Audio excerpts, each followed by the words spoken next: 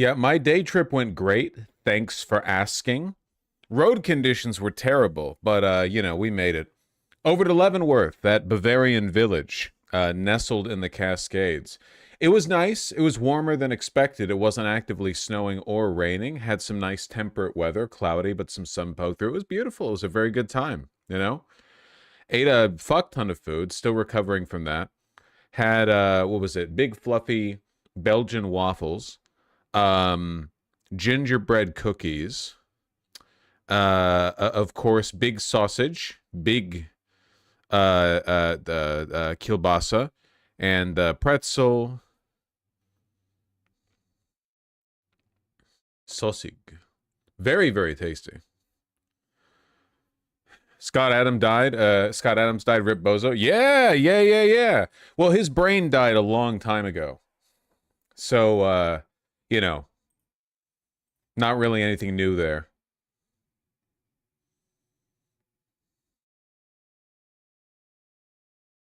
What's up? The guy who made Dilbert. He's been a lunatic for ages now. Genuine, like, mentally ill. Died of cancer. Again, long overdue. He's been a hate monger for a long time. It's kind of pathetic, you know. In his last, what was it, last month? Some time ago, he reached out to Trump, like, personally, please, dear Trump, my God on this earth, save me. And Trump said, on it. And then, of course, he died anyway, because, you know, what are you going to do? He begged for the med beds. That was it. Yeah. He fell for the med bed shit. The sorry, that's the game capture. The insane conspiracy shit. That the government is hiding secret, like, ultimate healing beds, you know, that cure you of all ailments. So they're just full on Nazi posting that. You know, shit, they've been doing it for like a year. His final words were like, I can't wait to be with Jesus. Is someone going to tell him? Yeah, yeah, yeah. All these fucking people get really religious in their last moments.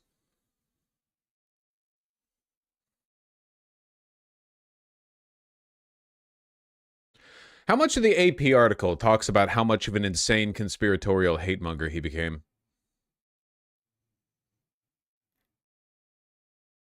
The collapse of the Dilbert Empire. It all collapsed quickly in 2023 when Scott Adams, who was white, repeatedly referred to black people as members of a hate group and said he would no longer, quote, help black Americans. Well, there you go. There you go. I mean, it happened before then. Like, he was insane before 2023. This was just when newspapers stopped syndicating the Dilbert comic.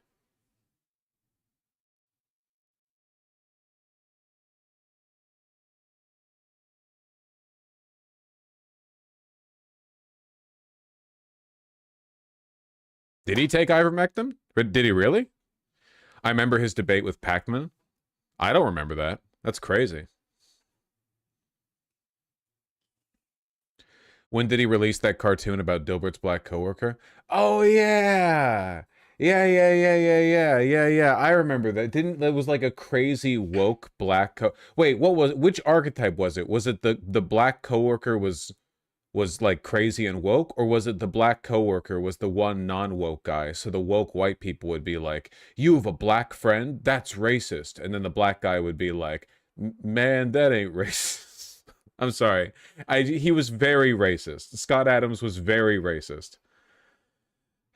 I think it was the based black guy or something. It was what they did with the new norm, okay?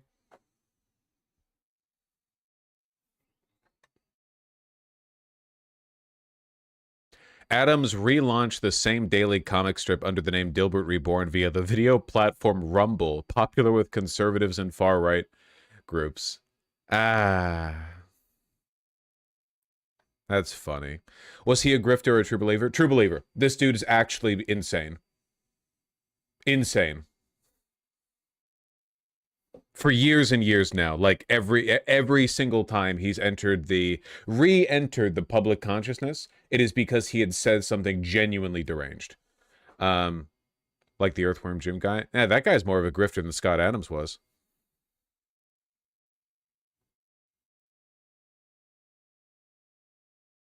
No, that's another thing. He's not with us right anymore.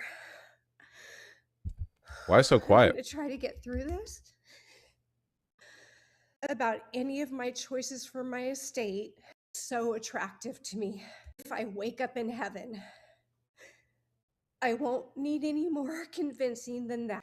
Why is she transcribing? Why is he silent? Dying live on Rumble? The most dignified way to go. He's dead, he can't talk. Oh. Oh. That'll do it. That'll do it.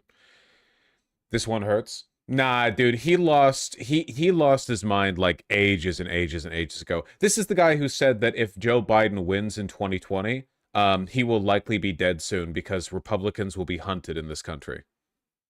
Like that's this guy. Have you seen that tweet? That's this guy.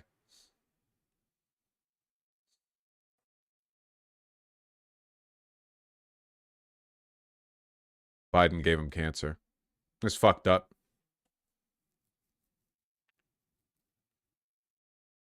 I wish he was right. If only, man. If only.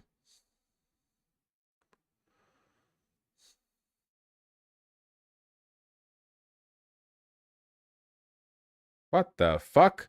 Man, like once a day, basically, one of my studio lights just randomly changes lumens and Kelvin.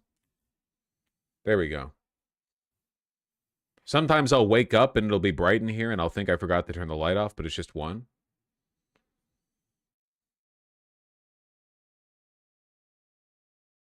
Reform UK applied for new Nazi logo. Would this help or hurt him? I don't know. I don't know. Supreme Court seems to be siding with state transit. Okay, you know how you guys complain with the mods are too heavy-handed? This is what happens when the look at this. This is what happened when the mods aren't heavy-handed. Shut the fuck up. We're not talking about that shit yet. What, are you fucking kidding me? You all just wait for the start of the stream with your links, okay? This is the reason why the mod... And then you complain about the mods being overbearing, but otherwise all you people give a fuck about is me talking about the pet issue that you found on Twitter 16 hours ago. You've been waiting for the... You found it at 3:01 p.m. PT yesterday, waiting for me to show up. Jesus Christ, give it a sec. You lack social... This is the reason why you people can't get laid or form meaningful relationships, okay? Because rather than listening to the people who are talking, you're just waiting to get your bit in. This is why everyone hates autistic people, and you're doing us a disservice by acting this way, okay? You don't give a fuck about talking to other people because you think they're tedious and they take too long to understand what you're saying. All you care about is prompting a reaction to the specific topic that you're interested in. You don't even like listening to them. You just like talking and being heard. Well, that's my job! That's my job! That's not your job. That's my job. I got that job. I got the autism job. If you want to do autism, you have to get the autism job too. We can't both do the autism job at each other. Joke's on you, Vashim and a polycule? Yeah, like I said, you're autistic.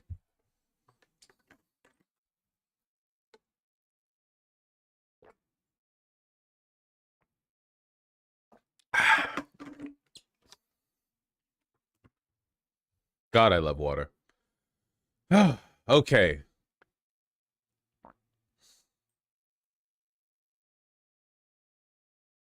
I'm just gonna shut some of these links down real quick, real early. We don't need this. Don't need this, don't need that. Do we need this? Yeah, we probably need that. We probably need that.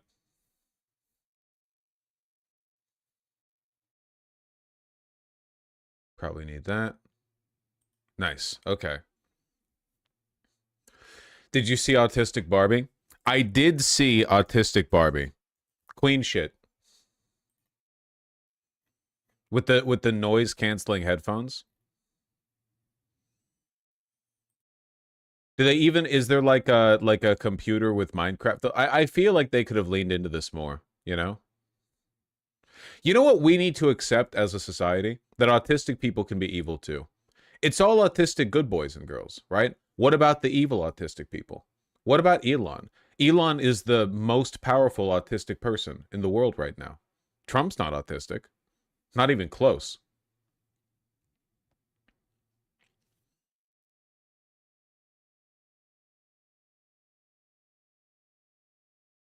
Debatable? No.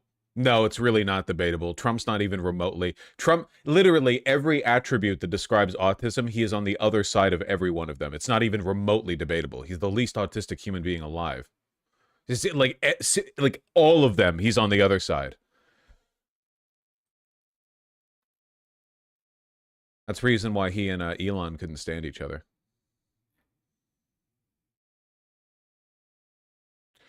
The autistic Barbie is joining the diverse fashionista line, which also features dolls with type 1 diabetes, blindness, and Down syndrome. Hell yes, queens. Or whatever. Type shit.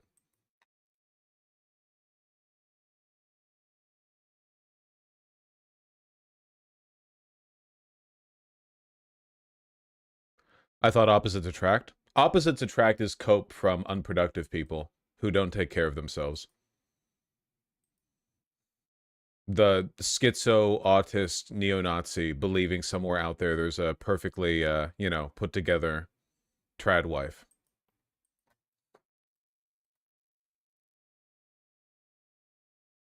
In reality, goated people attract goated people. All right. First things first, I'll eat your brains. But also this. First of all, I have not seen this whole thing, okay? I've only seen this clip. First of all, what the fuck is the state of debate culture these days? Are you just making... Look at this shit. Oh my god. Jesus Christ. I got out at such a good time. Holy shit. God damn. It's Anna Kasparian, aka the the noticer, the happy merchant poster, versus Pearl Davis, the red pill girl. Yeah, I didn't know Pearl Davis was still doing stuff. I thought she'd like retired or something. Is Pearl Davis the ugly dumb woman that was on Piers Morgan that one time? Yeah. I mean, it looks like she's cleaned up a little bit. Her hair looks better now on the attractiveness front. I don't know if she's done much for the brains. That's harder to work on. Making things up?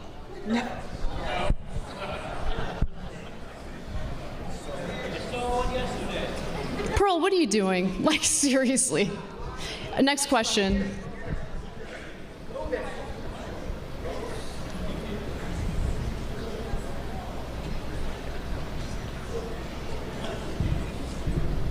How many women die every year during childbirth? Not many.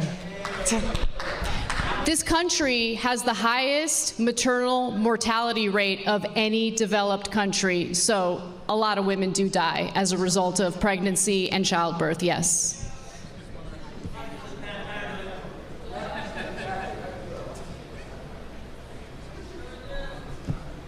This is incredible. Shouldn't have eaten that second edible. Pearl needs cry. This is pure gold. Low energy. She's drunk. Dude, this is insane, lol. Pearl isn't saying anything. What? You got this, Pearl! What the fuck? Is anyone more, like, tapped into the debate sphere? Like, has there been an update on this? Can somebody tell me? Did she, in fact, take the second edible? Can somebody explain to me why she froze up like this for a full minute? It's a full minute. This is a minute-long clip. Can somebody... Has there been any... Pearl said she wanted to punch Anna. Okay, but, like, why did Pearl freeze up like that? I thought about it. I'm like, you can talk like this to men, but I'm bigger than you. I could body you. Do you know what I mean? I'm like,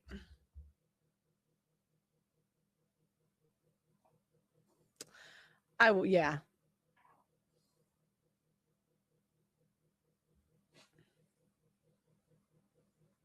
Yeah. It's not a very feminine thing to say. I don't like either of these women, but I think we can all agree that Anna Kasparian would actually rip Pearl Davis apart, right? We all agree. Like, there's no, it's not even close. Just energy-wise. I mean, I don't know what their respective, like, squats are or whatever, but, like, they're, like, energy-wise, Anna Kasparian would obviously, yeah, she's feral. Would tear her apart. Pearl was not demonstrating, like, you know, the energy up there that would be necessary. I know, but I have this fear in me of the police. I never want to like get in trouble in that way. But you know, I'm getting older. And have you noticed the older you get, I'm like, do you know what? I could catch a charge. So what happens when you only listen to men? Not gestures to make you more feminine and elegant, I have to say.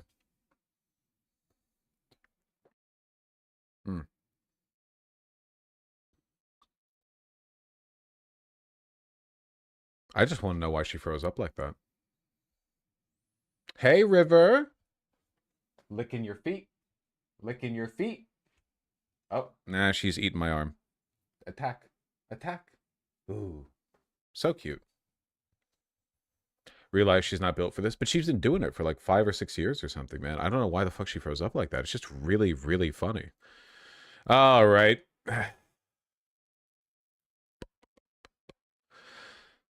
Oh, man.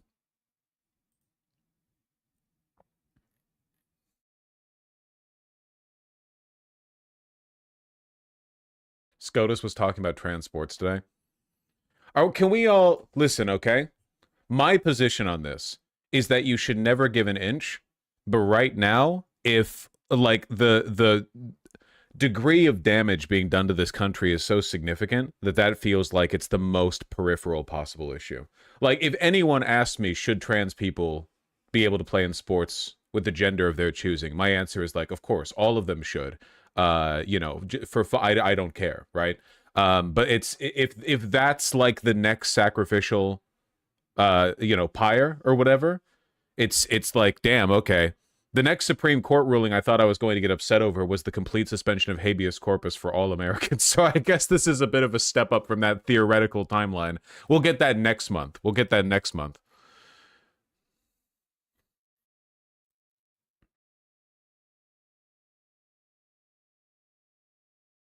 All right, we have to do the actual news. River, you are being distracting as fuck. I have to yeet you.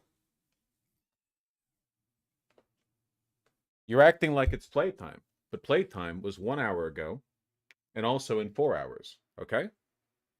Look at this. Mwah. Whoop. Launched. No, it's playtime now. No, it's not playtime now, actually. It's not playtime now. It's not playtime now.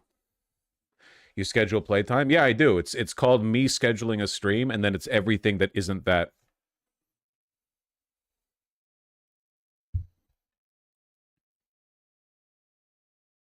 Do we all have enough sincerity on our hearts to take seriously how bad this is? This shit's scary as fuck, man. It's pretty bad. It's pretty bad. We've gotten a distress signal from the Federal Reserve. It's the kind of shit you get, you know, the like presidential warning alarm? It's like the tornado siren plays from your phone, a message from the President of the United States about to play. You see a blurry fucking face cam shot of Donald Trump screaming, "Run, white boy, run," or whatever. We're getting that, but it's not from the guy we expected it. Trump appoints himself as Fed chair. Oh, yeah. We're getting there. Actually, isn't Trump interviewing the fucking BlackRock CIO for Fed chair? Unironically. On Friday, the Department of Justice served the Federal Reserve with grand jury subpoenas, threatening a criminal indictment related to my testimony before the Senate Banking Committee last June. That testimony concerned in part a multi-year project to renovate historic Federal Reserve office buildings. I have deep respect for the rule of law and for accountability in our democracy. No one, certainly not the chair of the Federal Reserve, is above the law. But this unprecedented action should be seen in the broader context of the administration's threats and ongoing pressure. This new threat is not about my testimony last June or about the renovation of the Federal Reserve buildings. It is not about Congress's oversight role. The Fed, through testimony and other public disclosures, made every effort to keep Congress informed about the renovation project. Those are pretexts.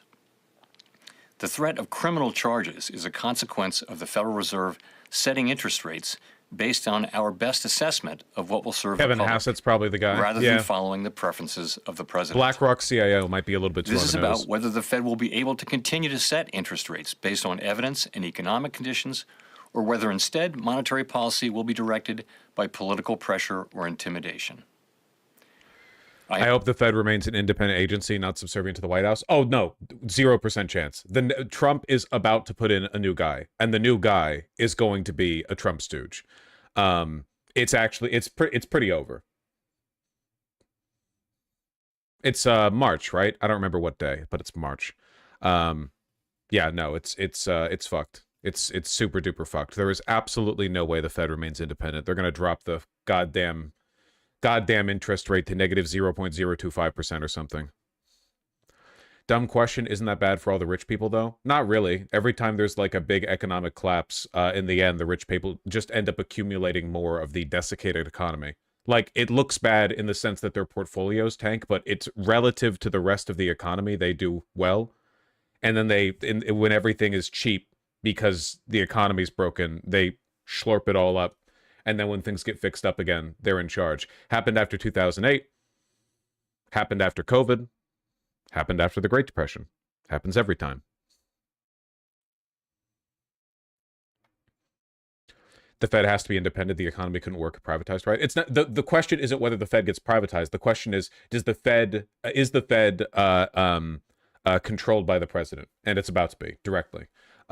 Independence here means not from the private market, but rather from the federal government. Have served at the Federal Reserve under 4 administrations. If the next president's a leftist, won't this control be good? No. This is never good. It's literally never good. Other countries have seized control of their Fed, and it's always bad. It's bad 100% of the time. Administrations, Republicans and Democrats alike. In every case, I have carried out my duties without political fear or favor, focused solely on our mandate of price stability and maximum employment. Public service sometimes requires standing firm in the face of threats. I will continue to do the job the Senate confirmed me to do, with integrity and a commitment to serving the American people. Thank you. Powell is the most boring man alive. He's the most boring man alive doing the most boring job alive. His job is to do math, okay? Every day he puts his suit on, he fills up his briefcase with, work-related paraphernalia. He goes over to the Federal Reserve, and he sits down in front of a big computer screen where there are just Excel spreadsheets, and he presses numbers. And every once in a while, and this is a big deal, okay, he changes one of the numbers by a fraction of a percent.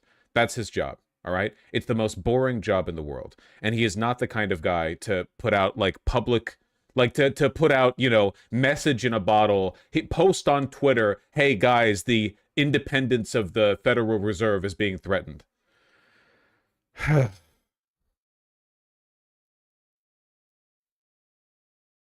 It's real bad. This is a hostage video. I mean, he's on his way out, but I don't know, man. This is the last place you want them fucking the money, okay? It is unironically less destructive for the Trump administration to molest money in the Treasury, which they've been doing, than it is for them to molest money in the Fed. This is like a multiple degrees worse, okay? It's exponentially worse.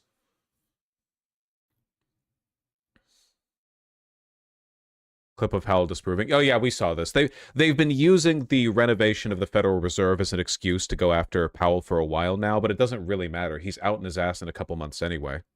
So we're taking a look, and it looks like it's about 3.1 billion. It went up a little bit, or a lot. So the 2.7 is now 3.1. I'm not aware of that. Yeah, it just came out. Yeah, I haven't heard that from anybody at the Fed. Yeah, it just came out. Our notes had it about 3.1 as well. 3.1, 3.2. This came from us? Yes.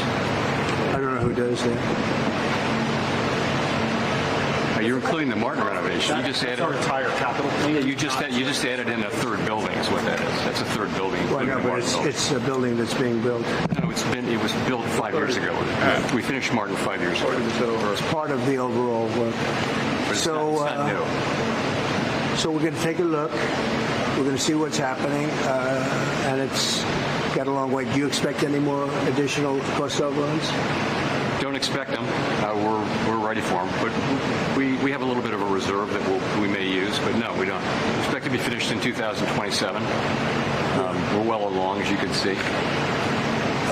Nice to take these off every once in a while. It's so funny when Trump is around somebody who hasn't been given like the mandate to always agree with what he says, because when the stuff that he says is challenged in a non-confrontational way, like Trump doesn't detect that he's being directly challenged, but somebody's just correcting him.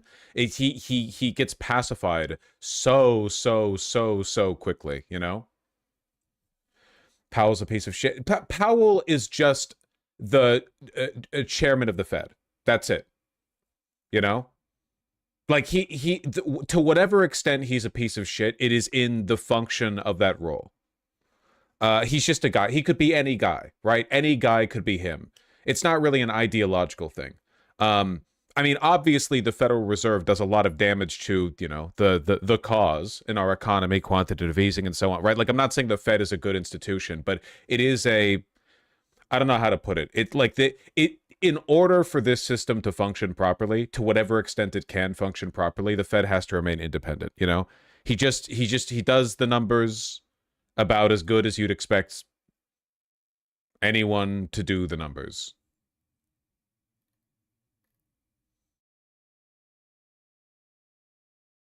We carry the Fed. Yeah.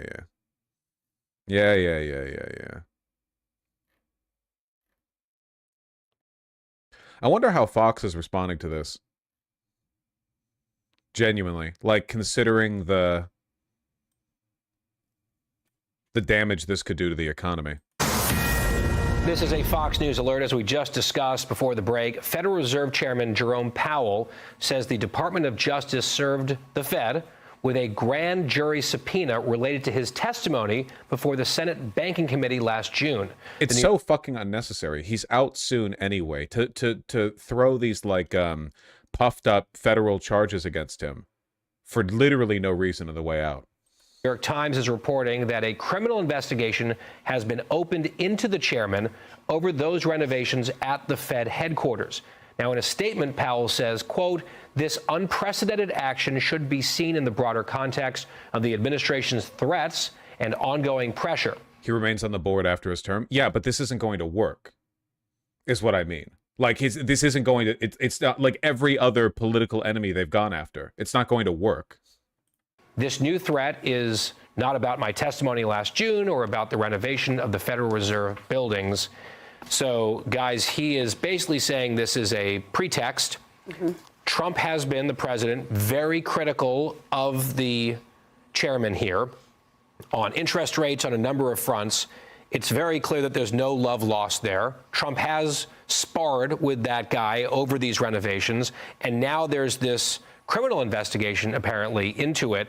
Apparently. I've lived through enough Trump drama to wait and see what the actual facts are before leaning in too much into any narrative. But, Joey, you know that the narrative, coming from at least one side here, is going to be Trump hates Powell. He's been pressuring Powell for a long time. And now here's the Justice Department swooping in.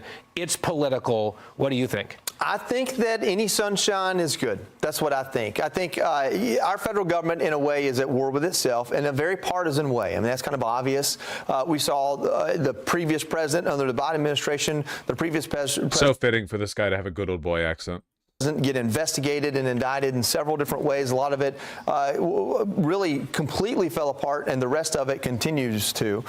So there's one side of it. The other side of it is, through all of that, I learned that we had one previous president that had documents at Mar-a-Lago that probably shouldn't be there. We had another one that had documents in his carport that shouldn't be there. And now we're learning that a Fed chair might have lied under testimony about splurging on renovations that he shouldn't have. What do we get from all this? Hopefully the next generation of leaders think twice before they pad their own pockets or do anything that by the letter of the law they shouldn't do. So I think it's ultimately a good thing that we have to live through this. It's such an insanely weak angle to go after. And again, I guess it's like the liberal fascism bit, right? Rather than going after Jeremy Powell for being, I don't know, an enemy of the United States for criminally setting interest rates too high or whatever bullshit, they have to pretend that he would like lie about renovation funds. Like for like this accountant, the big crime this accountant is engaged in is that the planned renovation of the Federal Reserve, like he puffed that up for what? How is he embezzling? In what way is he? It makes no sense. And to do that with Trump as the president, where every day Trump gets another bribe and brags about it on social media, and all the entire Republican Party is just like, yeah, that's fine, you know? If there's some sunshine on the back end, I don't know it's going to turn into some sort of conviction, but hey, if you didn't do anything wrong, I guess don't be upset if they're looking. Tommy, it seems to me that we're going to get probably some high decibel opposition to what will be framed as lawfare from a party that has largely celebrated lawfare when the shoe's on the other foot. But if there's some truth to the criticism, is it a fair thing to say maybe we shouldn't be going after political enemies using the power of criminal prosecutions? Yeah, I don't like weaponization no matter who does it. But to Joey's point, you know, if we get something out of it, again, it's too early to know what this all entails. When you hear it's about renovations, it's like HGTV. I mean, I'm like, what are we talking about? But President Trump is very passionate about building projects. And we remember that squabble that the two had last year, side by side, I believe, when they were looking at some of the renovations. So maybe we shouldn't be surprised. Well, and that project, by the square footage, is the most expensive government building ever made. And so that is worth looking at. And if they found something, maybe that's what this is a result of. Yeah. So, Nicole, the shouting has already started. I would like to see some of the depth here. Yep. But I wonder what you think. Well, if a Fed chair misled Congress on a multi-billion-dollar... I feel like it's probably a really clear indicator of how confident they are in this political project that none of them are accusing Jeremy Powell here in this video of keeping the interest rates too high. Because that's what Trump has said. Trump has said over and over and over and over again that Jeremy Powell is committing like treason against America by keeping the interest rates too high. If you go on Twitter, the people who are in favor of this case against Jeremy Powell, all the neo-Nazis are like openly admitting we're just mad he's keeping the interest rates too high, essentially. Like they're acknowledging the real reason this is. And all the people who are hedging their bets are like, we're just concerned about the misappropriation of funds for the renovation project or whatever.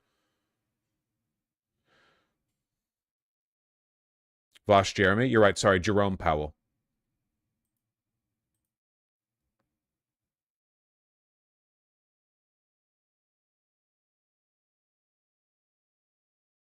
Is it good for your party when legislators are saying it would be good if we lost midterms so the admin stops doing stupid shit? I don't give a fuck about this, man. I need this shit on the record. A growing list of Republicans, including several members of the influential Senate Banking Committee, have spoken out against the Justice Department's subpoenas of the Federal Reserve and warned the probe could undermine the central bank's independence. Really?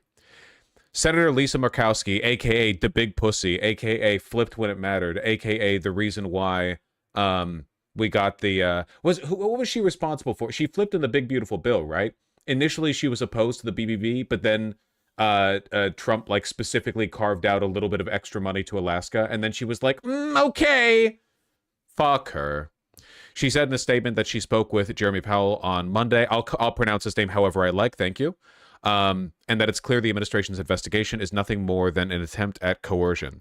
If the Department of Justice believes an investigation into Powell is warranted based on project cost overruns, Congress needs to investigate the Department of Justice, she said in the statement. Yeah, I don't know. She's so spineless. This is one of those big breaking points, though. Every single time a Federal Reserve, because every country's got one, basically. Every time the Federal Reserve's independence has been attacked by the... I mean, you look at the countries where this has happened, okay? Fucking Turkey, instant inflation. Venezuela, instant inflation. Every single time it goes poorly. Every single time. Consistently.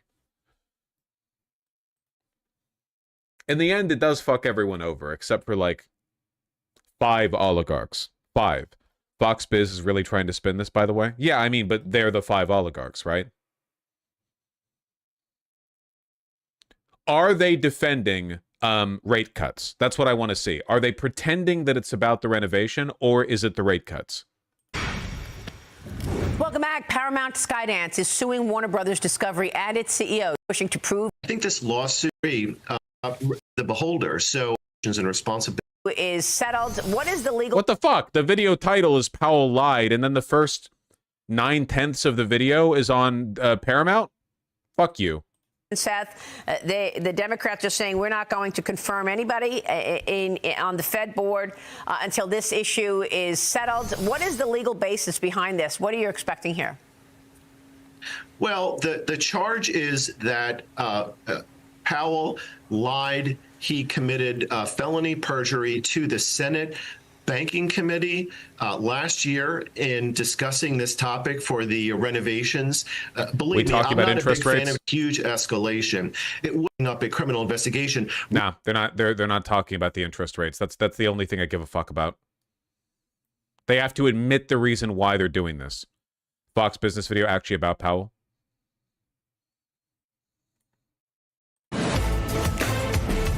It's bigger than the whole thing put together.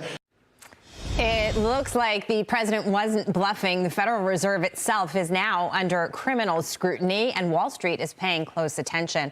Welcome to the Big Money Show. Wall Street hasn't done shit, by the way. Markets opened after the video came out from Powell. What changed? Nothing. Literal fucking flatline. Everyone is like, not gonna happen. Everyone in Wall Street is like, there's no way that the destruction of the independence of the Fed is going to come back to hurt the market in any way. Hello, everyone. I'm Jackie DeAngelis, along with my co-host Taylor Riggs, David Asman, Brian Brenberg, and with us for the hour, Ms. Lansky Partners President Lee Carter. Project really was. The fallout was immediate. Stocks sank, gold surged, and treasuries rallied as investors rushed for safety.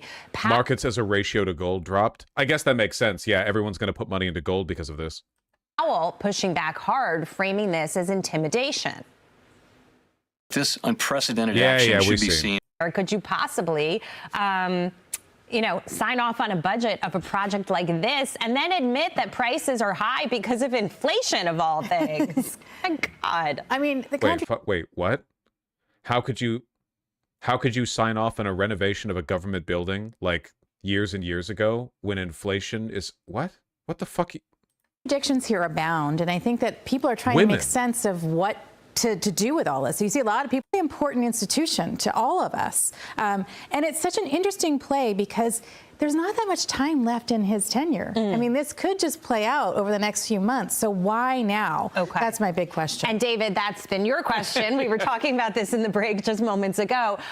You also are questioning the timing and saying, what's the point? Well, the worst thing is it turns a bad Fed chair who's been following bad advice from a mediocre board of 300 lousy economists, from my perspective, and we just see it by their record. You can only judge somebody not by what they say, but by the record that they have, and his record is terrible. The 300 economists' record is terrible. They've been wagging the dog in terms of telling him what to do. It turns him into a martyr. I mean, he would have left as kind of a footnote in the history of the Fed in terms of his bad record. Instead, the first thing they're going to say in the history books is the man who was persecuted by the president, the one man who's it's turning him into a martyr. We don't need that. All we need is... He's kind of taking my position. It's like, yeah, Powell's going to be out in a couple months anyway, so why bother like dragging this out now, you know? His example of what a mediocre Fed chair looks like. That's why I'm against it. Of course, look at the market. The market started terribly down. The Dow is now down only about 50 points. It'll be green by the time you're done talking. It may well be, but the point is, I think that they believe that eventually either the grand jury won't indict Powell, or perhaps if they do, it might be in a very minor charge it'll get off on. But again, this is going to be the #1 reference in history to Jerome Powell, not the fact that he was a bad Fed chair, which he is. Whereas you could have let his own failures become his legacy. But Taylor, market reaction was pretty significant. I wouldn't expect it to be, but the fucked up thing is that he did actually cut rates, like 3 times. We got the 0.025% rate cuts. The Trump's just mad he hasn't dropped the rate to like 1% or something, some obscenely low percent, you know? The narrative from the Trump crowd is that inflation doesn't exist anymore. Like they have completely eliminated all inflation. Therefore, there is no reason for the rate to be higher than, yeah, like negative 50% or whatever the fuck, you know? It's pretty significant. This wasn't a market that took this on the chin. Yeah, no, and what I don't like, and David, I'm tending to agree with you here, is when you see gold, silver hitting records and the dollar going weaker, that creates that narrative of sell America, dollar debasement. Everyone's flocking to gold and silver because we can no longer trust the dollar and the Federal Reserve, and this is a banana republic. I mean, I heard all of those things on X yesterday. Not that we believe that we're a banana republic, but it creates that idea that we are interfering a little bit, and that's what I don't like. Just a little bit, so yeah. when you take a look at platinum, silver, gold, Jackie, don't like that. Now, the good news is Treasury yields are not moving. If this were a serious thing, and I'm going to talk like I'm Dagan for a minute, we would see 10, 20, 30-year bond yields rise. We're not seeing that. They're mostly stable on the day. Oh, now Fox Business recognizes that Treasury yields going up are a bad thing.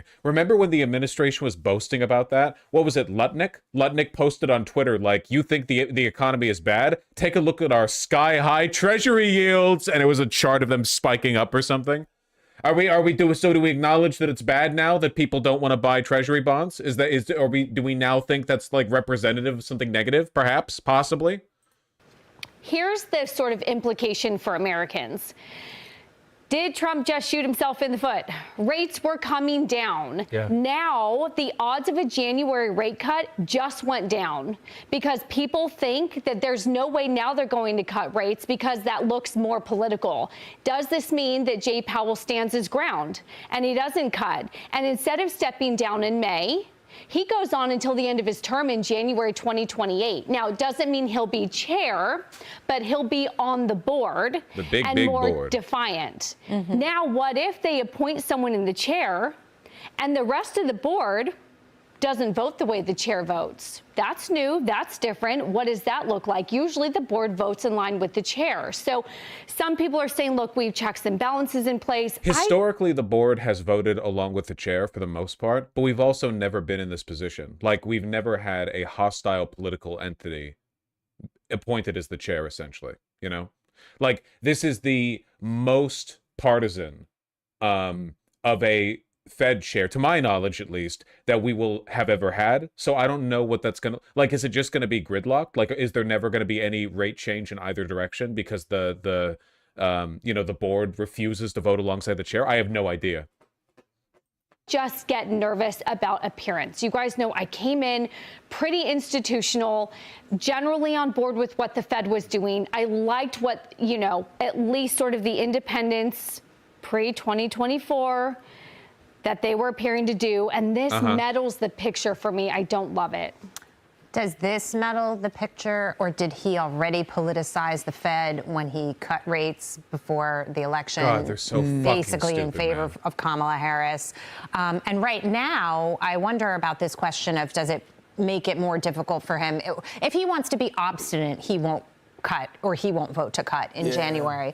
But the conditions would suggest, with inflation taming somewhat, and the weakness that we've seen in the labor market, that he should. So if he doesn't, that doesn't make Trump look bad, although it would be bad for the market. It makes him look 100 times worse. Then you're fighting political punches with political punches. This is all very... To your average MAGA, this sounds like nuclear physics. The fucked up thing when you talk about the Fed is that it's the source of so much conspiratorial thinking. The Fed is the least conspiratorial political entity like in this country. It's literally 300 nerds, and they're constantly looking at like two lines, and the lines are inflation and job market. And depending on where the lines are, they hit the button, and the button moves the number on the Excel spreadsheet. It's like, it's 300 nerds and one big lever, you know? The reason the Federal Reserve building is so big is because they have one comically large supercomputer that was built in like 1948, where you have to like feed it punch cards and manually hand crank a gigantic, you've got like 20 guys, like fucking slaves on a trireme in the lower decks of the ship, all cranking the machine to try to give it enough juice so that you can pull the big switch and change the number by 0.025%. It's not conspiratorial, you know? The conspiracy is not the Fed. The conspiracy is what the Fed enables in the financial markets, right? Like the conspiracy is not the numbers they pull. It's the fact that they enable a given financial worldview and system, like macroeconomic system, that leads to lower money velocity and the accumulation of wealth by the bourgeoisie and so on. Confusing, Jackie. That's a very confusing stew of things. Yeah, see, they acknowledge. One thing I noticed right away, like you, Taylor, I looked at the 10-year. Okay, do we have like a 5-day chart of the 10-year Treasury? By the way, that'd be awesome if we had one of those. I thought he was about to ask for a chart of the 5-day Treasury bond yield. Because if you look at a 5-day chart of the 10-year, what you'll find is we're at a level of interest rates today that we were at 5 days ago. Won't Fed interest rates being zero affect the AI bubble? Oh, if they cut rates, the AI bubble is going to get much larger, much faster. That would not lead the bubble to pop. That would do the opposite. That would lead the bubble to grow much faster, and would worsen things for everyone if it pops. The more money gets funneled into the bubble, the more external capital is going to be invested into it as well. The more like you know, it's going to become like a larger and larger source of the entire economic, the whole slice of the pie. And then when it pops, oh boy. Was the Fed going to be not independent 5 days ago? I mean, so the market didn't care, like it immediately cared, and it obviously doesn't care now. That's true. There's a lot of hyperventilating. But don't you think gold and silver mean this happened before the Great Depression? Again, we talked about this every time we look at the Treasury bond yields. I mention this, but before every big economic collapse, the idea that the market responds rationally to warning signs is delusional. The market did not respond rationally to any warning signs ever. It never does that. 2008, fucking the 1970s crash, Great Depression, what every single fucking time the money people are just like, this is going to keep going up and up forever until it doesn't. And then they end up winning anyway. Market cares a little bit. It cares a little bit, but like this is, I'm reading Janet Yellen and I'm reading Ben Bernanke tell me this is the end of Fed independence. And I'm watching the 10-year like, look at it. There's your 10-year, okay? Nobody cares. Here's why I think. Okay. Here's why I think, my last point on this. I was thinking about home renovations, okay?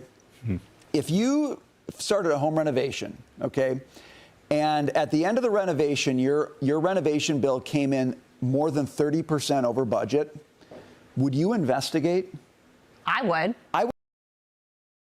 It's not about the goddamn renovation. Also, renovations always go over cost. All construction projects go over cost. This is like the first thing they teach you in construction project school. Would investigate. David, I think you made this point. It may not move past the grand jury phase, but I do question what on earth he was thinking. So I haven't seen all the evidence. Talk about that. So if that's sort of like dangling the distraction over here, that's some of the commentary. I actually think that is one of the more interesting things about what voters are going to take away from this, or the American people are going to take away from this. Are they going to be paying attention to the charges, which are about misuse of funds, or are they going to say this whole thing has been politicized and I'm now going to be taking on that we can't trust anybody? And that's what I'm really worried about, because it's really worried about. Jesus Christ. Yeah, okay, whatever. Look, I wouldn't be surprised if the grand jury doesn't even indict, you know? I wouldn't be surprised if this goes absolutely nowhere. It's so flimsy, it's so immaterial. We'll see. We'll see. Still, like, yeah, accelerationists are eating good, okay? It is not good for the future of this country how openly partisan they are in their takeover of the Fed. Well, I mean, we'll see if the Fed board even goes along with it.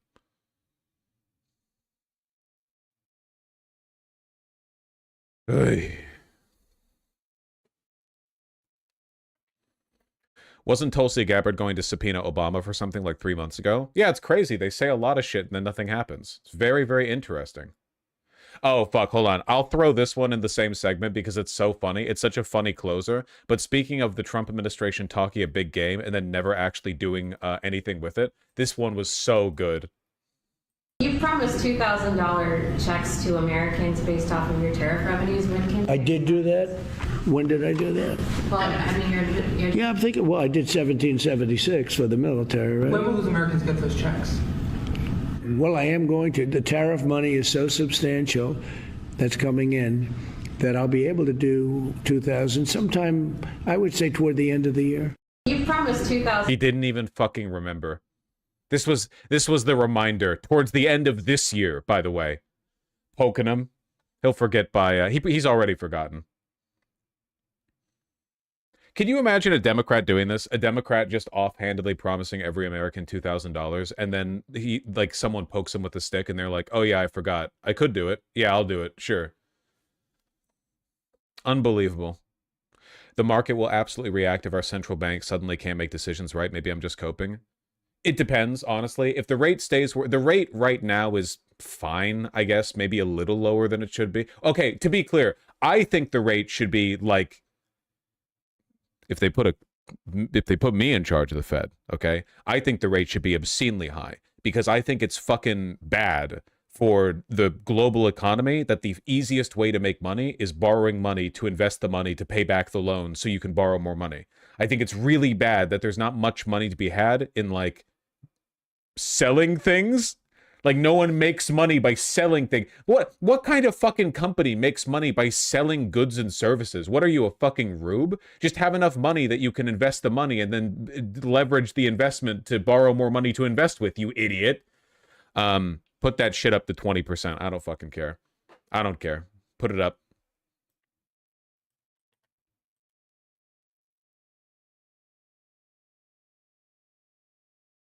Wouldn't that make inflation go bananas? Putting the rate up to like 20%? No, it would do the opposite. That would be a deflationary pressure. The argument they would make is that it would put negative pressure on the job market, to which my answer is like, dog, low rates do not increase hiring because nobody's making money off of selling goods and services anymore. It would make unemployment go crazy. I object. I object. I don't think that's true. I think the idea that the ease with which you can borrow money is an indicator of the viability of increased employment is an outdated metric now that nobody makes money by hiring people or selling products anymore anyway. The whole, like, the real world economy of selling goods and services and hiring people and paying money to those people in wages, all of this is vestigial. The real economy is 5 people at the top of Wall Street handing each other dollar bills with like $1 trillion written on it in crayon. That's the real economy, okay? All the stuff that allows you to pay your rent and buy food and shit, like, all of that is like a fake. It might as well be a black market, honestly, for how connected it is to the real.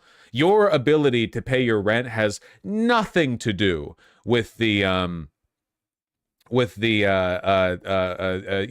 state of the economy. Low interest rates promote risky investing and gambling. Yep. We're also making gambling illegal. That's also a policy I would enforce as Fed chair. They'd be like, "Sir, you don't have the ability to enforce that law." And I'd be like, "If you stop me from arresting gamblers, I will hit the big red self-destruct button on the Federal Reserve." And they're like, "You wouldn't. You're bluffing." And then I'd show them like the remote with the big red button on it. And if I hit that button, it's pretty much over for everyone. That's pretty much it. So, yeah.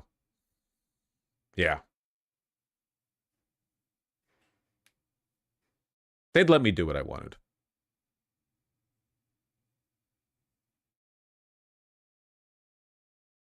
All right.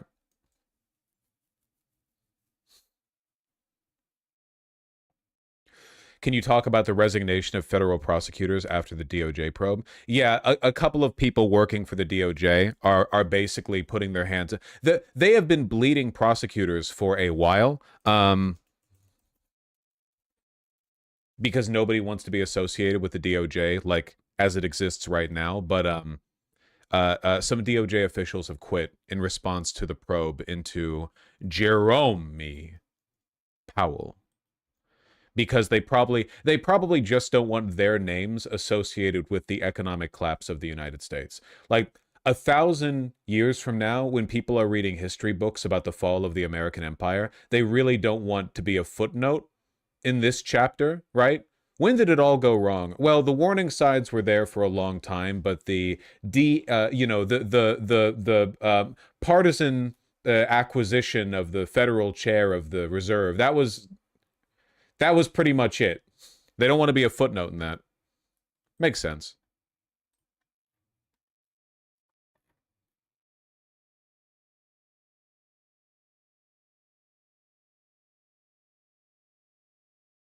Oh, wait, sorry. This is the wrong article. This is the ICE shooting one.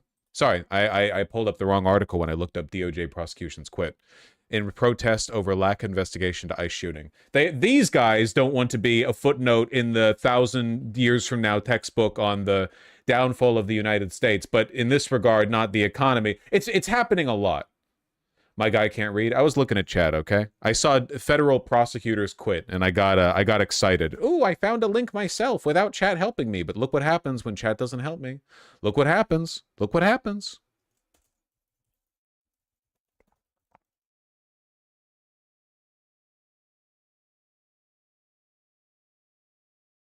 You see Scott Adams died? Yes, I saw. It's pretty funny.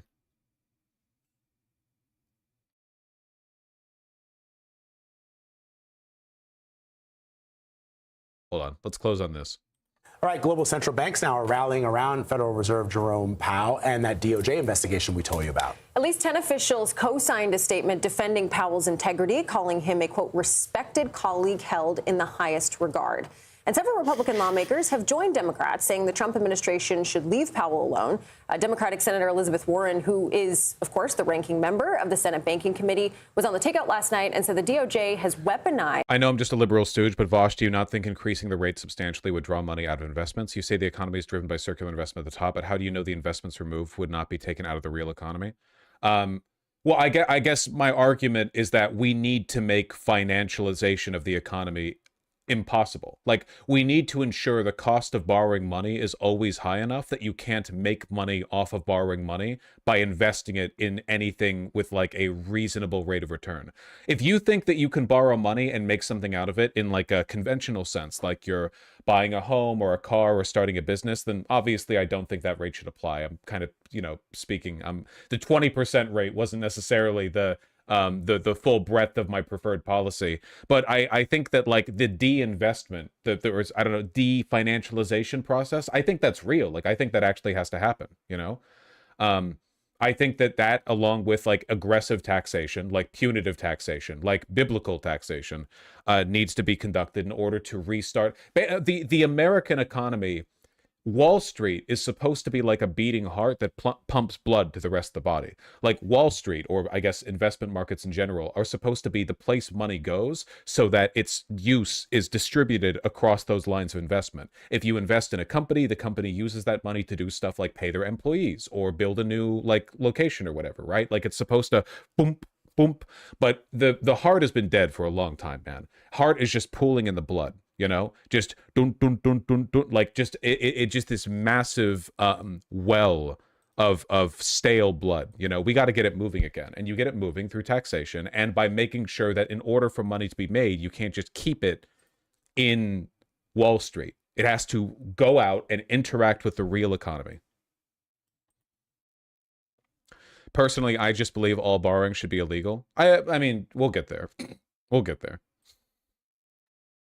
Against Jerome Powell and the Federal Reserve.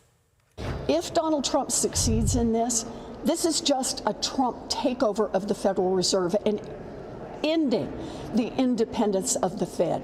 That would be bad for our country and bad for American consumers.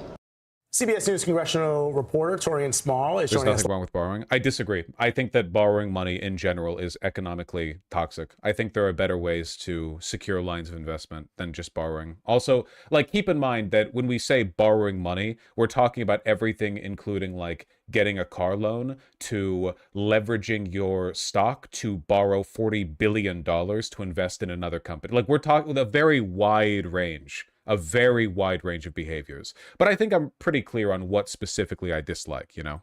Live from Capitol Hill this morning. So, Torian, what else are lawmakers telling you? Yeah, so Kelly and Vlad, yesterday we were really trying to get a thumb or a pulse on where lawmakers, especially Republican lawmakers, stand on this. House Speaker Mike Johnson kind of skirted around the question of whether or not this seems inappropriate to target, for the DOJ to target Jerome Powell. He said that he'll let the investigation continue out before he releases his thoughts on the matter. And Leader Thune had an interesting statement. He said he believes that Fed independence is important, but he hasn't yet seen the allegations himself to form an opinion. Of course, there are a few Republicans, as you mentioned, that are siding with Democrats, saying that there appears to be some bias here against the Department of Justice, against Powell, for him not moving speedy enough on lowering interest rates for the president's liking. Speaking of the president, he just put out a post on his Truth social media site saying that... Not to play devil's advocate, but how are individuals supposed to build generational wealth for their children? For one, I'm not sure what... I don't want the only way for your kids to be comfortable to be for you to build generational wealth. People should be comfortable just by virtue of them being residents of the United States of America. Like, the money, there is enough money in this country that you could be born with nothing, and with good government programs, you could be happy and like upper middle class, basically, in your lifestyle. I don't really... I mean, it's the money has to circulate around, and I don't think generational wealth is the most stable way of doing that. It's also pretty, like, preferential. Also, what the hell does the ability for people to engage in financialization schemes at the top of the economy have to do with you building generational wealth? Like, I don't know about you guys. I get my money in the form of, like, Google and also you guys just giving me money. I don't, like, my money doesn't... It's not tied up in the financial... Is yours? I like, where are you getting your money from? Do you work a job? You mean like investment stuff? You realize how fucked up it is that every American now is being taught, like every young American, every Gen Z guy, every fucking Wall Street bets guy or motherfucker on Polymarket or Kalshi genuinely thinks that investment is the only way to get ahead. You realize that, like, it's really socially harmful for everyone to wake up every morning and have to, like, frantically check their stocks, their assets, their investments, their gambles. Everyone thinks the only way to get ahead is to, like, bet your money, essentially, which is what investing is. It's really, really bad. It's also, like, the house always wins, man. It's a loser's market. At the end of the day, the people who run these games are the ones who make the money, okay? Some of you may win out, but the average member of, I don't know, fucking DraftKings or whatever, the average user of DraftKings is not making it out wealthier than they entered the game with.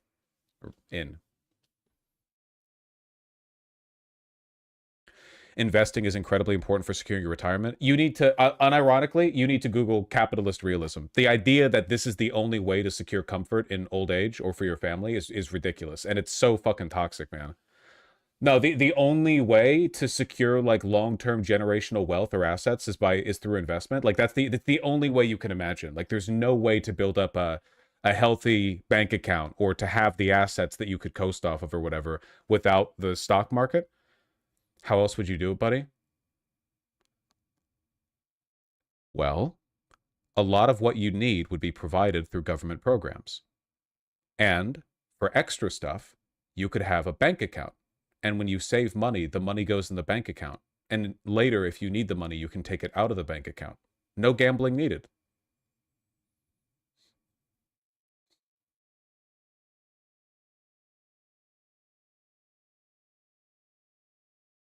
Chatter's not even lib posting, they're feudalism posting. Thomas Paine was shit-talking Chatter's arguments in the 1790s. Yeah, but Thomas Paine was more based than, like, almost anyone is today. So in fairness, it's...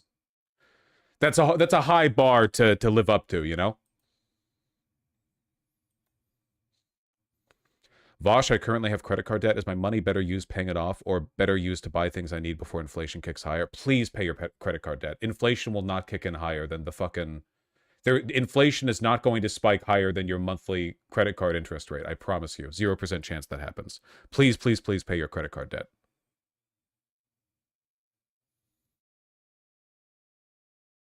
That doesn't work, dude. We have that in Brazil. People my age will never retire. Wait, you guys understand that when I say investment should, like, as a concept shouldn't exist, you understand what I'm not saying, like, the current system today with all of its faults, but no investment. You realize I'm talking about ripping the trillions of dollars that exist in the fake economy above our heads out of that place and distributing it here. Like,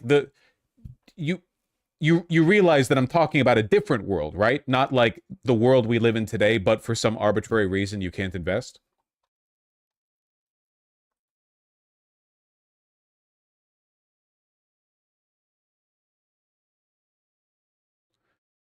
Chatters are making the argument that as of right now in this system you need to invest. Yeah, but what does that have to do with what I was saying?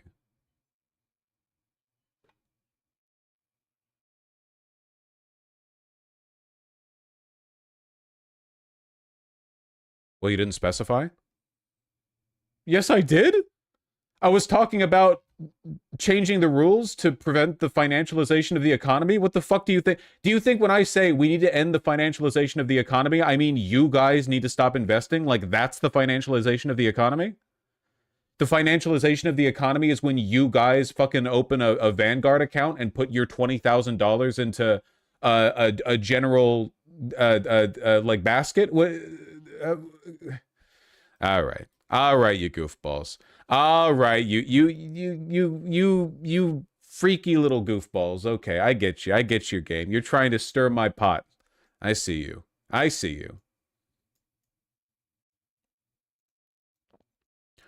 Vosh, I agree with you about the fake economy, but I'm saying for Gen Z and younger, if your parents aren't rich and you don't work at a tech company, investing in financial securities is the only meaningful way to build wealth. Okay, that system, the fact that you think that's true, which to some extent it is, to some extent, not entirely, but the fact that there is an element of truth to that is a designed and intentional aspect of the system.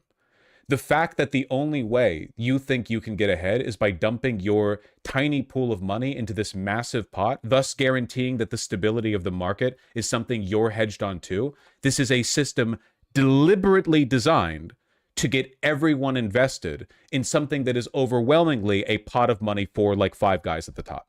This is the reason why people's retirement package, like 401ks or whatever, get invested in the market, It has nothing to do with getting them more money. It has everything to do with putting more money in the market to enrich the companies and the shareholders of those companies to make sure that there's a bigger pot so more money gets spread around. The whole point that what they want is for every dollar, every USD there is, to all be dumped into the stock market, because that maximizes the amount they have the ability to play with. They are so hungry for money to be dumped into the economy that they popularized quantitative easing, so more money could be created, so more money could be dumped into the economy than would have otherwise existed.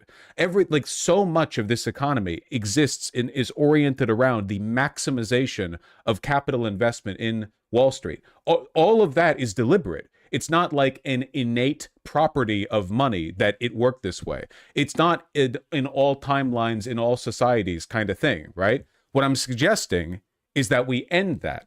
I'm not giving you guys personal fucking investment tips, You should probably invest your money wisely. It's probably a better shot than leaving it in a high-yield savings account. But at no point during this rant on the Fed being taken over by Trump was I talking about your personal financial strategy.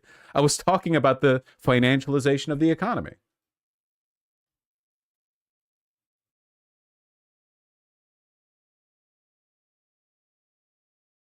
All right, now we're all in this together now. Okay. Too late, Vosh. I already sold all my stocks because I misunderstood. Fuck! Well, at least you sold them at a relative high point. All right. I know it's boring, but this monetary policy stuff is really, really, really important. In the long run, probably a lot more important than almost anything else happening in this administration. More important than the tariffs or ICE or anything, It's all fun and games until someone hits the big red button. That's all I'm saying. All fun and games.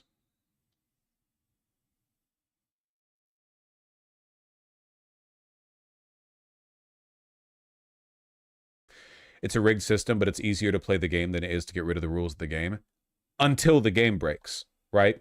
Like it's all fun and games until the game breaks, right? I agree that in the short term, sure, but eventually, you know, you run up against the reason why this game needs to change, which you do in your day-to-day life, by the way. Why do you think half the businesses downtown are closed? You know, when you walk outside, the cold wind blows right through your cheap polyester Chinese-made clothing. You go downtown, all the businesses you patronized as a child, they're all down. No one shops in person. Everyone just gets cheap bullshit off of Amazon. Nobody's happy. Nobody has job security. Job market's too poor. Like, there are real-life consequences to all of this. All of it stems from the extraction of real wealth from the real economy. So it can be hoarded in big dragon caves or whatever. It's very important. It's very important.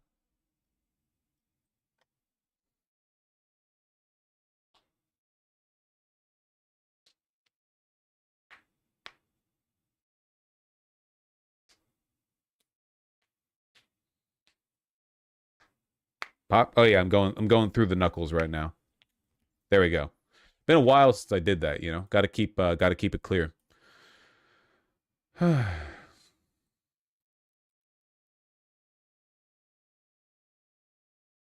Disregarding your takes on debt or borrowing, how would you go about incentivizing more investment in the real economy? Well, what do you mean by investment? Do you mean like Wall Street shit? I just think more money should be going around day to day. Like, the economy should be, you get a big fat fucking wage or whatever, money from the government for being retarded, you know, like you get the retard check. And then you go out and you're like, I'm going to spend today shopping. I'm going to spend today going out to a restaurant or whatever. And then they use the money that you give them to pay their workers and so on. Like, it sounds dumb, but like that, unironically, most of the economy doesn't work this way anyway. Like, these days. It used to be that is how the economy worked, you know?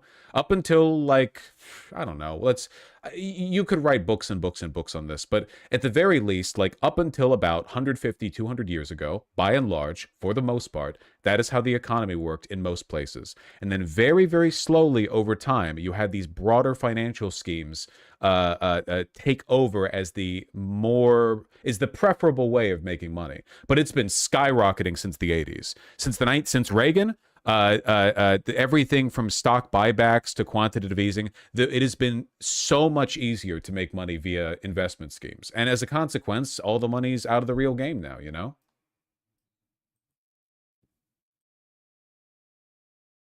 Yeah, it definitely skyrocketed with Reagan, though the components have been there for a while.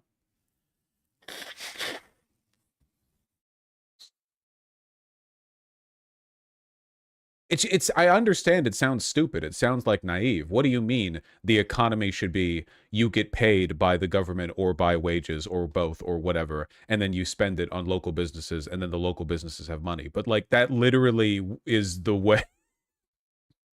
And I'm only talking like within capital. I'm just saying, like, we're not even talking about implementing socialism. We're talking about fixing capitalism so that it's less like obviously destructive.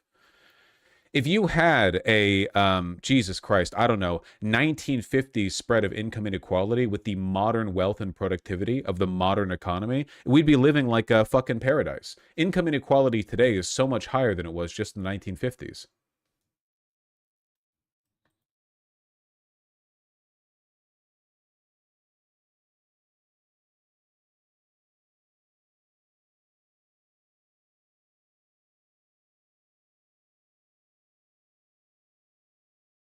Okay, what's going on here?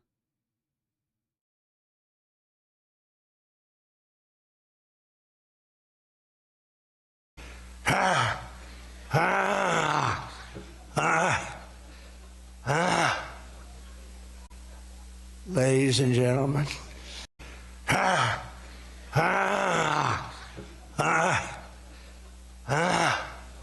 People are intimidated by his animal magnetism, you know?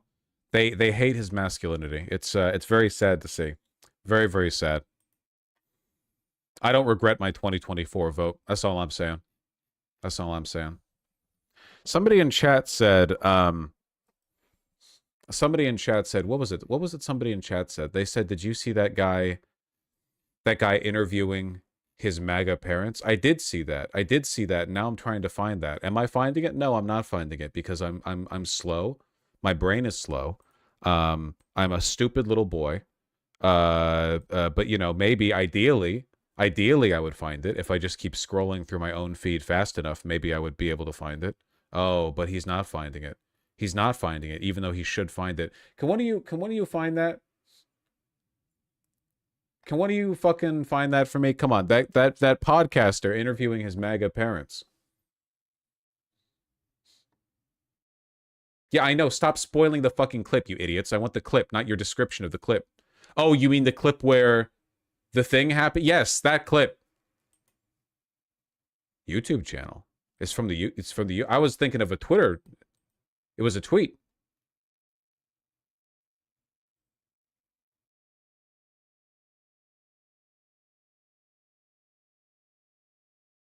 This? Hassan tweeted it. There we go. There we go. That's where I get all my news from. Look at that. I liked. I didn't retweet. No, it's because you're in a cult. What if Donald Trump says, I want you to carpet bomb? So it's podcasters. This fella's interviewing his parents. Oklahoma City, everyone. You think the Air Force should carry that out? Yes. There might be a reason. We don't know. This is insane. You cannot be this stupid. Jesus Christ. Oh, my. This podcast was going well until that. You just said it's cool. We levels Oklahoma. You're like, yeah, it. There must be a reason. Like, you literally can't be that dumb. You know what the problem is? Mom and I don't believe he'll ever blow up Oklahoma. Because a lot of people have been focusing on how vile and like hateful these parents are, which is totally true.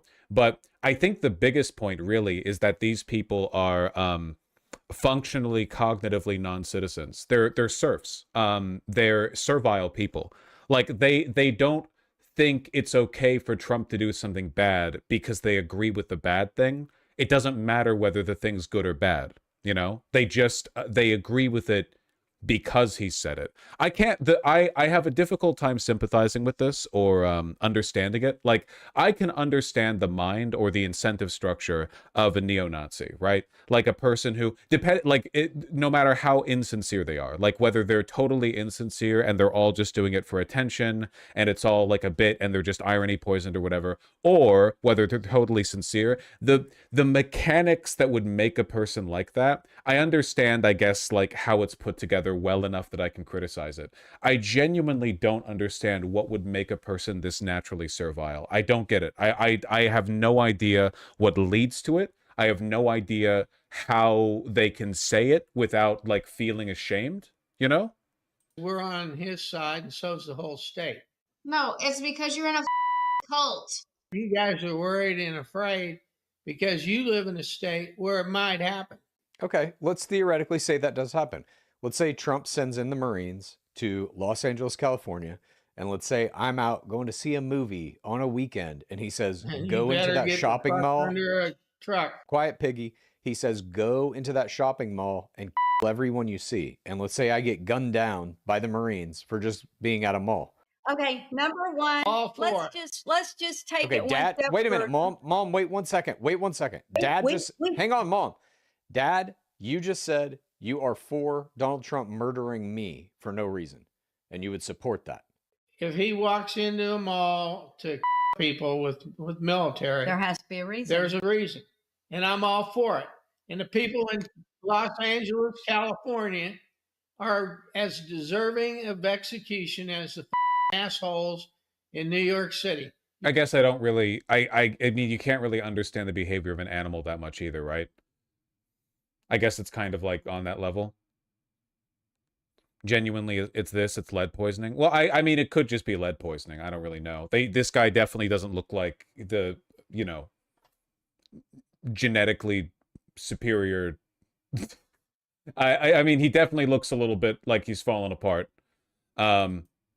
Ruroid hate justified. Yeah, but these aren't like the average Ruroids. This guy's obviously got like really, really, really fucked parents. I don't really, I know it's like all bits or whatever. I just don't feel like these people should be able to vote at the very least. I don't really know how you enforce that. Like what mechanism you could use. But the fucked up thing is that like these two vote more than you guys do. Guarantee. Like these people are more reliable voters than almost anyone watching this because they have probably nothing else going on in their life. You know, you've got like you've got like a party or something. These guys have got nothing other than like voting in Trump and hoping he enacts punitive violence against the people they don't like. There should be a voting test. I believe that, yeah. As long as, you know, liberals got to make it. Yeah, I'd be in favor of that. I agree with the great philosopher Nick Fuentes, you know.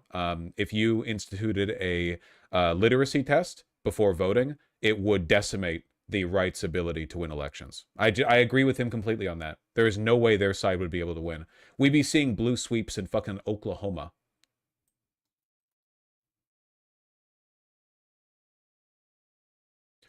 I've seen this attitude a lot in Russia. I think it's largely driven by people not genuinely caring at all. They just pick a team and don't want to think about it anymore and will feel upset if you challenge it. Yeah, but isn't that a kind of animalistic behavior in itself? Like, when you're so withdrawn from society that you no longer have a moral stake in life, both your own and those of the people around you, I feel, yeah, I don't know. It is kind of like cattle brain stuff. It's not great. Not great.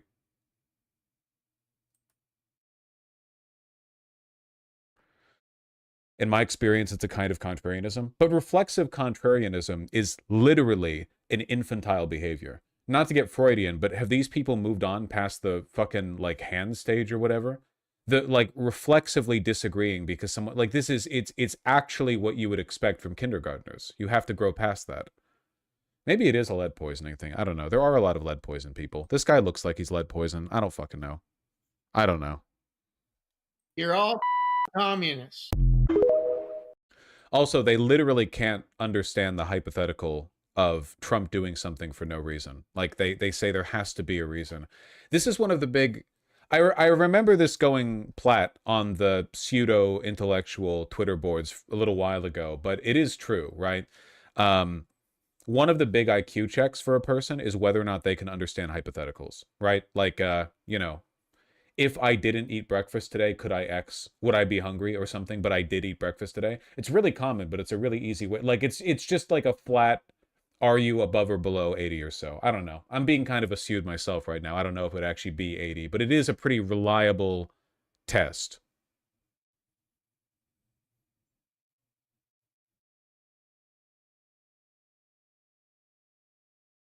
It's people like this Nietzsche despised and wrote about how they have slave morality. I disagree. I don't actually think this encompasses...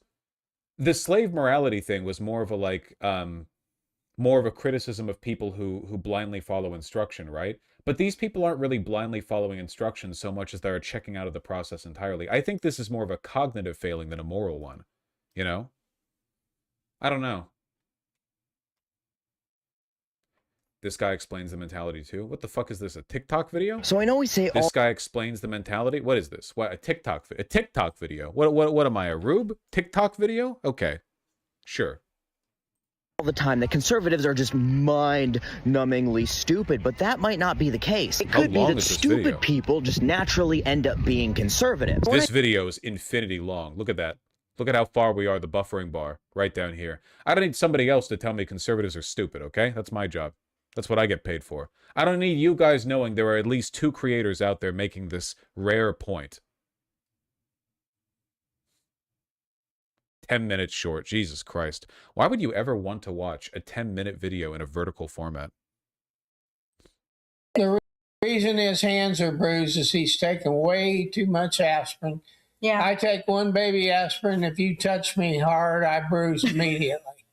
That's great, so man. shaking hands with somebody would make him bruise. Shaking hands with somebody would make him bruise bad. Go on to that He's grave, got old man. bruises on the back of both hands. He's only shaking hands with his right hand. See my hands? I'm sure, you know what? See my fingers and hands? To they build shake. up energy. And I take one baby aspirin. Right, and you're the pinnacle of health. No, I'm not in the pinnacle of health, but I'm damn sure far from dying. To build up energy, maybe he is getting some type of IV infusions, which I would say more power to you.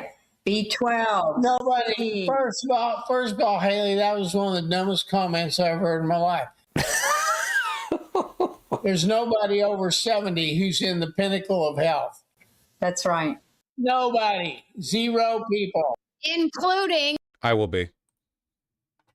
Because of all my stretches. You believe Renee Good got what she deserved? Yes, I do. I'm not understanding the logic at all here. She tried to run a guy over with her car. If you tried to run me over with your I think I've got it. The reason this can't be like a Nietzschean slave morality thing is because they're not making moral decisions. Their obedience doesn't stem from morality. I think that's the reason why. Like, these guys would not attempt to justify morally what they're saying or what they believe. They would switch like that if they were told to. So it's not really like a moral decision. Again, like, it's like the way you can't expect animals to make moral decisions, right? They just kind of do stuff, you know? car, I'd you in the head. She didn't, though. And there's video to prove it. She did, and you're wrong. Yeah, Mom, we've seen the videos. Do you think that this ICE officer was justified in his shooting, in his murder? Okay, I have some pages. I do want to say exactly what I want to say. Anytime somebody loses their life, it's tragic. It's bad. Now, which side of this loss that we all witnessed in different ways are we on? Hang on a minute. Hang on, Mom. We didn't. This is an important point. We did. She had to wait. She had to write that out. That took like the prior write out to ensure she didn't stumble. Okay. Didn't witness it in different ways. Me when I have an 80-word essay due tomorrow. Fuck. All have seen the exact same videos. All of us have seen the exact same evidence. I'm getting to that. Yeah. Now you hush up and let her Let me read. talk for a second. Can I have a drink? These two are funny as fuck, man. This podcast's been around for a while, and I'm just like, what are we supposed to learn from these animals? This isn't a necessary conversation, but evidence for literacy tests. I mean, I think that's what we're supposed to learn, right? I love shit like this because it's a reminder that it's a debunk of the marketplace of free ideas people. These people are like beneath discussion. They just have to be controlled. Like Trump didn't like win these people over with an argument, you know? He won them over by appealing to their fucking limbic system, by appealing to these are key jangle people, you know? It's not about arguing with them. They don't understand what's going on around them. The best you can really hope for is just to express enough cultural power that they fall in line or feel uncomfortable going against you. You want to make them like miserable or upset disagreeing with you.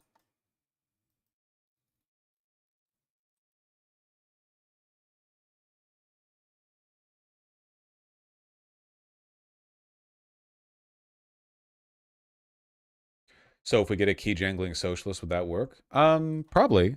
Mamdani jangles keys, for sure. Like, Mamdani's appeal certainly isn't just in like the moral argument, you know? A lot of people also really appreciate the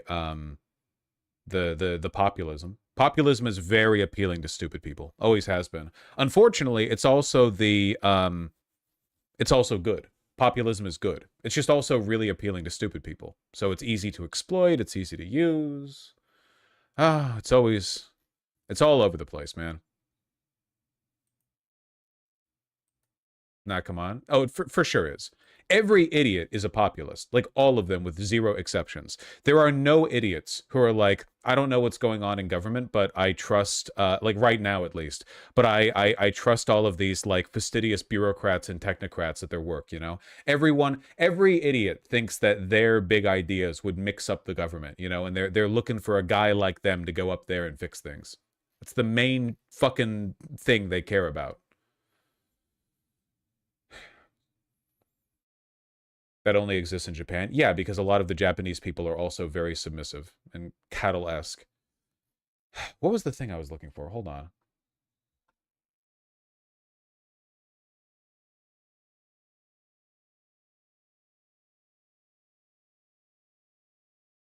Where is the thing that I was looking for? Shoebox money's the new meta. Well, with the devaluation of the currency kicking in, we'll see.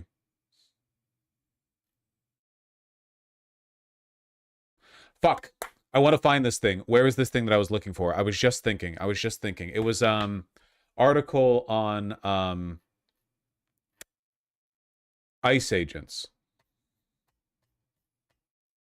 and how they've been getting upsetty spaghetti. I think I found it.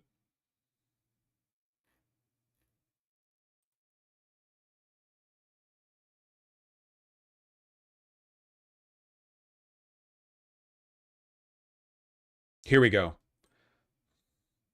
Ken Klippenstein, you've done it again.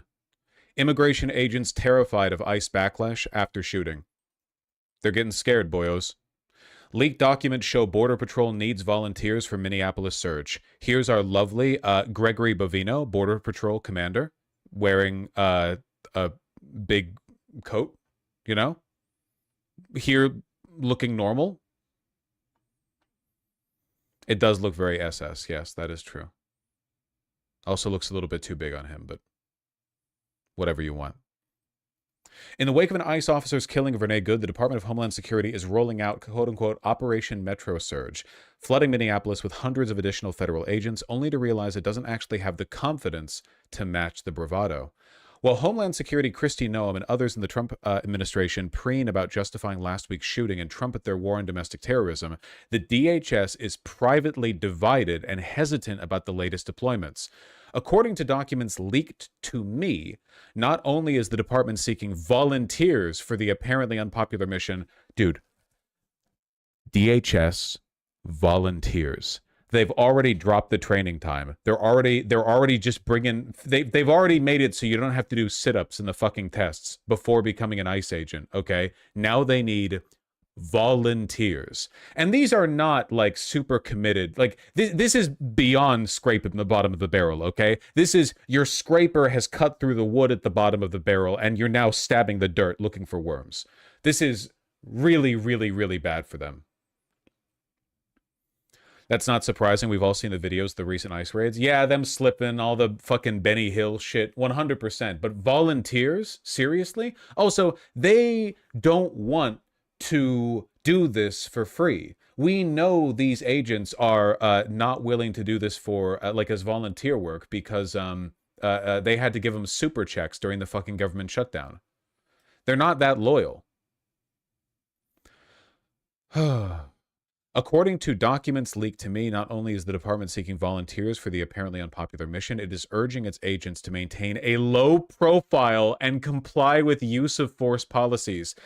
It is the best case scenario for us, and I'm not joking. Publicly, they're eating the bullet and saying everything that they could say to make themselves unpopular. In unrelated news, support for abolishing ICE is now about a 50-50 issue. Multiple polls. I've seen one with +2 points. I've seen one with -2 points. It shifted. It shifted like nearly 10 points in just a week because of Renee Good. So publicly, they're doing the most unpopular thing possible, which is defending the murder of an innocent woman. Privately, they're like, guys, we need to chill. Guys, please stop. Please stop. Dial it back. Look at this. God bless the Border Patrol agent who leaked this to Ken. Be mindful of operational security and officer safety. Do not wear your uniform or any piece of your uniform when entering or exiting your hotel. Looks great, by the way. Looks phenomenal, you know? Official policy. Do not make sure they don't know which hotel you're staying at. Do not display any Border Patrol or LEO insignia on your belongings. Do not divulge meeting, staging, or operation location. Do not divulge anything related to operations. Be mindful of what you post on social media. Turn off your location settings and set page to private. Always employ situational awareness. Sectors need to detail personnel to NAT OPS, DHS, CBP, national operations, and select at-large and appropriate city. Oh, okay. This is like your...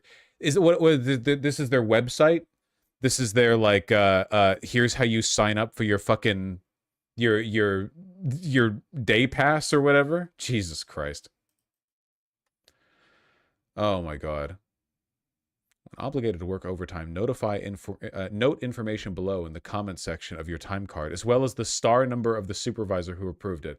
It's probably always like this with cops, right? They probably do get like little stars after a good day.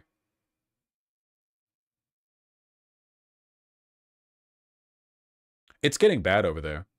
Apparently, somebody in chat just asked what's stopping a bunch of woke lords from like flooding ICE with fake applications and then doing nothing. Holy crap, a real scandal. ICE sent a job offer to Laura Jadid. Even though a quick Google search would have revealed who she was, she hadn't completed basic background check paperwork. She should have failed the drug test. Completely missed the email when it came. I kept an eye on my inbox for the next few days, but I'd grown lax when nothing came through. But then on September 3rd, it popped up. Please know this is a tentative offer only, therefore does not end your current employment. Therefore it does not end your current employment, the email instructed me. It then listed a series of steps I need to quickly take. I had 48 hours to log on to USA Jobs and fill out my declaration for federal employment, and then 5 additional days to return the form via email. Holy. A few months ago, ICE hired me. I didn't sign and submit any paperwork. Holy shit.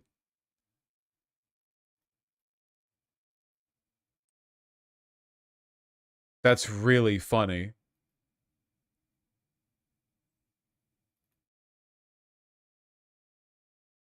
That article is amazing. The sergeant she talked to seems to be offended she didn't want to carry a gun and a badge. Why are they sending ICE application paperwork to fucking lefty journalists, man? That's insane. They're not even Googling these people?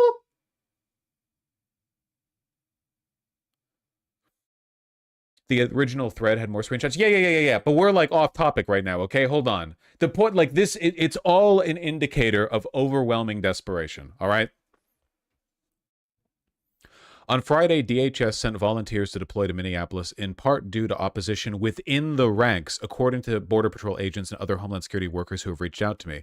Please begin canvassing your personnel for volunteers. ICE now operates like a fucking multi-level marketing scheme. If you can bring think about it. 2,000 ICE agents doesn't sound like a lot to occupy a whole city, but if each of you brings 2 friends and each of those guys brings 2 friends of their own, whew, buddy, yeah, ask your family. The memo outlines a request for 300 additional personnel, 200 Border Patrol agents, plus 100 processing coordinators to be funneled into Operation Metro Surge. By the way, the fact that they're looking for volunteers, they are low on money. In spite of how much money has been directed towards the Department of Homeland Security, both by Trump and the Democrats in previous years, they are bleeding through it. Bleeding through it. Do you have any idea how much this must cost? We're talking tens of thousands of dollars of overcharged hotel fees for all these people. Like, we're talking, like, operationally, the cost of anything they're doing is probably an order of magnitude greater than whatever they had to do before.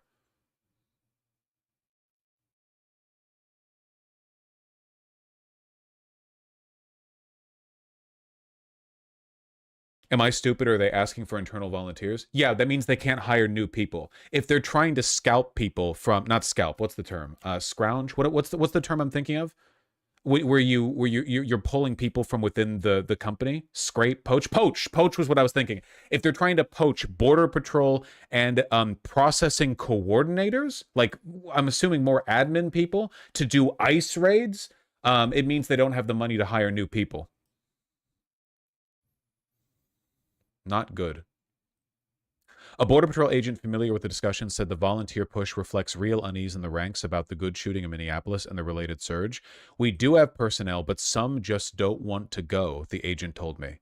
Asked about the hunt for volunteers, DHS and Customs and Border Protection did not respond to my request for comment. By the way, like, this is how I know the authoritarian crackdown isn't happening. They would have killed Ken by now.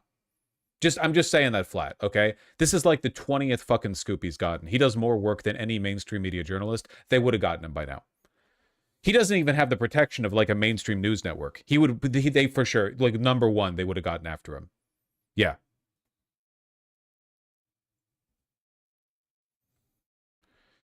This is insane to me. This is more unpopular in the U.S. than army contracts in Russia. Yeah, nobody likes that. We'll take a look at the polling data in a second, man, because it's really bad for them. The numbers are skewing hard in our favor, and they're shifting very, very quickly.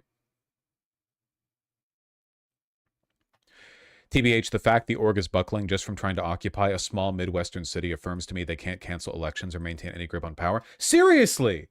Like, they are breaking their backs. They have sent a significant percentage of the entirety of ICE over to Minneapolis. I'm not saying Minneapolis is like a small city, but it's not one of the big ones. Like, if they can't handle Minneapolis, they would break like a wave against a rock wall in LA, New York, or Chicago. You know? Especially New York right now, the way that city's going. There might be some immature knuckleheads who think they are out there trying to capture Nicolas Maduro, but most field officers see a clear need for de-escalation. A high-level career official at Homeland Security headquarters in Washington also told me that this is so bad for them, dude. This is so bad. This is so fucking bad. If Kristi Noem is going on mainstream news and saying, haha, Renee Good got what was coming to her, but the high-level officers within Homeland Security are wringing their hands and hemming and hawing over it, that is insane. Like, these are the people that you would expect to be the most bloodthirsty, right? Like, it's supposed to be reversed. The people who run the political game over ICE, like Kristi Noem, are supposed to go to the media and say, of course we're committed to the safety of every American. And then the people one step below her who run ICE directly are supposed to be like, on their off time, they're supposed to be like throwing knives at a dartboard with pictures of like local lefty activists on it. They're supposed to be the actual freaks. The fact that it's reversed is really bad for them. They know they're cooked after Trump. Unironically, yeah. Like, these are people who are probably hoping to have a long federal career, and they understand that because of the Trump administration, there is a very real possibility that they're going to be brought, like, to trial over what they're doing. Like, if everything had just stayed Democrat, they could have gotten away. Everything would have been fine. But you with your pride and your ego, you had to fuck a lot. Literally, though, right? Like, that's literally what's happening here. They could have kept brutalizing immigrants under Democrats, their funds raising every year consecutively forever, but Republicans blew it the fuck up. Does ICE hire women, by the way? Only if you're okay with being sexually assaulted by your coworkers. They ask you that in the form. They're like, do you mind if they grope you? And if you say yes, then it just wouldn't work. There is genuine fear that, indeed, ICE's heavy-handedness and the rhetoric from Washington is creating a condition where the officers' lives are in danger rather than the other way around. Well, there's your ICE agent right there. We're concerned about our safety, not the safety of the public who we keep, killing. Within hours of the shooting, Noem held a press conference declaring Renee Good had carried out an act of domestic terrorism when she attempted to run a law enforcement officer over, as Noem put it. There is a video, and she just lied. The Border Patrol agent said of Noem's characterization of the incident. The senior DHS official adds that an increasing number of Homeland Security workers are concerned about the public backlash. The claim is that recruiting is up, but there's also dread that the gung-ho types that ICE and Border Patrol are bringing in have a propensity towards confrontation and even violence. Really? Really? Wow. Today, Border Patrol Tactical Commander Greg Bavino circulated a legal refresher for agents in the field, including on use of force, not a move that screams certainty about their conduct. And the department has sent memos to volunteers from Minneapolis warning about their operational security, covering everything from removing any signs of law enforcement affiliation when they are around their hotels to turning off location settings on their phone. By the way, this didn't work, as somebody in chat keeps posting. About 4,500 ICE agents got doxxed the other day. A bunch of their names got leaked. So, should have engaged in more operational security, lads. Sorry.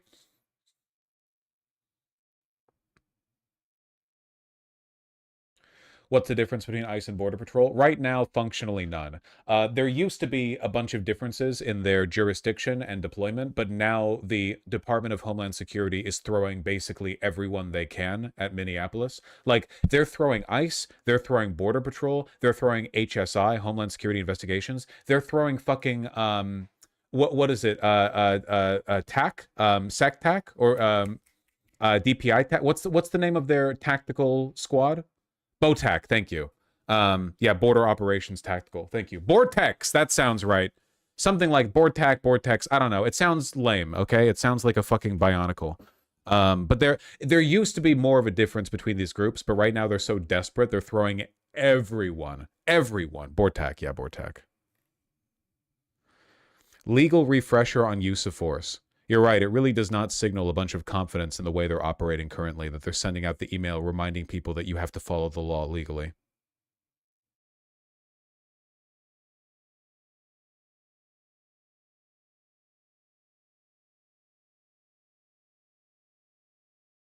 Protected activity, in bold, at the top. The First Amendment protects freedom of religion, speech, press, right to assemble, and to petition the government.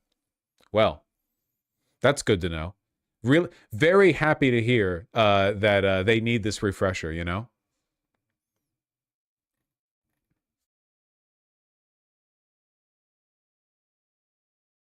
Not protected. Incitement, fighting words.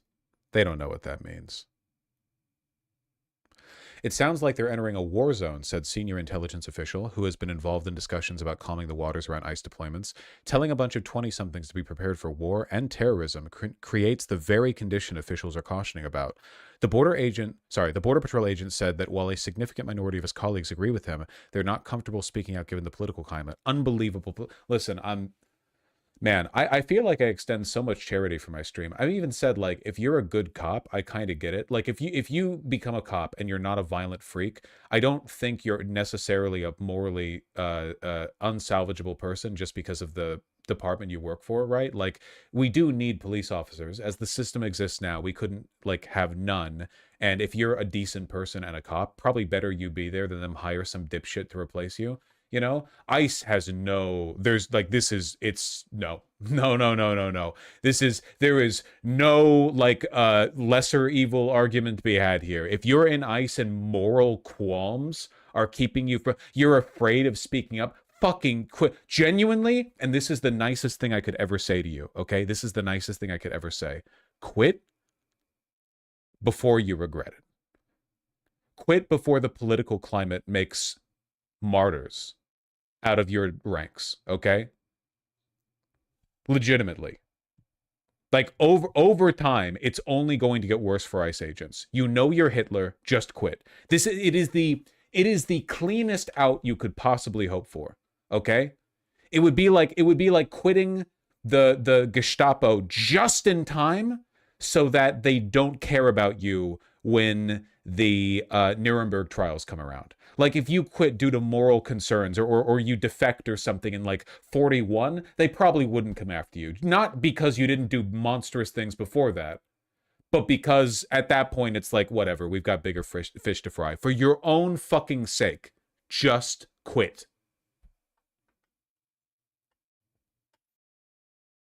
Why are you trying to help them out then? Because it's to our mutual benefit. They benefit by quitting. They get to sleep at night, for one. And for two, a bunch of ICE agents leaving when they're already having trouble filling their ranks would make our jobs a lot easier too. Quit after getting your next paycheck? Yes, take more money from the Department of Homeland Security budget and then leave. But only if your next paycheck comes within 1 week. If you just got your last bi-monthly or bi-week, whatever, your once every 2 week paychecks, you do not get to wait 11 more days to your next one, okay? Come on.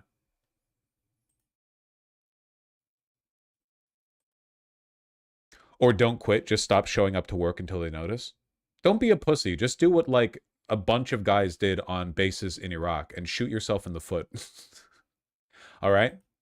Come on. Come on.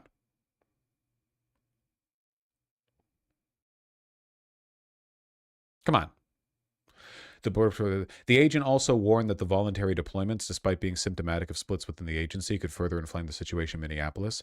Key word is it's on a voluntary basis, the Border Patrol said. If no experienced senior agents step up, they send the new guys straight out of the academy. Not a good idea. Ooh. Sorry, we didn't get 200 volunteers straight out of Border Patrol. We're sending this. We're sending the Chud Squad in, okay? All of them have a BMI of 52. None of them can do a single push-up, all right? We're trusting you, all right? Every single one of them has a Sonengrad tattoo.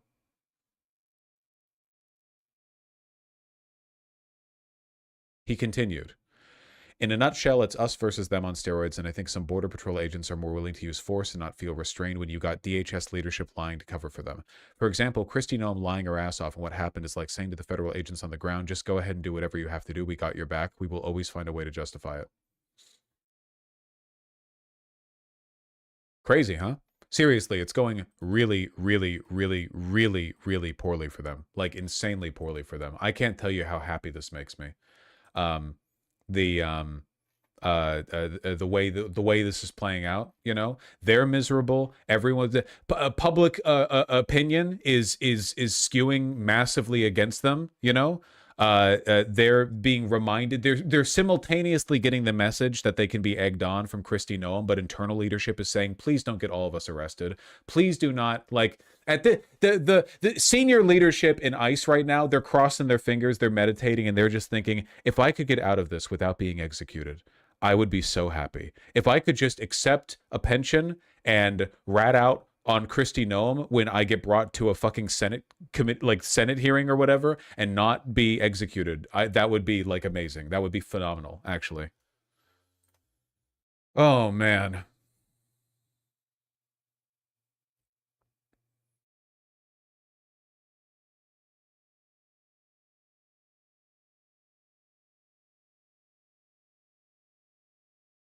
Meanwhile, the ICE agents that are still in Minnesota right now, what is this?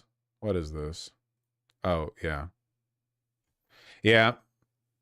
Been a lot of shit like this.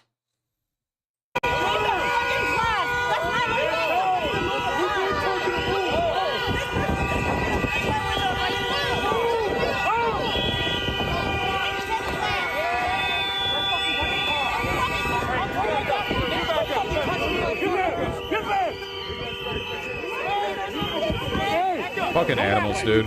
Hey, back the fuck up! Sidewalk, sidewalk, sidewalk, sidewalk, sidewalk. You can fill it on the sidewalk.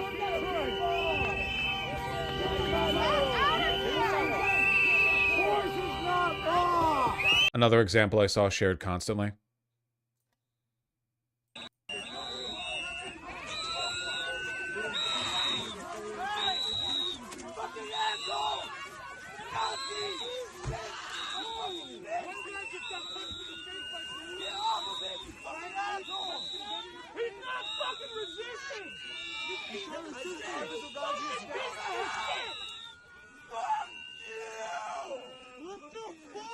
Why are they taking the passenger? No reason. They literally have no authority to do this? Yes, that's also true. What are the whistles about? People are blowing whistles. Right, you guys all understand Minneapolis is an actual war zone right now. It's not a joke. Like, Minneapolis right now is lawless. It's a fucking pathologic map out there. Like, there are thousands of ICE agents. They're running around doing whatever the fuck they want. Every time they do anything, 50 trillion people are filming them. For the past few days, I've noticed libs are willing to die for liberalism in the face of this crackdown while the right are just not into it. I actually think that's true. There are right now thousands of people in Minneapolis who are genuinely risking their lives, getting close to filming, harassing, as is their God-given right, these ICE officers. Meanwhile, a lot of these ICE officers internally are like, I don't know about this one, guys. Ooh, this is getting a little bit scary. Oh, my tummy. Like, there is a difference in conviction. It turns out that for the most part, people are more willing to fight to keep the world better than to make the world worse, you know? If you can believe it. Look, there's a million examples of their impropriety that we could look at, but we can't look at all of them right now. We can look at all of them in the future, but I can't look at all of them right now. You know what we should look at right now? New poll from YouGov. Now, I've seen a lot of variety here on whether or not people are pro or anti-abolish ICE. Like, I've seen a lot of wavering. But you have to understand that the position of abolishing ICE was not even really like a popular position with Democrats a year ago, genuinely. But now, at least according to this YouGov poll, 46% support abolishing ICE. If you look at the breakdown right here from 2020 vote, the total support, look, people who voted Harris, 63% strongly support, 17 somewhat support. 80% support for abolishing ICE for those who voted for Harris in 2024. 83% for people who consider themselves liberals. 45% from people who consider themselves moderates. 45% from the moderates. That's pretty crazy. That's pretty insane. Whether you go by moderate ideology or party ID independent, more people favor abolishing ICE than disfavor it.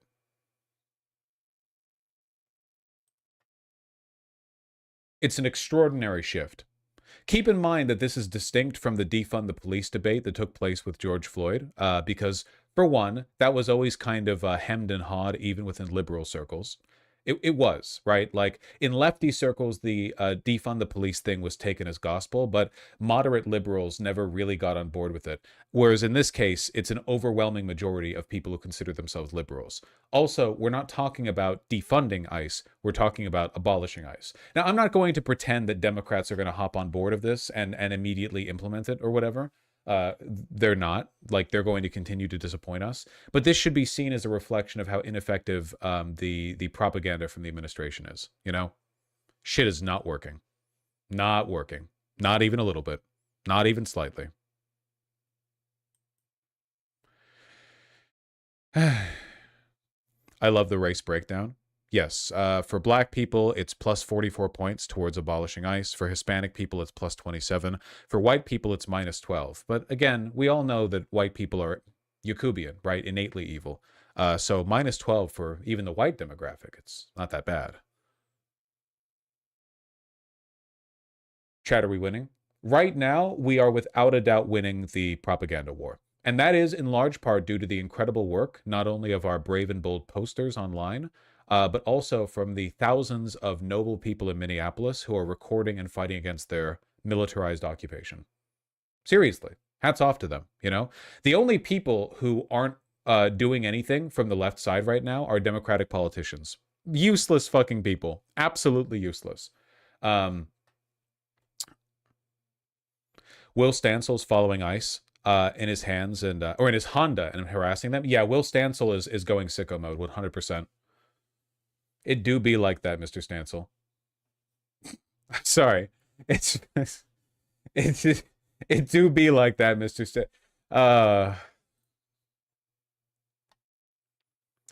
The amount of silence from Walz is infuriating. Yeah, fuck him. Any competent Dem governor right now should be sounding the fucking alarm like as loud as possible over and over. Every day there should be a press conference from, and again, this is like just normal competent governance. Every day a new press conference where he shows videos of ICE officers breaking the law and he's like, these these people should be prosecuted to the fullest extent of the law. My investigators are opening up like literally just do it for everything all the time.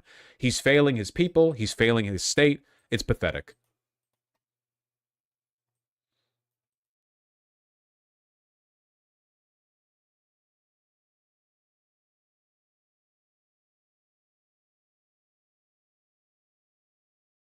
Can you please emphasize this list of Dems who signed a resolution thanking ICE for their service last summer? Oh, trust me, I emphasized it plenty back when this roll call vote was put out. Yeah. 75 yays from Democrats. I'm aware.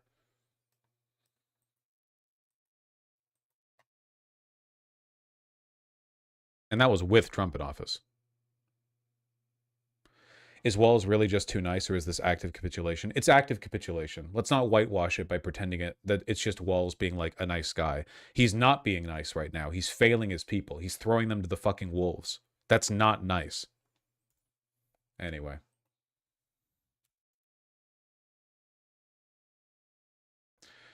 Do we have to keep worrying about fascism taking over once Trump dies, or do we just wait till elections happen again? Oh, the threat of like long-term fascistic decay in the United States is still very, very real. Trump isn't even like the main envoy of that, really. He's the popular, he's the front man for the Republican Party, but the real threat in the long run is more like institutional decay being capitalized on by by opportunists, basically. It's not really Trump himself. Like, Trump himself is like the forefront. He's the front wave. Yeah, he's the current avatar of of the effort. But, you know, in the future, it's going to be more like the Democrats are so corrupt and inept that they do nothing to solve the problems that Trump exacerbated. And then as people believe less and less in the system and the capacity for change, mounting global disasters like the climate or our economy make it seem impossible, like it's an insurmountable challenge, and people start looking more and more to strongmen.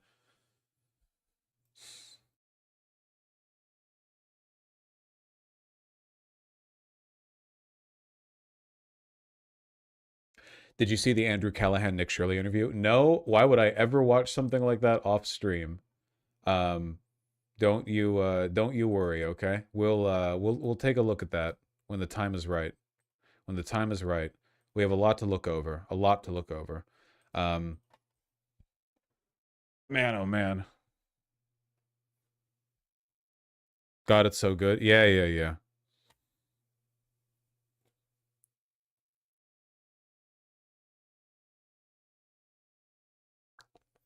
Hassan thinks the Tucker Carlson Nazi wing will be the next face of American fascism. Thoughts?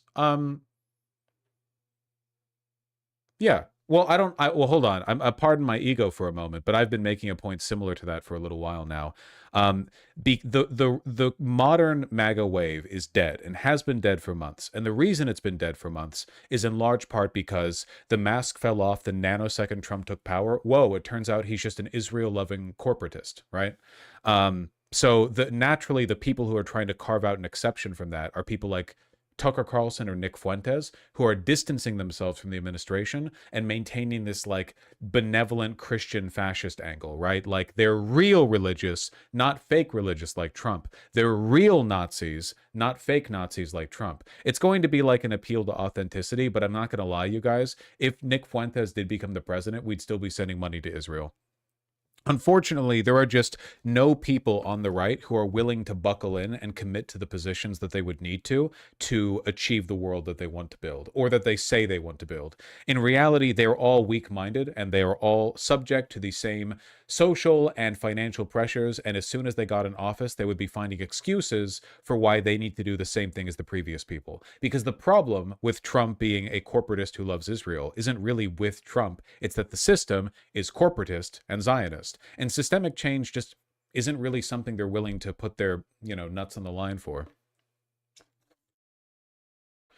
Look at Kash Patel and Dan Bongino. Literally, man. Literally. Both of those guys were like super hardcore, authentic, populist, take down the system kind of guys. The moment they got in power, they were like, Epstein files? Never heard of them.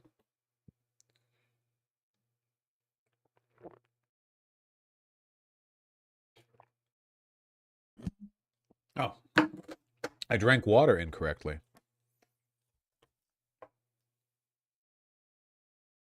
Inertia is a hell of a thing. Yeah, it's like one of the main things, actually, if you can believe it.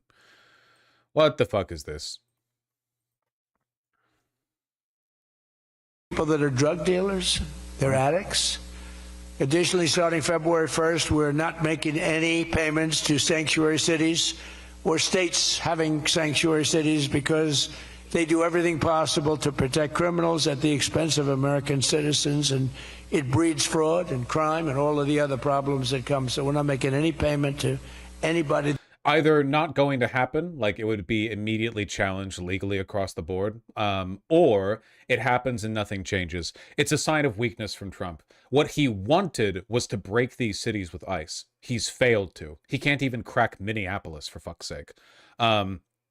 If ICE fails, he's going to attempt to do this through lawfare, and that's going to fail because the courts will not side with him. No, he's been threatening to do this over and over and over and over again, and so far it just hasn't fucking panned out, But the fact that he's saying this rather than just deploying ICE to these cities, sign of weakness.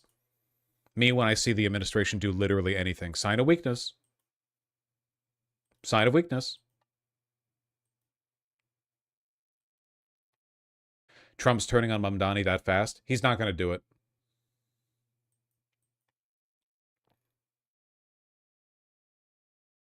Whistleblower drops largest ever ICE leak to unmask agents, the last straw.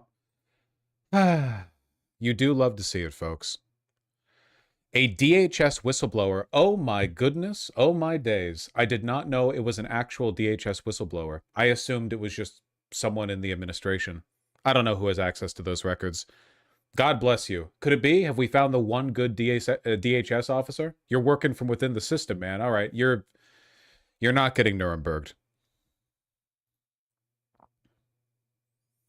The killing of Renee Good by ICE agent Jonathan Ross. Say his name. Last week in Minneapolis has prompted the leak of personnel data, I assume they mean to say, to the ICE list, an online database created to promote accountability by the masked federal agents. It's crazy that this is like like they consider this doxing now. They argue it's doxing. We're not supposed to have secret police in this country. I apologize for my liberalism. I'm sorry for being, you know, John Locke-pilled or whatever. My understanding was that we aren't supposed to have secret police. Like, the only people in America who are supposed to be quote-unquote secret police are like undercover fucking CIA agents or whatever, and that's not the same shit. And even then, the identity of the agent is still known. It's just that they have a undercover profile. Like the idea that everyday average cops, you know, ICE agents, whatever, they're on your streets and you just can't identify them looking at them, their face, they have no badge number, whatever, they're just running around, no uniform, no fucking marked car, whatever. It's absolutely psychotic. Absolutely psychotic.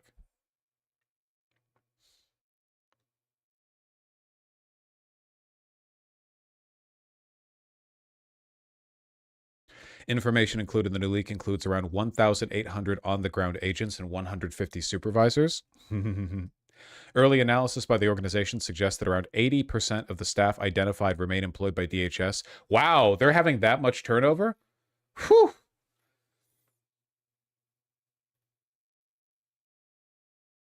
First batch of names. Wait! This reminds me of something that I saw. I saw a snippet from an article where they were talking about how ICE agents were like needing psychological eval or something. Fuck. Why don't I save these? Well, I was on a road trip yesterday, so I saw this like literally. I saw this around the same time that I saw all the news that I consume before stream while driving at 75 miles an hour on the freeway. Fuck. What was that article? They were talking about how more and more ICE agents were looking for psych leave. Like there was a bunch of turnover. Is anyone aware of what I'm referring to? I think I saw a snippet of the article quote tweeted from the Ken Klippenstein article. Like somebody was quote tweeting Ken with that clip.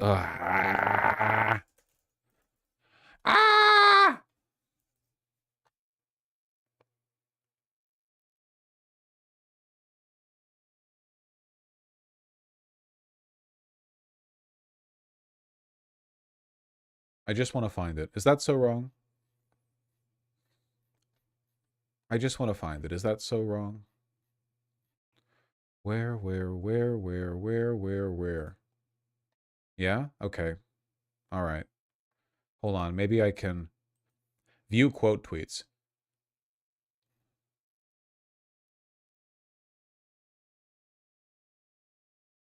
Maybe I can find it, like, really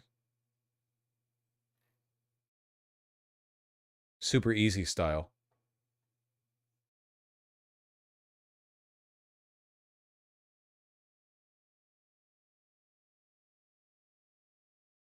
No, it's not the Ken Klippenstein article.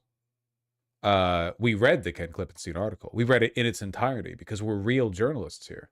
I'm trying to find the one where they talk about the psychological. I'm not going to find it. I'm not going to find it. It's not going to be found. It's not happening. Are you talking about this? Why do you think I'd be talking about something from 2016?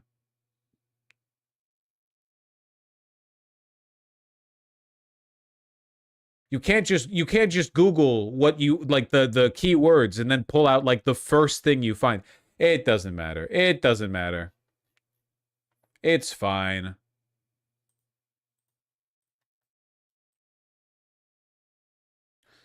I'm on strike. That's fair. You put in a lot of work.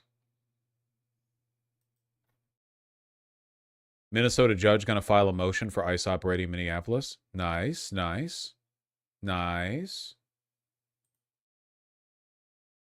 The Groyper James Fishback running for Florida governor is proposing a sin tax on OnlyFans revenue. Who the fuck cares, man? This is like the most stereotypical Groyper thing imaginable. What if we punish slutty women? I know you're not necessarily slutty if you have an OF, but you know what I mean. Also, it's fine. I don't mean it negatively. You got your pussy out, okay? It's fine. We live in a society. I've got a based policy. What if we don't ban OnlyFans because like I can't do that or whatever? What if we tax them a lot? Okay.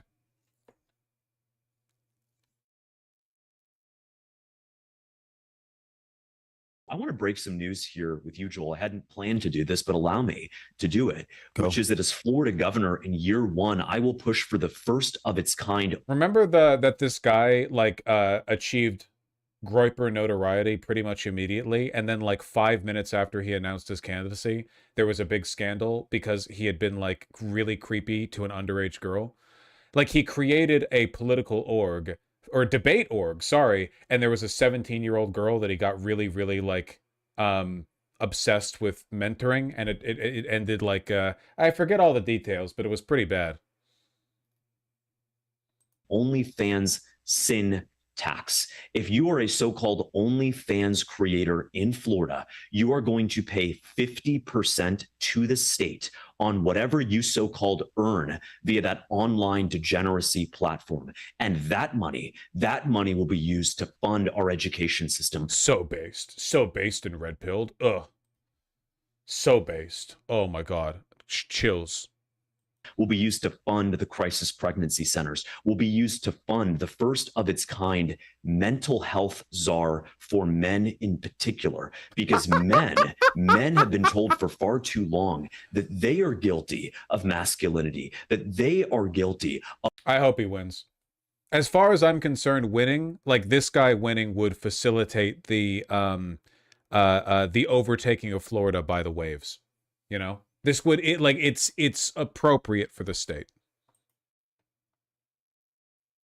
Of all of society's ills. I'm not going to stand for that slanderous lie. What I'm going to do is I'm going to end this lie that toxic masculinity is responsible for all the sins and ills of society. If you're an OnlyFans model and you reside in Florida, get ready to pay 50% of your income to the state. He does look like he could survive underwater. That's true. His racism seems egregious for Republicans. He's a Nazi. I don't know why, like, it's, you guys are shocked by the novelty of it. Like, you like being fooled. He's a Nazi. Yeah, so he's, being an open Nazi is going to make you more openly racist than not open Nazis.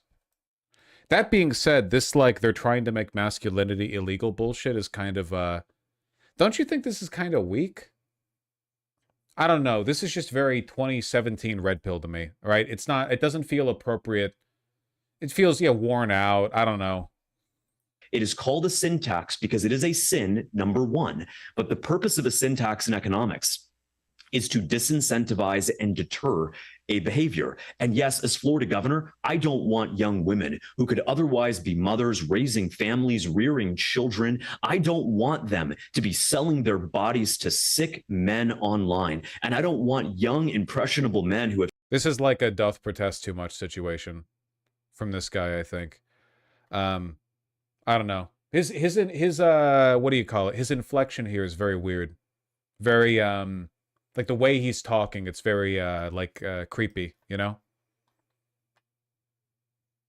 Have strayed from Christ, who have strayed from our Lord and Savior, to be told and drawn into lust and have their entire brain rewired. We will raise hundreds of millions of dollars of income on the OnlyFans sin tax. And if we don't, Joel, if we don't raise that income, you know what it'll mean? It will mean something even greater has materialized for the young women and young men of our state, that the OnlyFans industry and its supporters, and you know who those supporters are, Joel, that its supporters will have been utterly robbed. Don't give me clips from this guy. The only reason you guys see this guy is because Twitter is a Nazi site. So the Groypers like excitedly post him, or like the AF post account or whatever. Look at how base this is. He just said he's gonna kick Jews out of Florida. It doesn't mean anything. Don't feed the attention economy. Come on. Also, this is super lame. Like, this is the best you can come up with? Come on.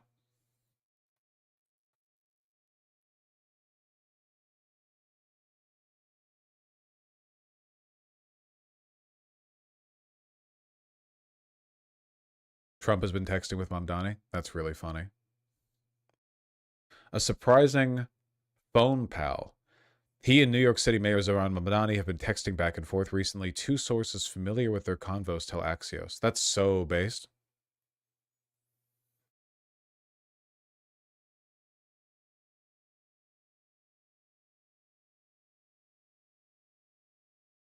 Texting about what, though? Affordable housing in New York.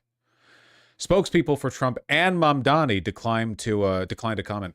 It appears Mamdani and Trump's relationship may have hit a rough patch in recent days, though. Uh-oh. Called Trump to express his displeasure with the U.S. strikes in Venezuela. Trump later told the New York Times he was surprised by Mamdani's comment and thought it was awfully quick for him to be criticizing. Using the past tense, Trump said that I did have a good relationship with Mamdani, but he hit me sooner than I thought. Oh, no.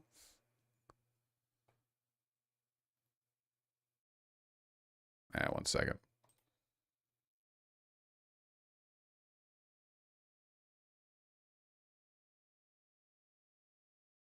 Oh, it was the end of the article anyway. Lamau.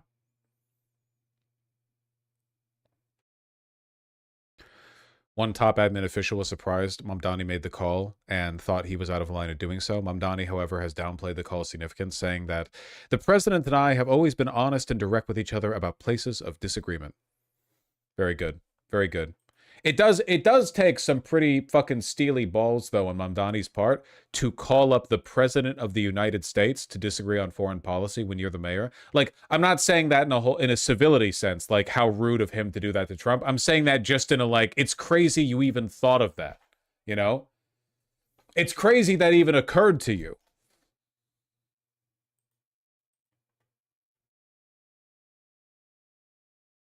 He is the mayor of the cultural capital of the United States. That is very, very true.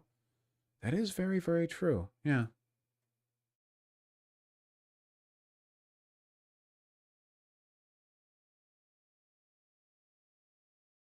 Fuck, there's so much stuff that I want to cover. I thought LA was the cultural capital of the US. What? Absolutely not. No.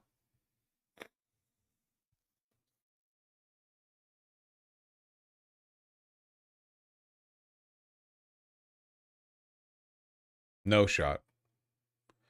Okay.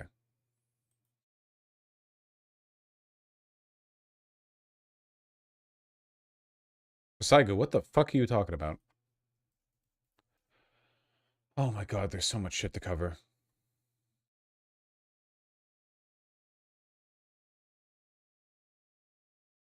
All right.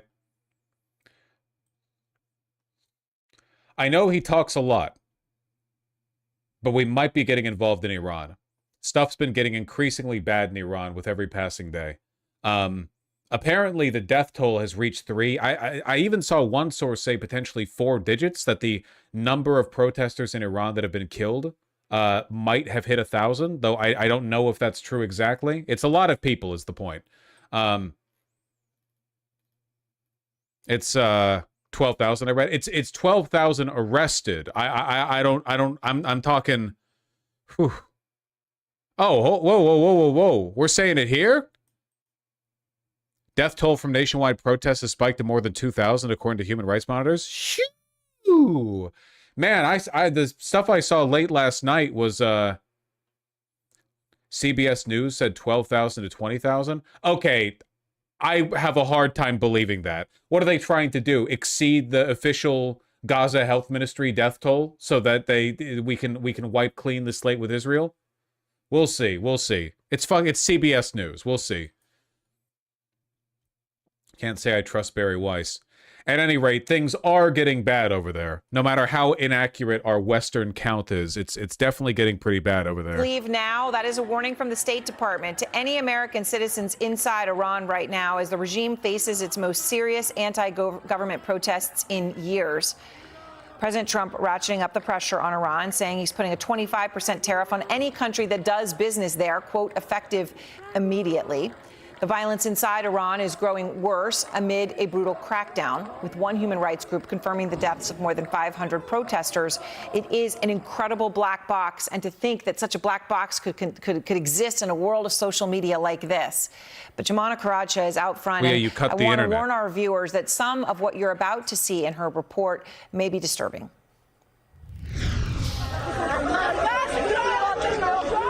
From behind the walls of the Iranian regime's censorship, a chilling video has emerged.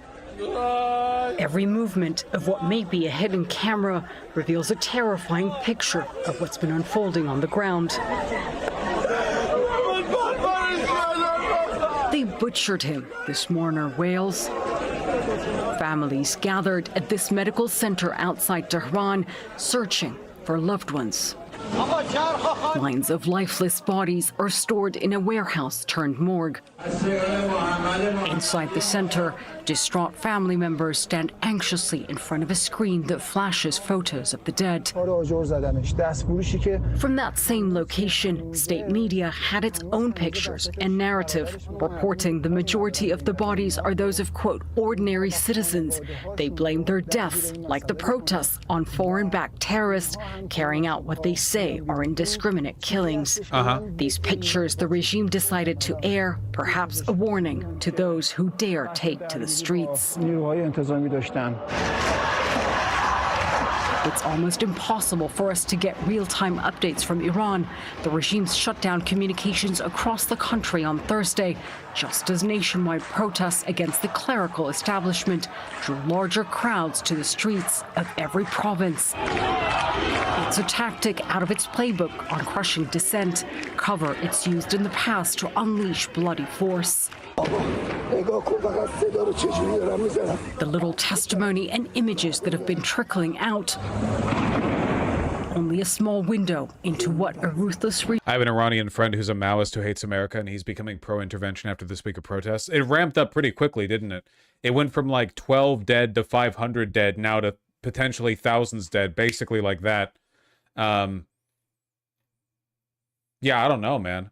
I don't know. I don't know enough about the internal culture of the fucking Revolutionary Guard to, you know, have any idea of what it would take to oust them. The regime doesn't want the world to see.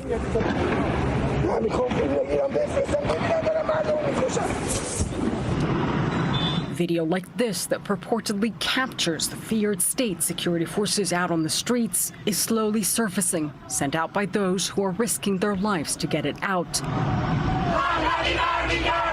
As the U.S. weighs its next move following the president's threats to strike hard if the regime kills protesters, President Trump now saying Iran has reached out to negotiate. But we may have to act because of what's happening before the meeting. In this one location, an estimated 250 bodies, with hundreds more confirmed killed elsewhere, according to the Wall Street Journal. Saudi Arabia, Qatar, and Oman are secretly lobbying the U.S. admin not to intervene. What would their justification for that be, do you think? You think they're, you think they just want the Iranian people to suffer? Like, they hate Iran. Do you think it's, they just want to see this kind of burn out on its own, basically? They want a democracy? Yeah, but I don't think our intervention would really cause a democracy. I mean, it depends on what kind of intervention we're talking about at this point. I don't really know. Realistically, what would happen if we just did a bombing run on their capital? If we just took out, like, the Ayatollah and some of the government heads? Because that's probably what we would end up doing if we did intervene. What would the...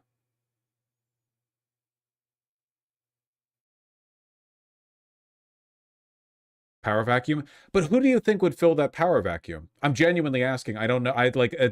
Iran's a whole fucking country of 90 million. I'm not going to pretend that it's as simple as like, oh, you take out number 1 and number 2, number 3 comes up or whatever. I don't know what the follow through on that would be. Revolutionary Guard, maybe.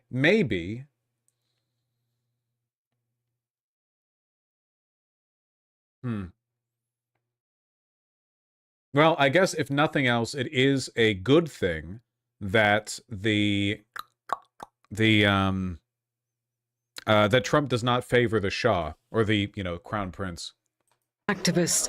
The world now braces for what may come when Iran finally emerges from the dark. Jumana Karachi, CNN, London. And out front now is Skylar Thompson in the wake of Jumana's reporting. She's the deputy director at Human Rights Activists in Iran. It is an organization that is closely tracking the turmoil unfolding. And Skylar, I mean, it's just incredible. As I was talking about it with a black box, you have a view inside that box. You know, the reports that we hear, violence inside Iran has skyrocketed in the last few days. And I know that you're getting more information about that, but also from inside hospitals. What are you learning tonight? Yeah, a black box is a really, unfortunately, accurate way to put it. We've now seen an unprecedented shutdown of communication, surpassing 100 hours. So it's really difficult information. It's reduced to a minimum, but what we are able to glean from our network is absolute brutality. Jumana's package correctly mentioned bodies upwards of 250 in one place. And we've documented over 500 deaths, as you mentioned as well. But we have over 500 cases still under investigation. So it really sort of paints the picture of what kind of brutality we're looking at. Inside hospitals, we have...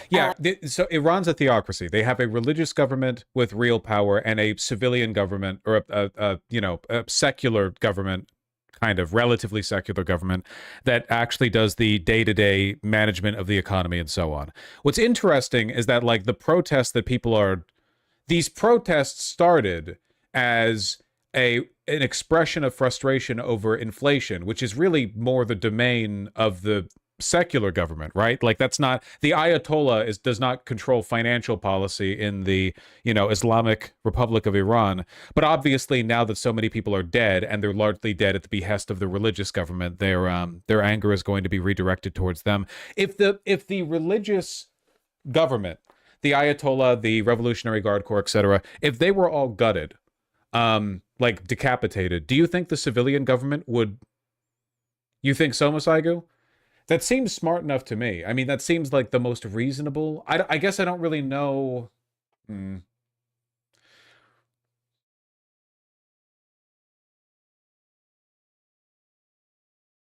I wonder how religious the average member of the Iranian army is. You know? I wonder if they'd go along with that.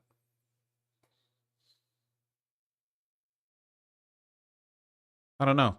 I have no idea. Collected documents from doctors that show people impacted with tear gas, people shot at close range, and oftentimes they can't even seek appropriate medical care because doctors are stretched thin, or they're being taken directly to a detention facility rather than getting the care that they need.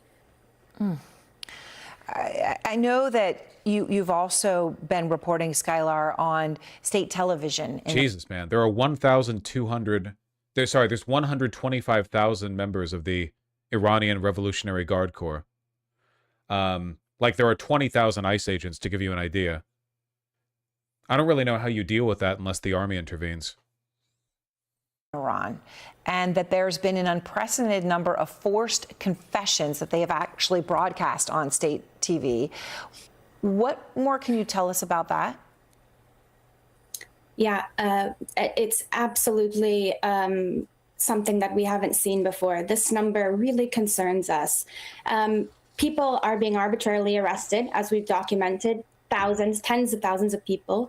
And what happens is they're arrested, they're taken to a detention facility, unknown at times. Sometimes we don't even know, where a person is being held. And then suddenly they appear on state television confessing to, being parts of rioters, terrorists, being associated or influenced by foreign elements. Wow, that's fucking curious. I wonder, we heard that one before. Really?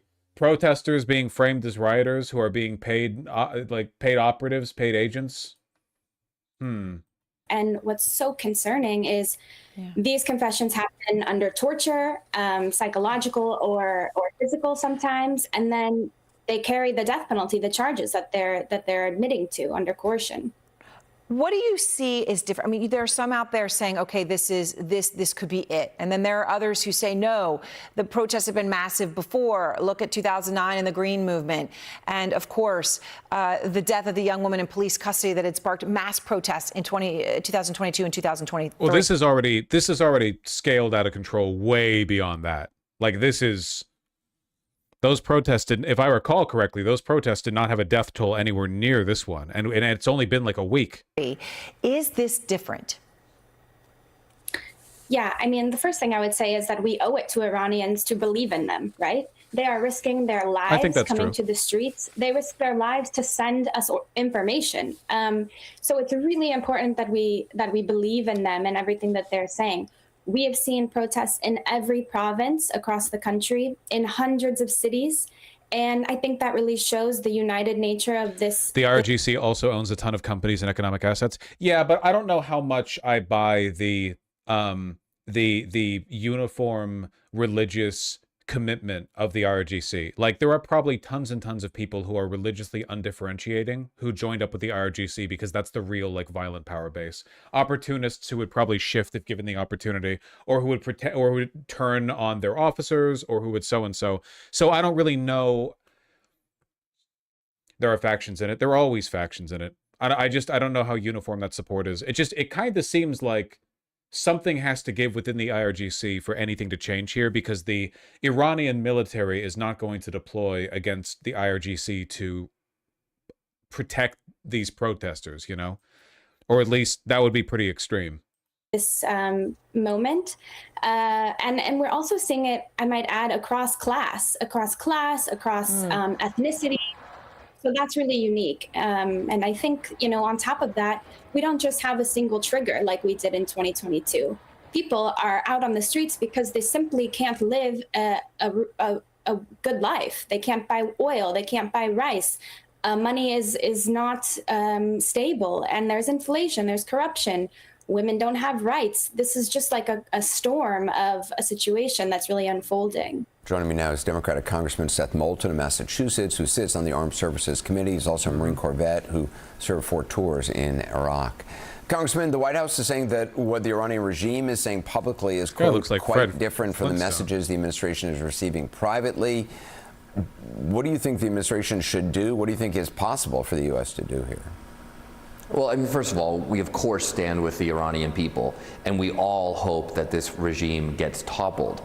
But what we're really hoping for is a better regime. And so we've got to be very careful to ensure that whatever we do, ostensibly to help the protesters, doesn't actually empower hardliners in Iran and therefore lead to an even worse regime than we have. There's a real... What hardliners in the protest groups could possibly... What Ayatollah 2 is there? Like, what additional... I don't think these protesters are ISIS, you know? I don't think there's like a radical element to these protests, at least not, you know, not to the majority of them. It's for the most part just oppressed regular people. Risk there, and that's why we have to have a serious plan. We can't just go in guns a-blazing like the Trump administration likes to do and think that it will solve the problem. President Trump has said he's looking at what he calls very strong options. There were videos of some very brutal actions by protesters, like setting a cop on fire, etc. Yeah, that's called going sicko mode, and it's how our country got free from the British. So maybe pay some respect. That the U.S. could take against Iran.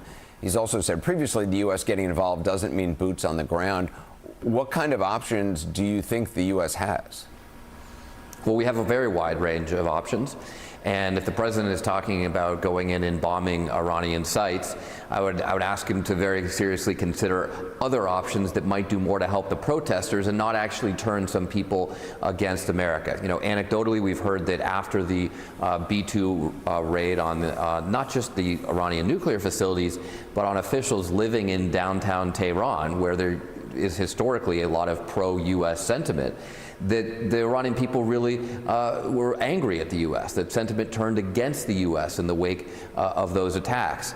On the other hand, we have cyber capabilities, for example, that could really serve to open up the internet, to empower the protesters, to encourage sentiment against the regime. Those are the kinds of options that should really be on the table here. And I'm a bit concerned that, knowing the track record of the Trump administration, they're just thinking of military Weren't options. some people saying that Mossad was funding the protest? People, campus say that anytime anybody wants democracy in a country that doesn't like America. As is always the case, and this is the case in Iran, Venezuela, Cuba, China, wherever, there are people in Iran who are probably chud-coded and wouldn't mind the boot of American foreign enterprise stepping down on them. The vast majority of the people here probably just don't want to be, like, I don't know, murdered by religious police, which seems fair to me. Options alone. The people of Iran, for the most part, are shockingly pro-American, given the conditions, you know, given the circumstances. But they're pro-American in more of a, like, they understand that their government is crazy and repressive, so they don't tend to buy the propaganda. They don't buy the narrative so much. It's not like they want to be ruled by America. It's more like they're okay. You know, there's a kind of spirit of kinship there, which is interesting and frankly pretty unlikely, you know, given what we've done to them. Like, it might be misplaced, you know, camaraderie on their part, but you know, if it lends itself towards a positive civic mindset, if they favor democracy, which it seems they do. There have been obviously widespread protests in Iran before, most recently in 2022. Given the way that those were you know, ended, cracked down, what happened to many protesters, public executions, first of all, the courage of these protesters is extraordinary given what happened just a few years ago. It's extraordinarily courageous. And I mean, these are real modern day freedom fighters, much like the freedom fighters who are in Ukraine today, fighting for their freedom, their chance at democracy. So we want to do what we can to stand with them. And there's been plenty of criticism that the U.S. in the past has not done enough to topple the regime, to push, you know, to get past the tipping point here. But we just have to be very carefully calibrated with our actions. And what we've seen in the most recent military adventure of this administration with Venezuela, they couldn't even decide what the justification was for going in. Of course, my position is, and always has been, that if we truly wanted freedom in Iran, the best thing that we could have done would have been to continue with our nuclear deal under Obama, open up trade, and just engage with them fairly and directly. The best way to disempower an authoritarian government that relies on, you know, extremism and state-funded terrorism and also like xenophobia, right, like oppositional rhetoric, is just to treat them normally and see over time people open up to the idea like, hey, maybe we don't need a strong man to protect us from the Westerners. But unfortunately, we keep proving they do. So, you know, what are you going to do? Yes, it would have empowered the civilian government against the religious government. Did not work with Russia. But we didn't do that with Russia. We did the opposite with Russia. We were extremely punitive with Russia. Like, as soon as the Cold War ended, we like took advantage of their economic collapse to worsen conditions. We fucked them over. Kind of did the opposite, you know?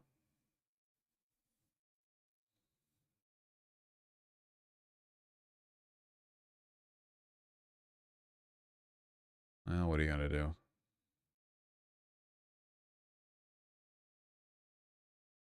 It worked in China? It definitely worked in China, yeah. Thank you, Nixon. We went from Mao, the guy who's like, I know how to fix China. What if we killed 40 million educated people? over to now, Xi Jinping's an authoritarian, but he's just playing City Skyline over there, man. He's not, it's got a lot less crazy. Shock doctrine happened in Eastern Europe, not Russia. It happened in both.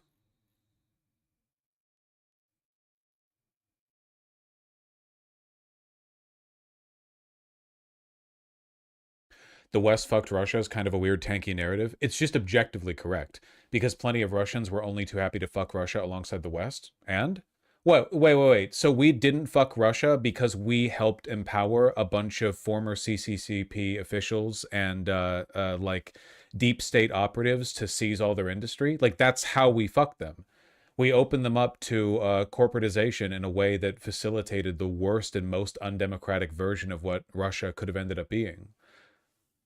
That's always how, dog, this is the same argument that white supremacists make when they say that slavery wasn't our fault because black tribal leaders on the west coast of Africa abducted and sold us their slaves. Like, yeah, man, I don't know. We kind of made the market.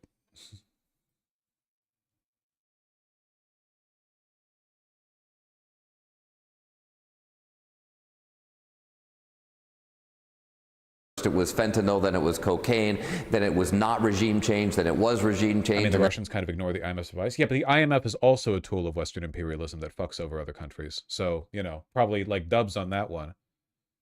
And it was oil, even though the oil executives now say they don't even want to invest in Venezuelan oil. So clearly the administration did not have a clear plan for Venezuela, and they don't have a plan for the day after.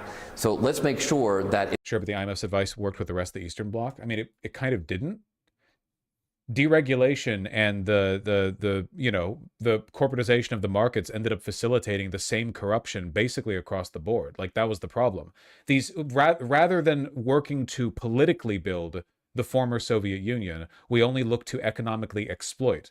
We saw a bunch of raw resources and then carved it up. That wasn't the IMF's advice, though? No, the IMF's advice was not be corrupt, but the IMF's advice was be capitalist, which is the problem. The rapid privatization of the former Soviet states was what led to the inequality.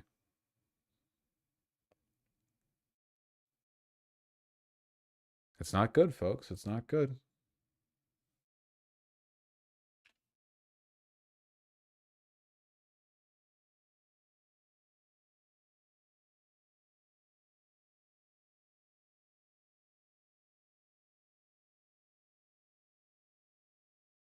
Recently read a book in the 90s. The IMF was actually advising them to slow roll changes, but nobody listened.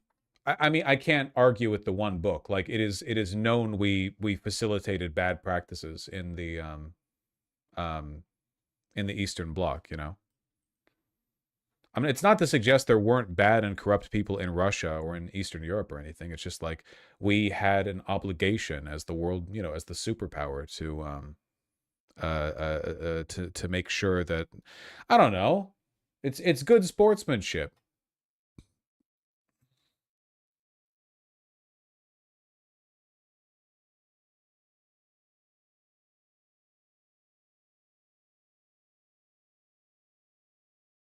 All right, all right.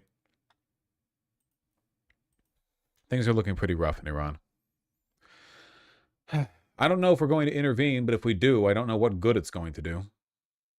Not surprising.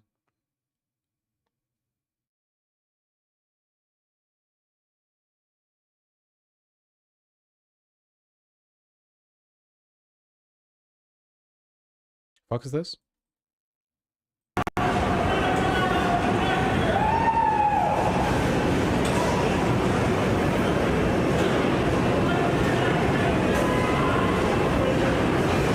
Trump flips off Ford worker who calls him a pedophile. It's pretty hard to make it out with the audio, but that's what TMZ's saying.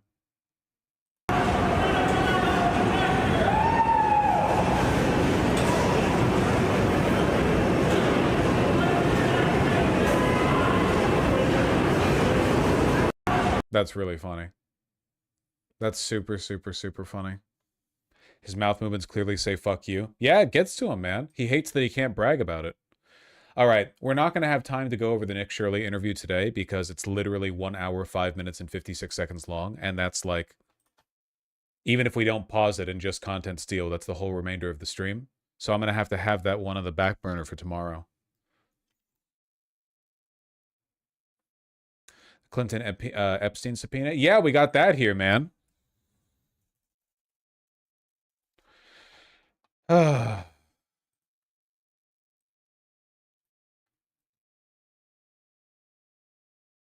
Bill Clinton has been congressionally subpoenaed to testify over the Epstein files, and he has refused. And now they're threatening to hold him in contempt. It's pretty funny. Yeah, do it, pussy. Exactly. Yeah, the Republicans in Congress want Clinton to show them his penis, to match it against images contained within the Epstein files. And so far, he's being very belligerent. He's being very belligerent. He fucking essay posted over it. Look at this shit. This is not about right or left. It's about right and wrong. Oh. While my opponent's out here doing some monkey business, I'm here standing on business. Christ. Chairman Comer, we want to take a moment, given everything, to address you directly. Government engaged in unprecedented acts, blah, blah, blah, blah, blah. It's fucking boy, I'm sorry. No, I'm not doing that shit, man. I don't give a fuck. Lawyers for the Clintons called the subpoenas unenforceable and said they had already provided the limited information they had about Epstein. Bill Clinton has never been accused of wrongdoing by survivors of Epstein's abuse and has denied knowledge of his sex offending. Right. The subpoenas were voted. Clinton voted in a bipartisan manner. We communicated with President Clinton's legal team for months now, giving them opportunity after opportunity to come in to give us a day, and they continue to delay to the point where we no longer have any idea whether they're going to show up today or not. The Clintons contended the subpoenas, legal orders to provide testimony, are nothing more than a ploy to attempt to embarrass political rivals as Trump has directed. Nice. TLDR, he said release all the files because he already gave everything and it's in the files that they didn't release. Okay. So yeah, Clinton's legal team put out a memo just explicitly saying, I don't give a fuck, release all the files. Like, we're no holds barred, do it, you know? Palmer being asked why Clinton and not Trump. I wonder why. Unanimously by the committee in a bipartisan manner, we will move next week in the House Oversight Committee markup to hold former President Clinton in contempt of Congress. Yeah, so with that, be happy to answer any questions real quick. Mr. Chairman. Anybody on the committee? Will we roll out bringing Donald Trump in for an interview? Well, in this investigation? President Trump has answered thousands of questions about Jeffrey Epstein. In fact, I would say today, well, you all ask him questions every day. He answers questions every day about Epstein. Well, he gets asked questions, you know, or he receives statements as well, like that Ford worker who said you're a pedophile, and then he gave him the finger. Well, you can't bring in a current president of the United States, and you all know that. So, but President Trump has answered thousands. Is that so? Really? So why not?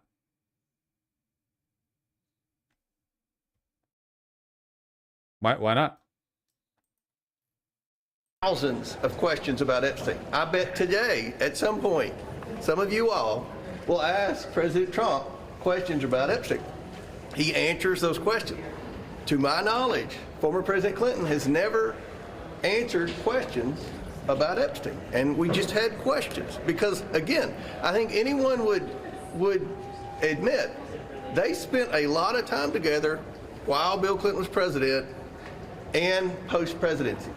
Wonderful stuff. He also wimped out when asked about releasing the Epstein files. Yeah, keep in mind, man, they've only released like 20% of the Epstein files.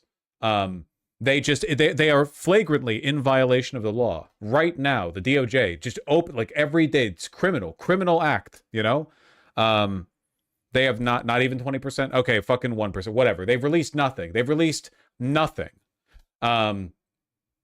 Absolutely nothing.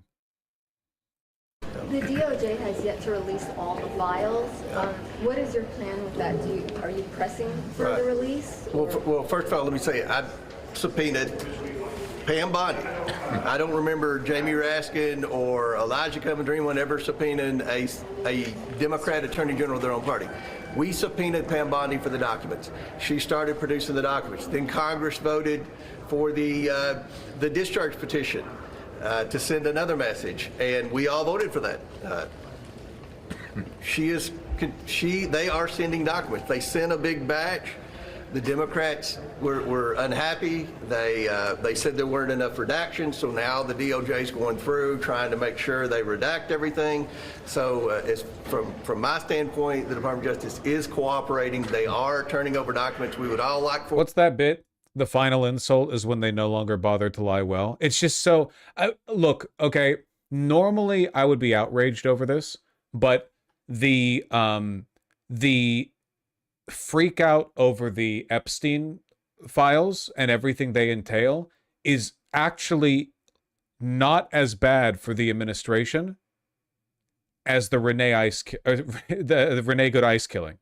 Like, they have managed to temporarily shift the Epstein stuff out of the public consciousness by doing something even worse. This is even worse for them, you know?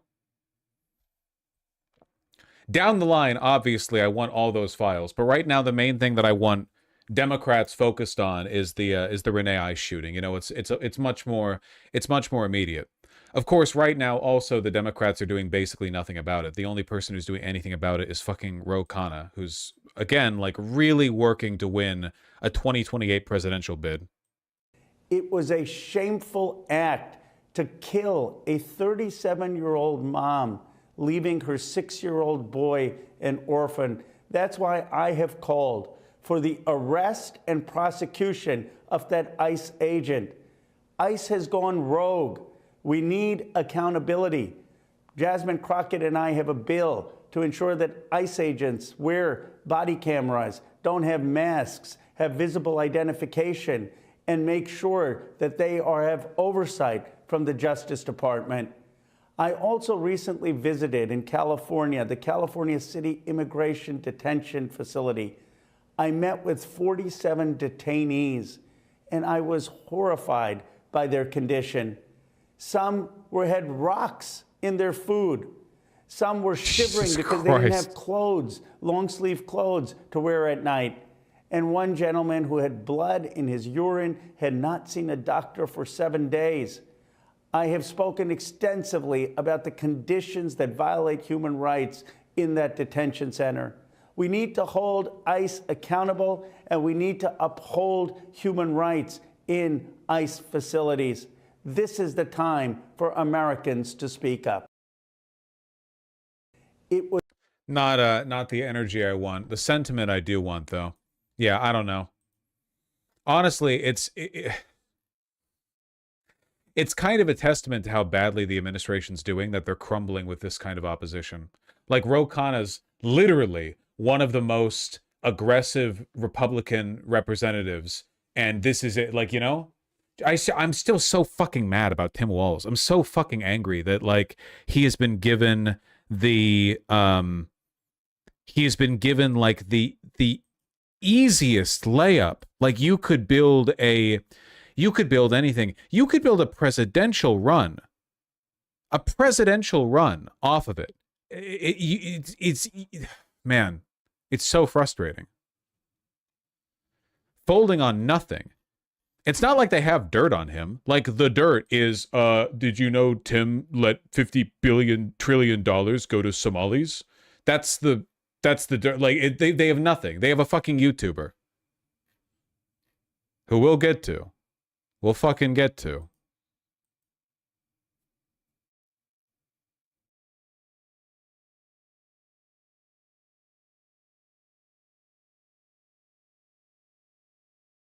Even Pritzker's lapping him constantly. Yeah. Lately, Pritzker has just not, I don't know. I like Pritzker. Certainly I like him more. I like him more than I do Tim Walz now, but there's something missing here.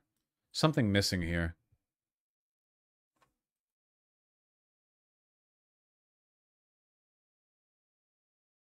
Ozempic? No, he looks better fat than he would skinny.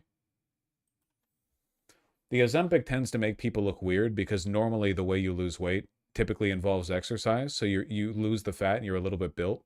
But now people are losing the weight, but it just kind of makes them look gaunt. Like, there's nothing necessarily wrong with the Ozempic. Or It's not like making you lose fat in a weird way. It's just that if you can lose weight without exercise, it makes like your head looks like it's too big. I don't know.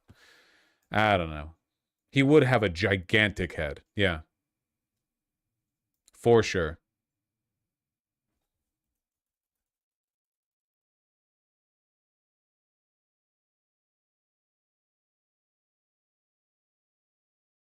Your body just wastes away through your breath. Well, that's how it is for all of us, you know. We're all dying slowly. Some faster than others. I've been practicing for my front splits lately, you know. I'm dying slower than some of you guys. Your body's falling apart. You frog, I swan. You get me.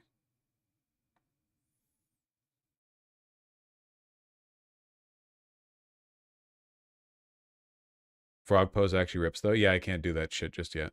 I can't do that shit.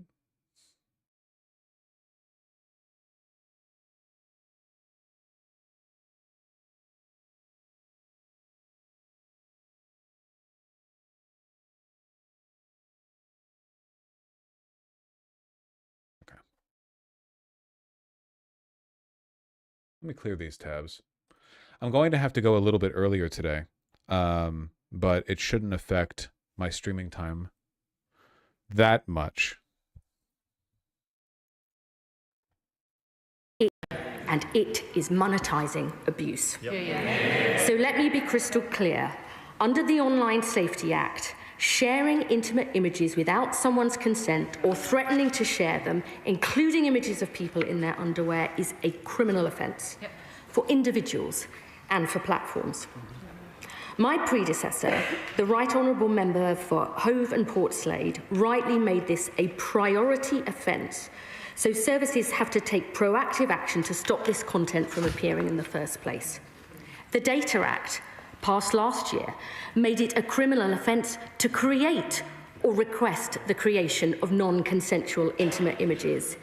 And today, I can announce to the House that this offence will be brought into force this week. And that It pisses me off so much that there are so many good regulations we need to do for the internet, for AI, for young people's access to stuff online, but the only political force capable of putting these through are censorious, like authoritarians, basically. Like people, like nanny state motherfuckers who want you to have to, you know, show Palantir your smile before they open up your bathroom cabinet to let you get the toothpaste. will make it a priority offence in the Online Safety Act too. This means individuals are committing a criminal offence if they create or seek to create such content, including on X. And anyone who does this should expect to face the full extent of the law. Oh, well. Fucked up. She tried to run for leadership of the Labour Party once. She got 4%. Well, sure, maybe she herself is not a rising star. Maybe she's not the swan, but doesn't change the fact that, I mean, what she's reading out there, it's law, you know? The British desire for surveillance won out.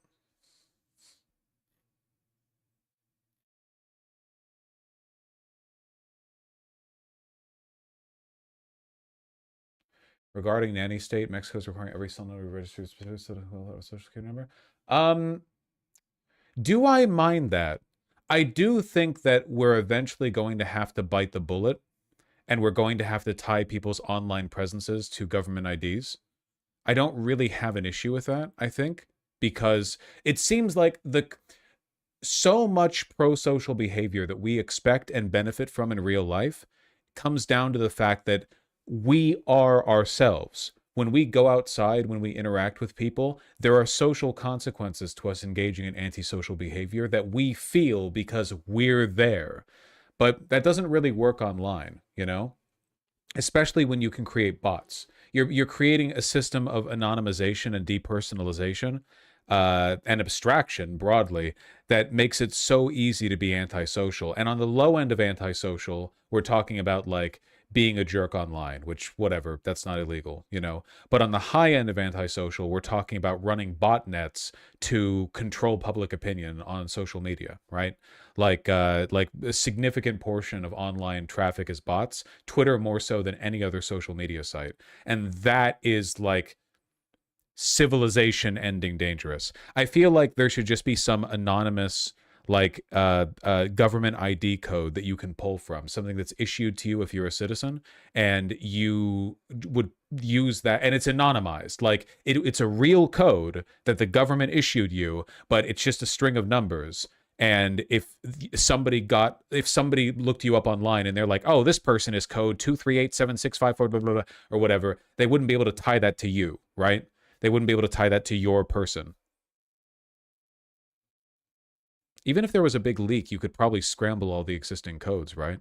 Like the government could say, oh, there's been a data breach. People can now tie codes to people. We are now going to do a big scramble. So through an algorithm that is not being publicly disclosed, everyone's numbers are going to be switched or something.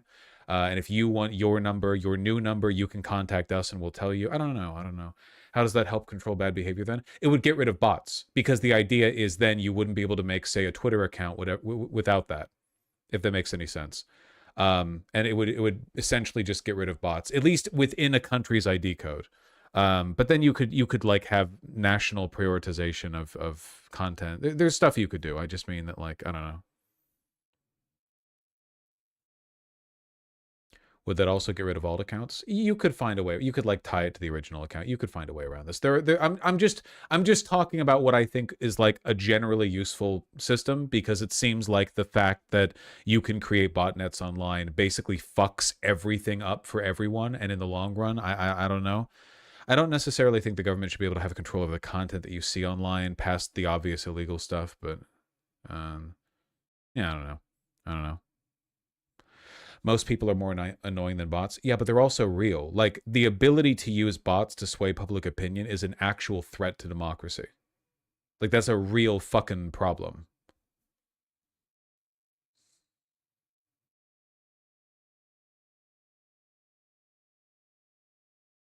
Here in Japan, Masaigu. Yeah. How about your innovative people fucking invent the solution to your birth rate?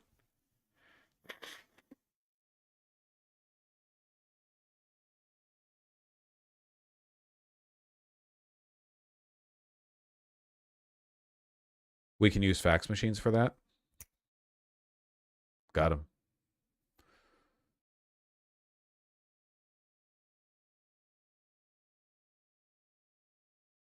And your 200% debt to GDP? Ah, they're fine. They're fine. They make real things in their economy.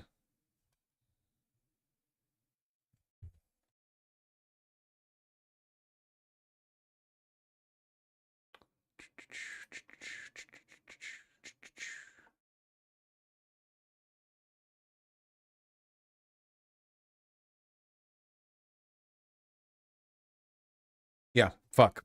We have to do the Nick Shirley thing tomorrow. It's just too much time. It's just too much time. There's so much good news to cover too. In like in an accelerationist sense, I mean. Like it's bad in that things are falling apart, but it's good in that they're mostly falling apart for the administration. DOJ prosecutors resign amid turmoil over ICE shooting investigation. Yeah.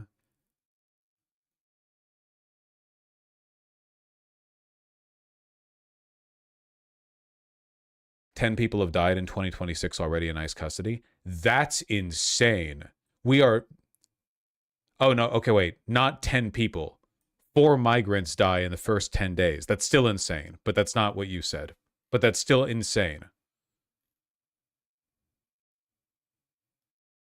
4 in just 10 days. That's unbelievable. That's so much higher than any previous rate. I mean, you just heard Ro Khanna say it, right? Like, visiting ICE detention, people are like pissing blood. No one's getting access to a doctor. Really, really, really bad stuff.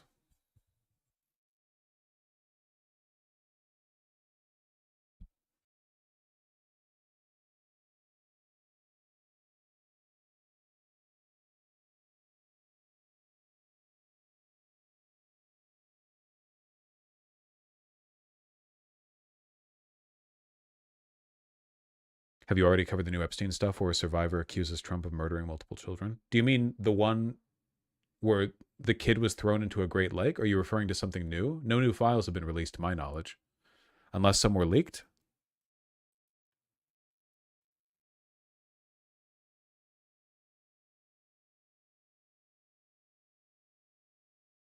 New Sasha Riley? Okay. No, I haven't heard about that. Do you think Miller is planning a burning of the Reichstag moment to cancel the midterm elections? That's what I'm afraid of. No, really. Again, I think that the window is passed. I genuinely think that the time has passed on that.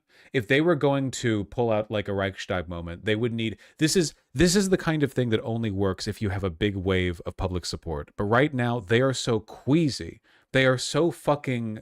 You know, they're shaken so hard in their boots that even ICE agents are having to moderate. Like we now have leaks from the top to the bottom, both new recruits, ICE officers, and their administrators at every level. There are internal divides. There are people getting like cold feet. They're burning through money insanely quickly. Like they are not capable of pulling anything out. They would have to use the actual military, because I do not think they would be able to use the National Guard. Remember, they tried to deploy the National Guard, and how many were they able to pull? Like a couple hundred for LA, and the Marines showed up like 2 days before they were all told to leave. It's just you would need this enormous awakening, this like huge, like where everyone in America...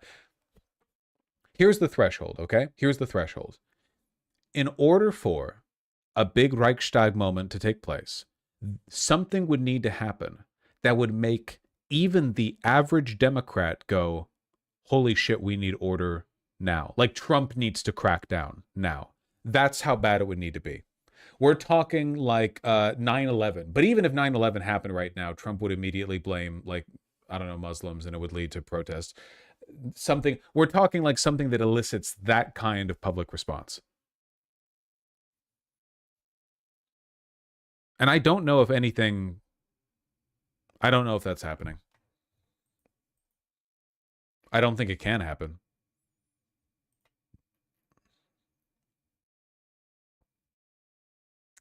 UPenn faculty condemned Trump administration's demand for lists of Jews. Excuse me? Several faculty groups have denounced the Trump administration's efforts to obtain information about Jewish professors, staff, and students at the University of Pennsylvania, including personal emails, phone numbers, and home addresses, as government abuse with ominous historical overtones. The U.S. Equal Employment Opportunity Commission is demanding the university turn over names and personal info about Jewish members of the Penn's community as the part of the administration's stated goals to combat anti-Semitism on campuses. What? But we need to protect you. Give us all your home addresses? Jesus Christ.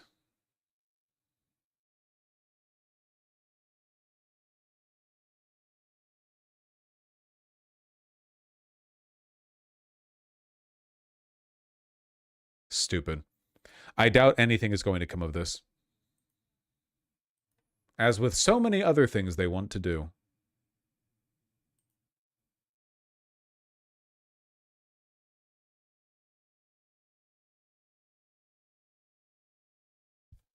Sign of weakness. Sign of weakness. Sign of weakness.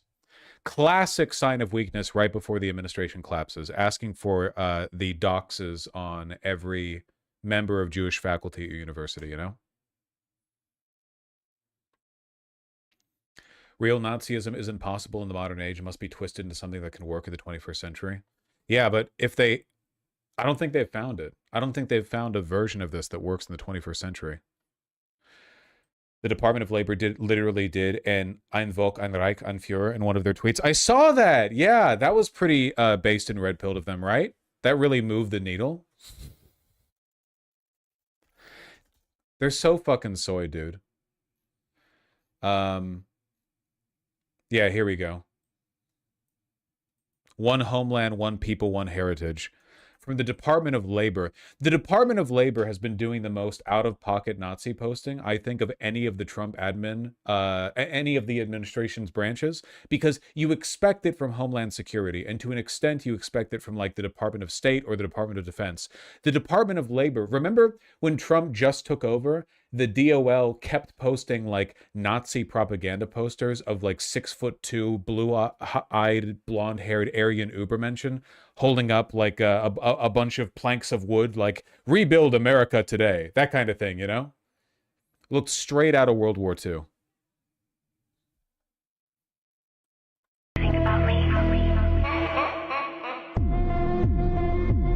From the Department of Labor. The Department of Labor. It's so soy.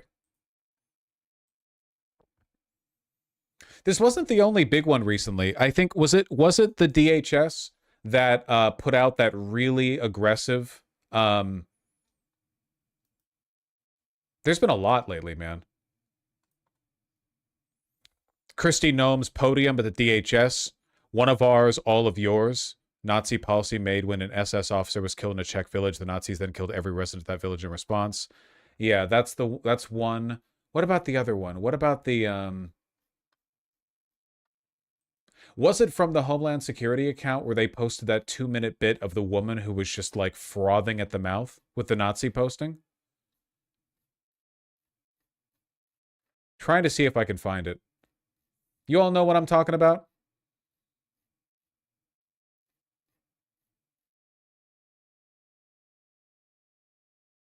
I think it was this one. This is the one that I'm thinking of.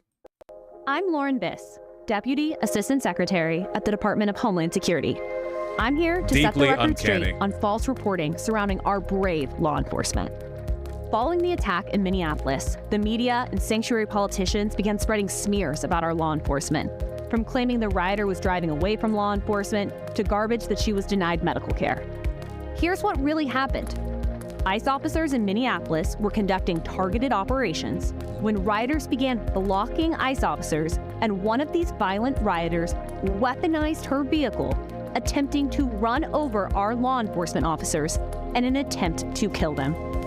An ICE officer... Remember that as the DHS account is posting stuff like this, as reported on by Ken Klippenstein, internally, people working at ICE and the DHS are like, we really wish Kristi Noem would shut the fuck up because it's making people angrier at us and it's making our guys behave worse. Like it's worsening things for everyone, you know?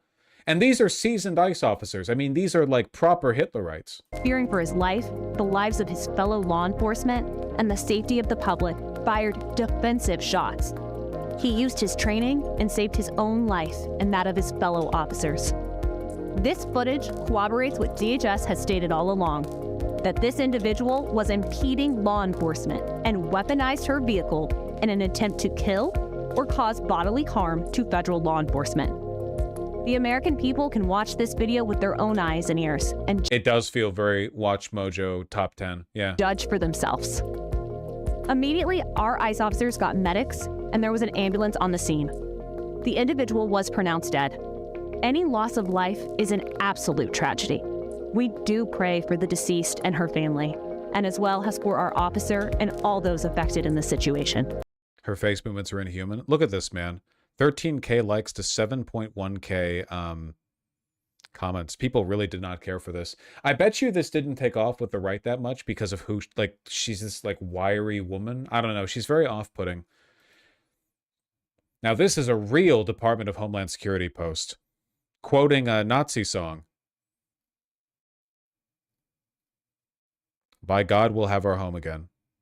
A white nationalist song sung to the tune of Rolling Down to Old Maui, 19th century sea shanty. Return, or something.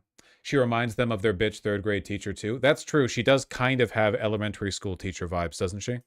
On Thursday, there was another vehicle attack on law enforcement officers in Portland as they were attempting to arrest... Which government account was it that posted the... everyone was just making fun of him for being fat? You know what I'm talking about. Everyone, they were all tearing into him for being a big boy. Big boy? Are you sure the speaker in this isn't just AI? Your observation is neither entertaining nor novel. Everyone has said this. She just sounds like that, man. An affiliate and suspected member of Trenday Aragua. One of these illegal aliens played an active role. Mogged.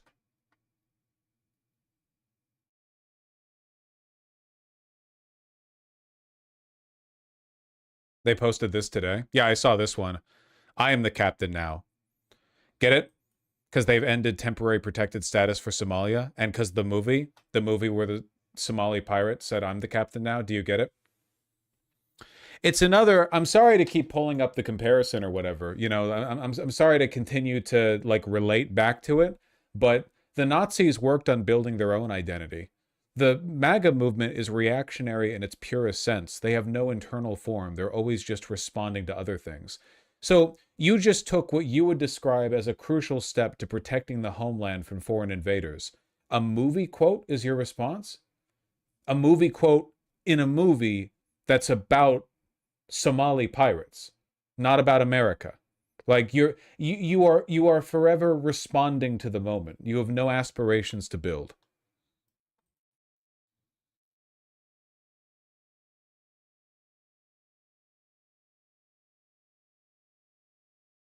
This big boy? Yes! I just like this one because he's really fat. He looks like Taft or whatever. Everyone in the comments is just calling him fat. Look at that. See? God damn, you're fat as fuck.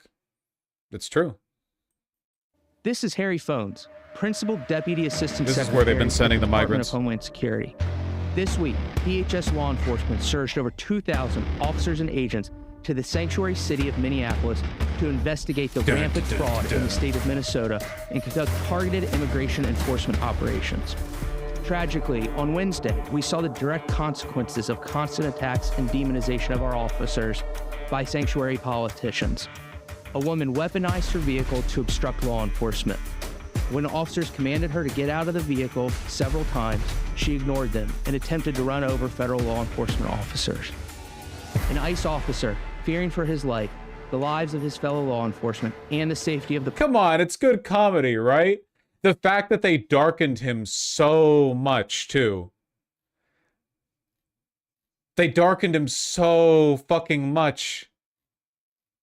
It's they like it looks like it's the end of a cutscene, like they're closing out. Public fired defensive shots at the vehicle, resulting in the death of the driver.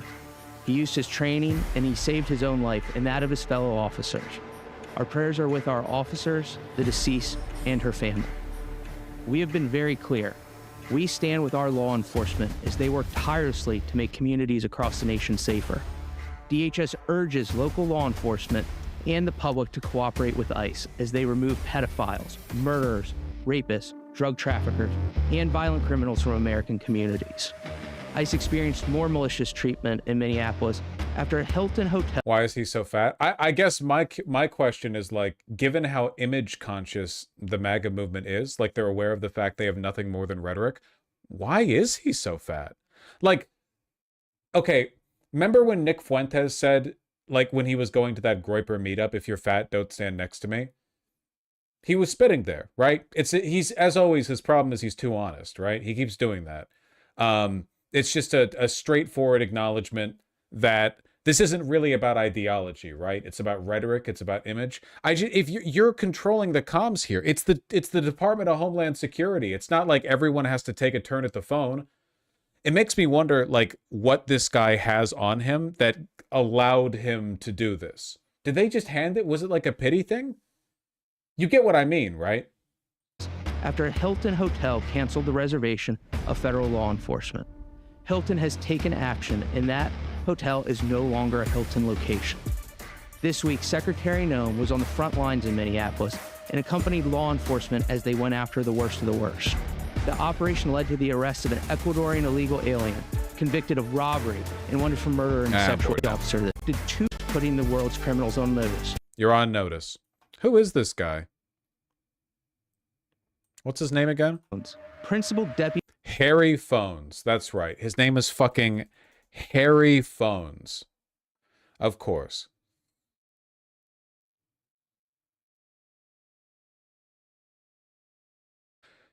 Wow. He has gained a lot of weight since the headshot for his Legistorm account was taken. Phew. Tough job, I guess.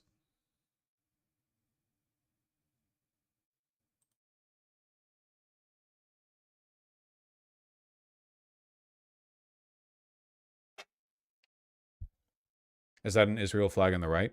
You mean behind him in the video? I don't know. Probably whatever. Report inaccuracy for the photo. Deceiving our that's funny. On his Twitter profile, the very first thing in the bio is lacking athleticism.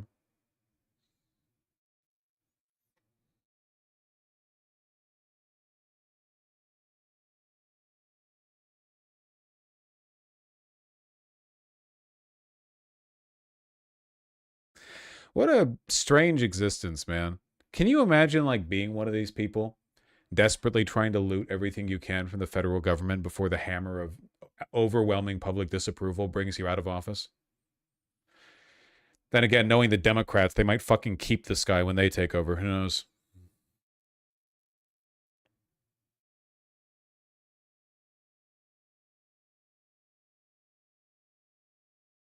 Look at the ICE memorial, funny as hell.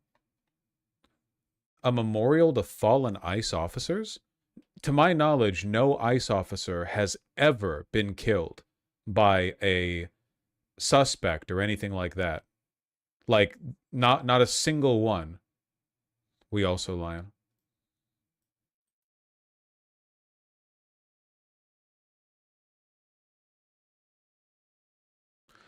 Honoring our fallen ICE officers 1915 to 2025. 1915?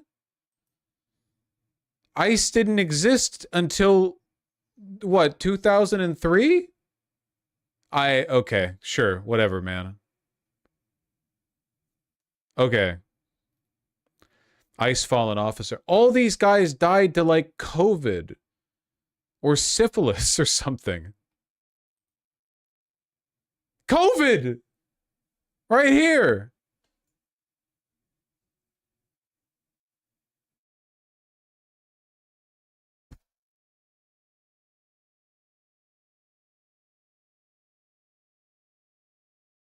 COVID. COVID. COVID.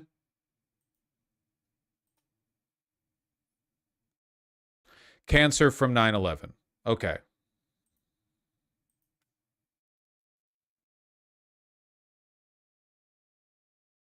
Multiple melanoma. No. Myeloma? Is that how that's pronounced? Cancer? Okay, so cancer and COVID. That's it. What's the earliest death listed here? How far back are we going? Oh, okay. By ICE, we're including fucking customs. Gotcha. On ice.gov. There we go. We're going all the way back to the fucking Pinkertons or some shit. Yeah, look, people, these guys, for one, got his shit on. Look at that. For two, these people used to have actual dangerous jobs. Special Agent Edward Billings Webb was on patrol and searching for rum runners in Franklin County, Vermont when he was shot by an unknown assailant. That's way cooler than like 8 ICE agents in a row dying to a disease they don't think existed. And he looks good. Okay, that's a lot of text. That's a lot of text for the bit.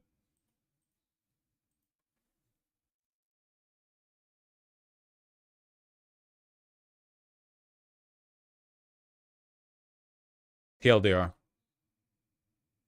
Rum runners, man. U.S. Customs Officer Daniel A. Romberger was shot and killed by rum runners when he refused to accept a $2,000 bribe. $2,000? In 1932? Damn. That's a lot of money. Holy shit. That's some fucking officer integrity right there. God damn.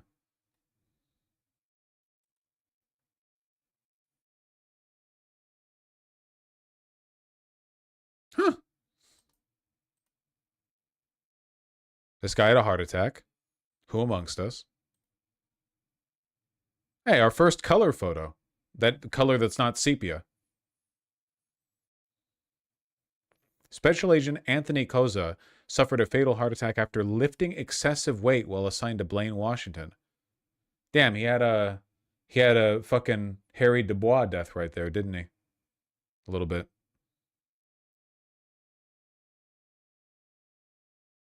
Drowned in the Rio Grande. U.S. Immigration and Naturalization Service Security Officer Frank E. Schaffen. What? Why does this have the generic ICE badge? Immigration and Naturalization Service. Do you not have a badge you could show for that? Okay, sure, ICE.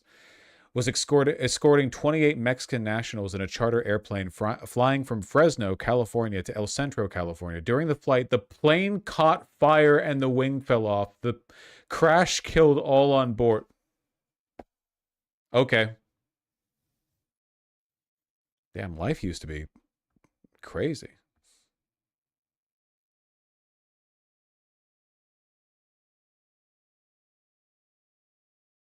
Yeah, happens to the best of us. All right, we're being goofy. We're being goofy. Look, I got to read donos, then I got to skedaddle, okay? I got some stuff to do today. I won't have some stuff to do tomorrow, though, so, you know, we'll be more free then. All right, hold your horses. Let me read some donos, including ones that are from me progressing in E33. E33 tomorrow, that's the hope. Excuse me. Bash Call, thank you for the $5. Jenkins Donut, thank you for the tier 3 sub, saying, you can beat the paintress, to which my answer is, hell yeah, I can. Kiddo Otto, thank you for the $10. Knotted Alpaca, thank you. Jagger D, thank you for the super kind tier 4 sub. I really appreciate that. Thank you, thank you. Manek, Candy Lex, and Amelia Roma, thank you for the tier 1 subs all. I really appreciate those. Thank you. It's very kind of you. Vent CG, thank you for the $5. And Dialectic Helix, thank you for the tier 4 sub. Really appreciate that. Not even a message with it. Miss Genderlyn, thank you for the tier 2 sub. Very kind of you. Someone made a Charlie Kirk scene in GTA Online. What are you on about? What are you on about? This isn't my content. 30 seconds of my life?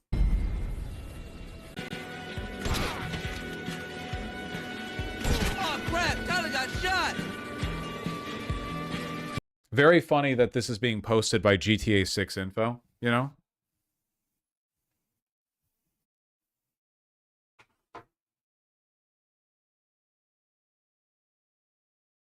It's just a wildly mainstream account, you know? Hersberg, thank you for the tier 1 sub. Really appreciate that. Indy Jones 08 with the $5.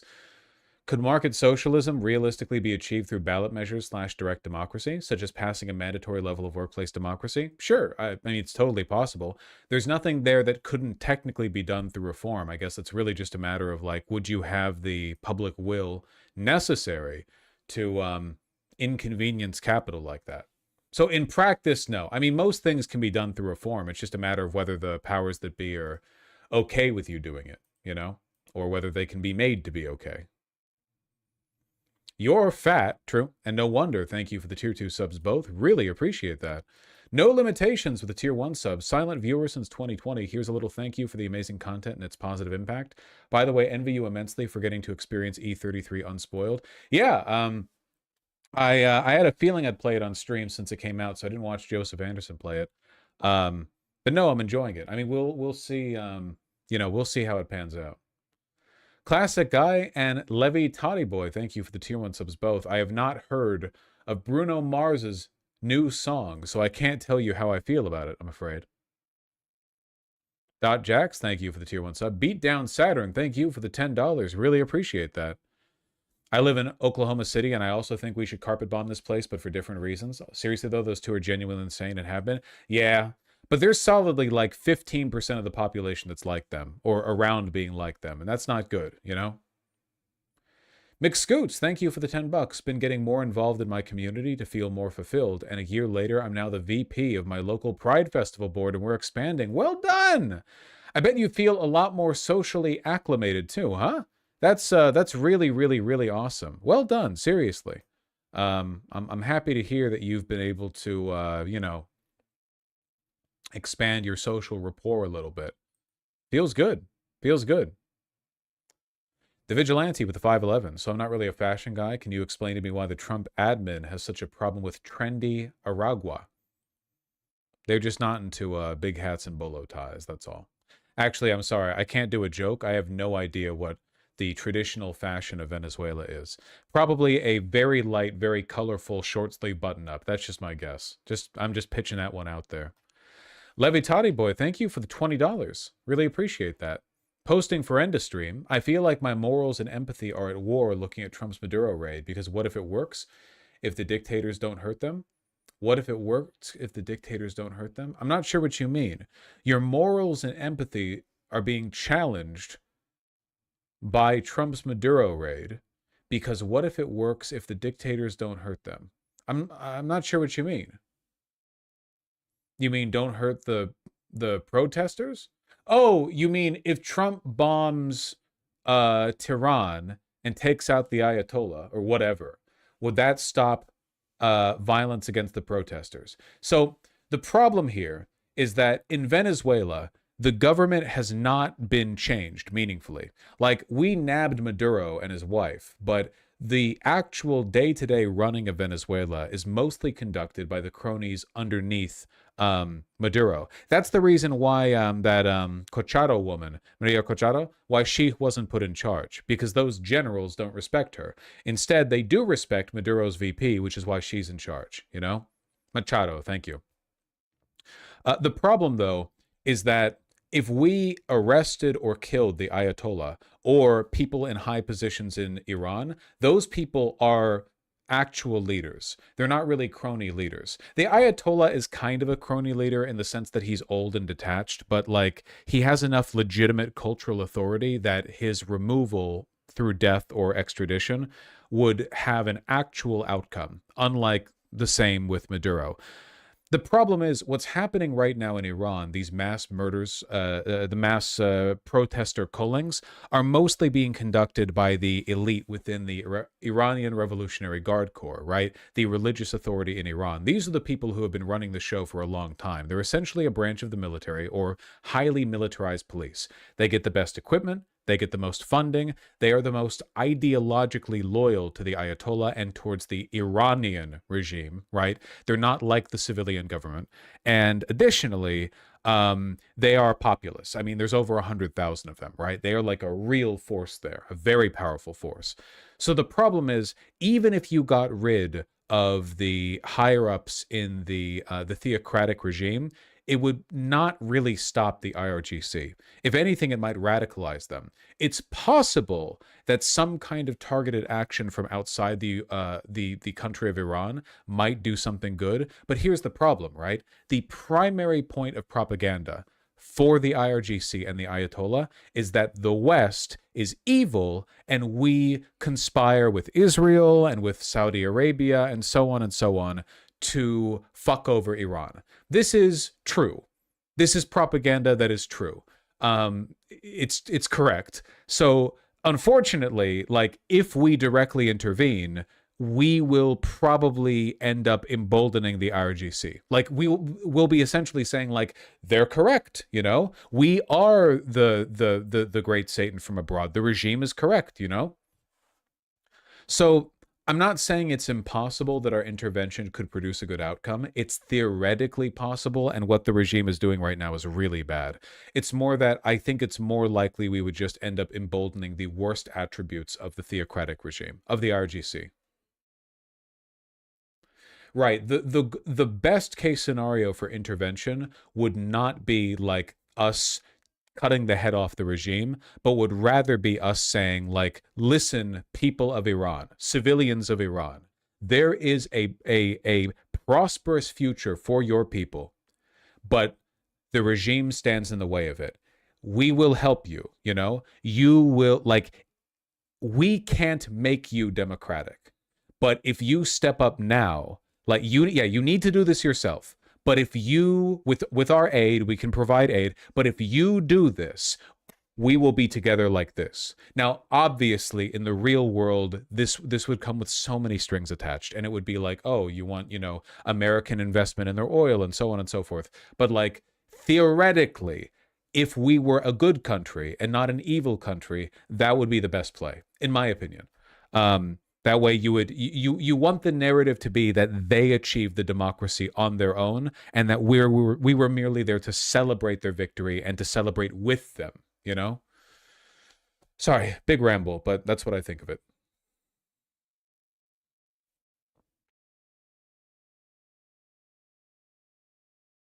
What if deaths reach hundreds of thousands? Would it be justified then? I mean, the problem isn't like the death toll necessarily. It's that I think basically any form of intervention that we engage in would just empower the IRGC to continue what they're doing, but worse, you know?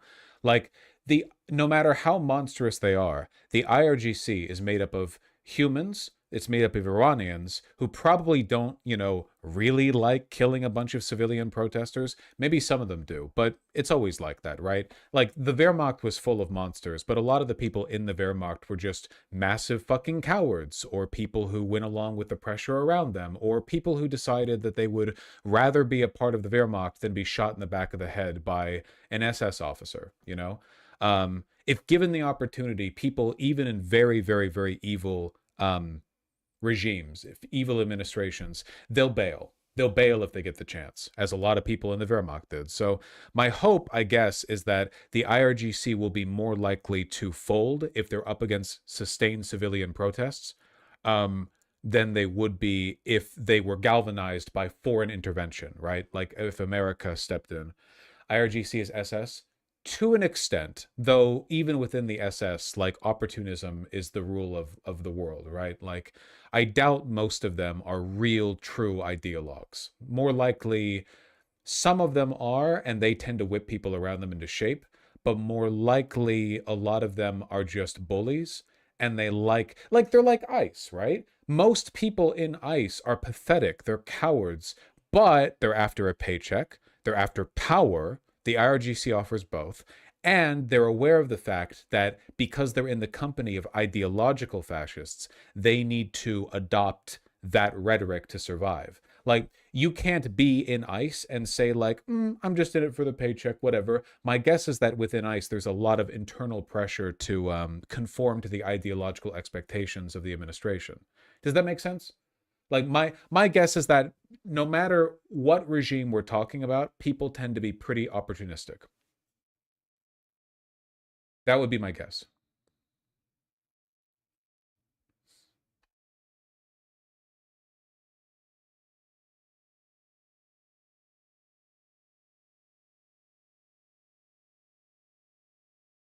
I saw Gayfesh. It was pretty funny.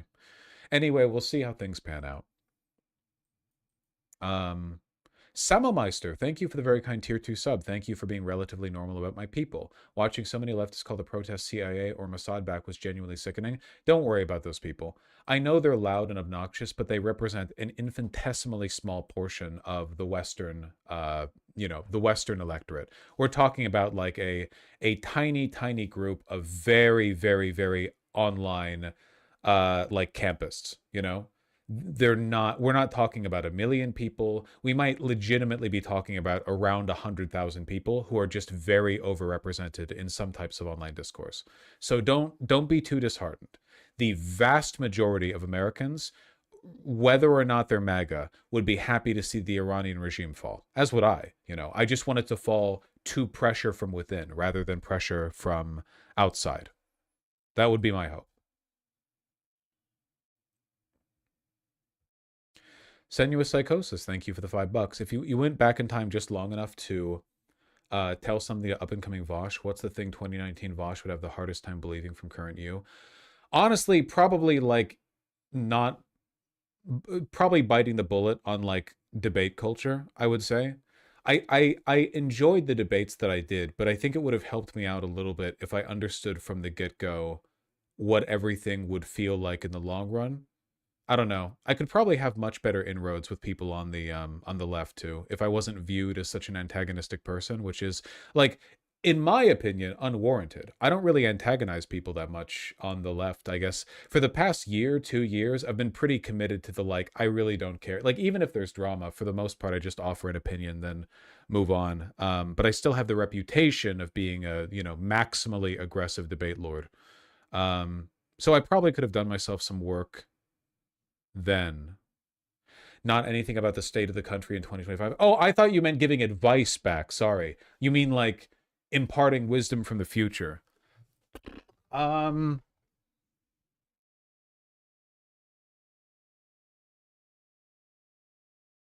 if you told me back in 2019 that Trump would win in 2024 and then the government would just openly be run by neo-Nazis, I would have a pretty hard time believing that. The end of U.S. aid? I don't know.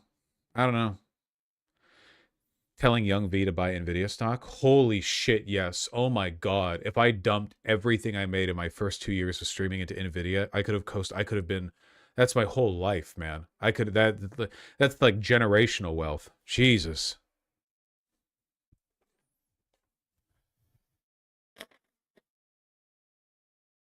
The mouse, I'll have to engage with this tomorrow. Rockcared, thank you for the tier 2 sub. Sub Vosh, going to be traveling to Seattle for the first time. Any recommendations for place to visit? I mean, do you want museums? Do you want natural environment? Capitol Hill and the Volunteer Park area are really fun to walk around. Good music scene in Cap Hill and in Belltown. Go down by the pier. It's fun. Pike Place is fun, but you know, it's pretty touristy. Not that there's anything necessarily wrong with that. Get some biscuit, bitch. Fucking delicious, you know. Go to Moss Cafe over by the Gasworks Park, north of the Channel, you know. The U District near the university is really nice. Discovery Park is really nice, yeah. You can get a nice peek into nature, the natural environment in Seattle, while staying in the city if you go over to Interlaken Park. Interlaken Park is really nice. It really depends on what you're there for, you know. Don't go to Renton. Don't go to Renton. It really depends on, you know, what you're there for, I guess. A lot of really good hiking opportunities. If you're outdoorsy, there's some good stuff nearby. And you're only, well, you can't really hike Rainier right now. It's still winter. There's still trails in the area, you know, still stuff there. You get me. You get me. Shamrock, thank you for the $5. I resisted treats at the store yesterday because of you. You've probably single-handedly prevented millions of dollars of superfluous consumerism. I haven't been buying many clothes lately, if that makes you... The only clothes that I bought for myself in the past 2 months have been... I bought one sweatshirt from Buck Mason, which I don't regret because it's been cold. But apart from that, I've been pretty moderate with my spending. Gotta get ready. Gotta get ready. Kowalski, thank you for the $5. The Midwest has hated slave catchers since the 1850s. Our ancestors are chanting at us beyond the grave to remember who we are. That is true, you know? But nowadays, the Midwest is pretty chud-coded, which is fucked up because you guys weren't, you know, slave states. But, yeah, no, that's true. Wait, he did say he spent a fuck ton of holiday gifts. He might not be lying. Yeah, I didn't buy myself anything nice. I got like a nice instrument, and I got some nice clothes for friends. But yeah, I didn't get myself much of anything. I didn't ask for presents for my friends because, like, what do I get, right? What do I want? I do know what birthday present my beautiful, beautiful partner got for me, and I'm very excited for it. I caught them getting it for me. Right now, the only present that I want, the only thing I want on this mortal coil is I want to get stretchier. I've been getting so much more flexible. I wish I could show you guys the flexibility progress without me looking like a 31-year-old fat man trying to twist his body around. You know? Do the splits? I can't do the splits yet. I'm really sorry. I can't do the splits yet. I'm really working though. I'm really working on the hip stretch, the inner hip stretch.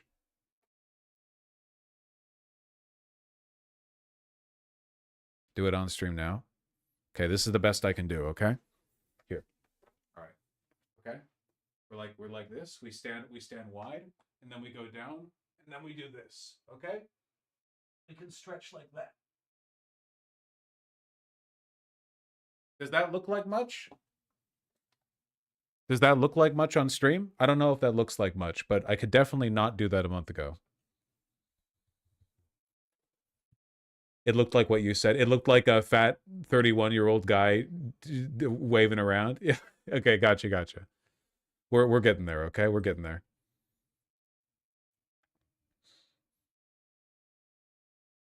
There's no way to look good while stretching. Don't sweat it. I genuinely, it's like natural fat phobia because if you're slimming, you know, if you're like really slim, it's this like elegant elongation of the body.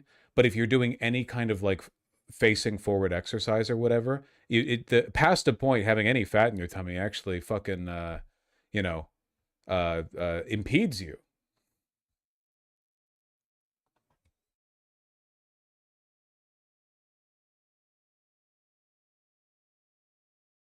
I thought you were against the stock market. I am, but I don't really have an issue with people investing. If you think you have it's probably a good place to put your money. I do think that we're headed for a bubble pop soon. So now I would not recommend you put money into Nvidia like right now, I guess. Cause I don't know, maybe the bubble doesn't pop for like 3 or 4 years. No one knows. No one knows the future. But I'm against the market as a system. You know, I don't really have an issue with individual financial decisions involving investment.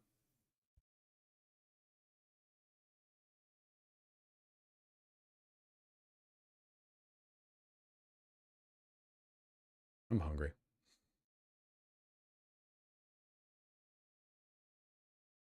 When I stretch, I feel like I look like Baron Harkonnen. Maybe. I'm gonna have to like rewind the VOD to see what I looked like there, because I feel like I looked ridiculous. But to me, it feels very impressive. It felt very impressive to me, you know? I'm proud. Okay, you know, we have some pride. We have some pride in chat. That's what's important.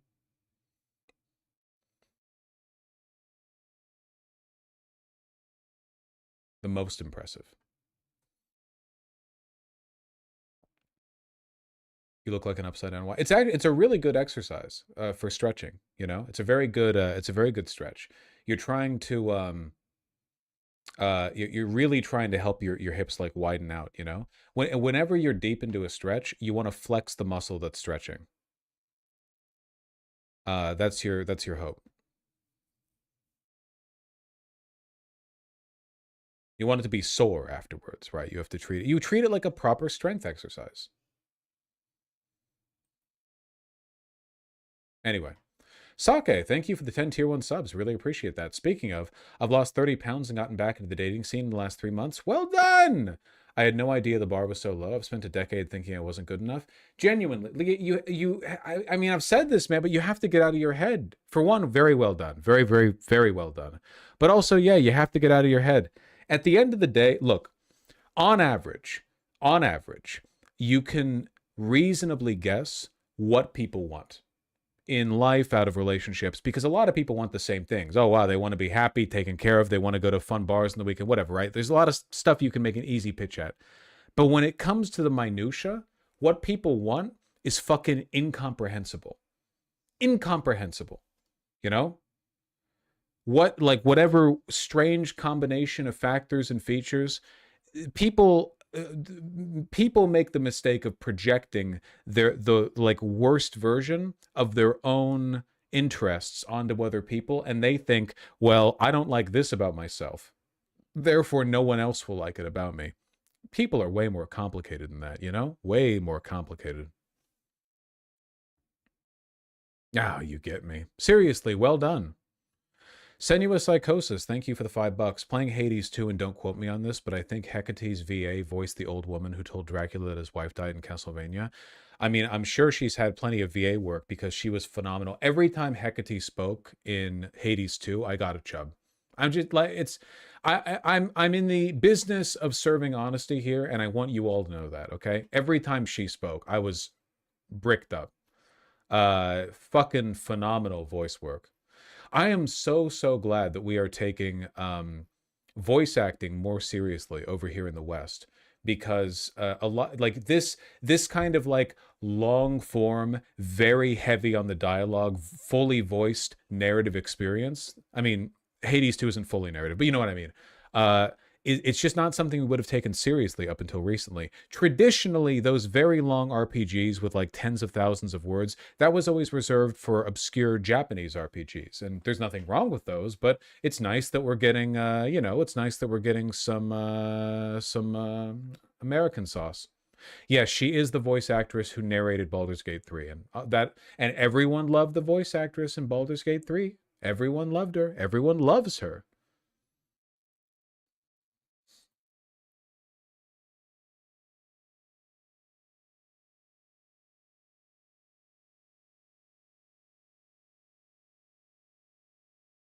She's the half demon in Divinity Original Sin. Is she? Oh, fuck. I didn't know that. She's the half demon in Divinity Original Sin 2? Well, she's probably going to have a role in Divinity Original Sin 3, so...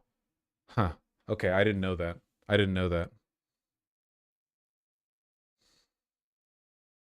Damn. Okay, well, anyway. Let me read Super Chat. Super Chat. Super Chat. Super Chat. Super Chat. Yo.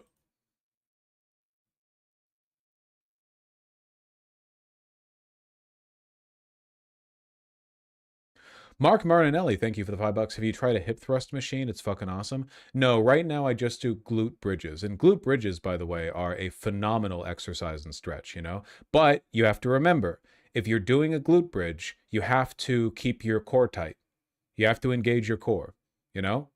You can't just like arch your back out like you're doing some kind of weird crab position, you know?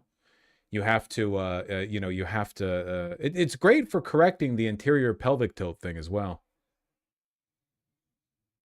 Very, very good. Still alive and Ghost of Avalon, thank you for the $5 both. Flop Bingus Republic, thank you for the $2. John Brown and Zoidimus, thank you for the $10 both. I really, really appreciate that. Thank you, thank you. Anime 3806, thank you for the $5. Oh, I think I read these actually. Yes, I did. I did read those. Because those were before we started playing E33 last stream 2 days ago on Sunday. Halavar, thank you for the $10. Wanted to thank you for your urging people to go out and do stuff. Joined DSA last year and went to my first protest yesterday. It's better than just being informed of awful stuff. It really is. It really, really is. The worst thing that you can ever feel when you're upset about the state of the world is alone. Because if you feel alone, you feel crazy. You see all this wild stuff happening and you're like, damn, I'm in a void over here, you know? You got to go out there and you have to meet other people. Not just watch streams, you have to meet other people and you have to remind yourself that most people are really are fine. Most people are fine. Really, they are. Most people are fine. You know? Maybe a bit dumb. I think the average person is pretty stupid. I don't think that's an innate thing. Like they could change that if they wanted to, but I think the average person's kind of a little bit dumb, but so are you. Maybe. I don't know. It's not that bad, man. It's not that bad, okay? It's not that bad. It's not like you... I bet you there's some 123 IQ motherfuckers watching this right now who do nothing with their lives. So functionally, it's like you're dumb anyway, right? In your head, you're like, I could never waste my life with a person who's not intelligent enough to keep up with my conversational rapport. And then what do you do with your intellect? Absolutely nothing. And your memory's dog shit because you're addicted to weed. So, like, functionally, you'd actually get mogged in a conversation. You with your 93 IQ girlfriend, you clam up when the cash register, cashier, you know, asks you, if you want to donate 5 cents to round out the purchase to your local animal fund. And meanwhile, the person under your arm is like, no, that's okay. You were going to freeze up. You were going to freeze up. You were going to say shit. You need to stop smoking weed. You got to stop. You got to stop. Jack Garland 78, thank you for the $5. Ames, Colin Turner, and the Robot Chicken MLP, thank you for the $5 all. Really appreciate that. What are your thoughts on the Sasha Riley interview? I said earlier, but I haven't seen it.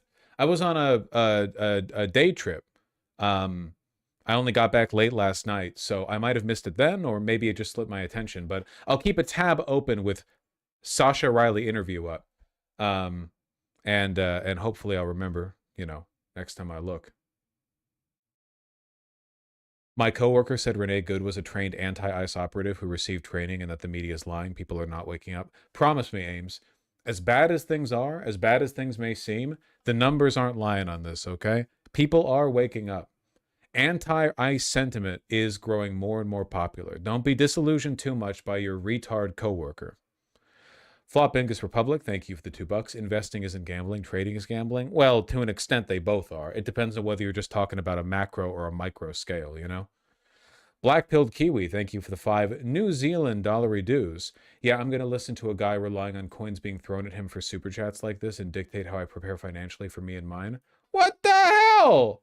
Okay, first of all, whoa. First of all, I don't rely on coins thrown at me. Most of my money comes from Google AdSense, and it's a pretty decent amount, for one. For two, I wasn't telling you you can't invest. I think it's a good idea to invest as long as the market conditions are correct. Right now, I don't really know if they are because I kind of feel like things are going to pop sometime soon. But I was talking about, like, broadly, I was talking about the I said this multiple times, man. I was talking about the need to move away from the financialization of the economy. I wasn't saying that you personally shouldn't. Why do people get so defensive over investing? Well, you're called black-pilled Kiwi, so I don't know.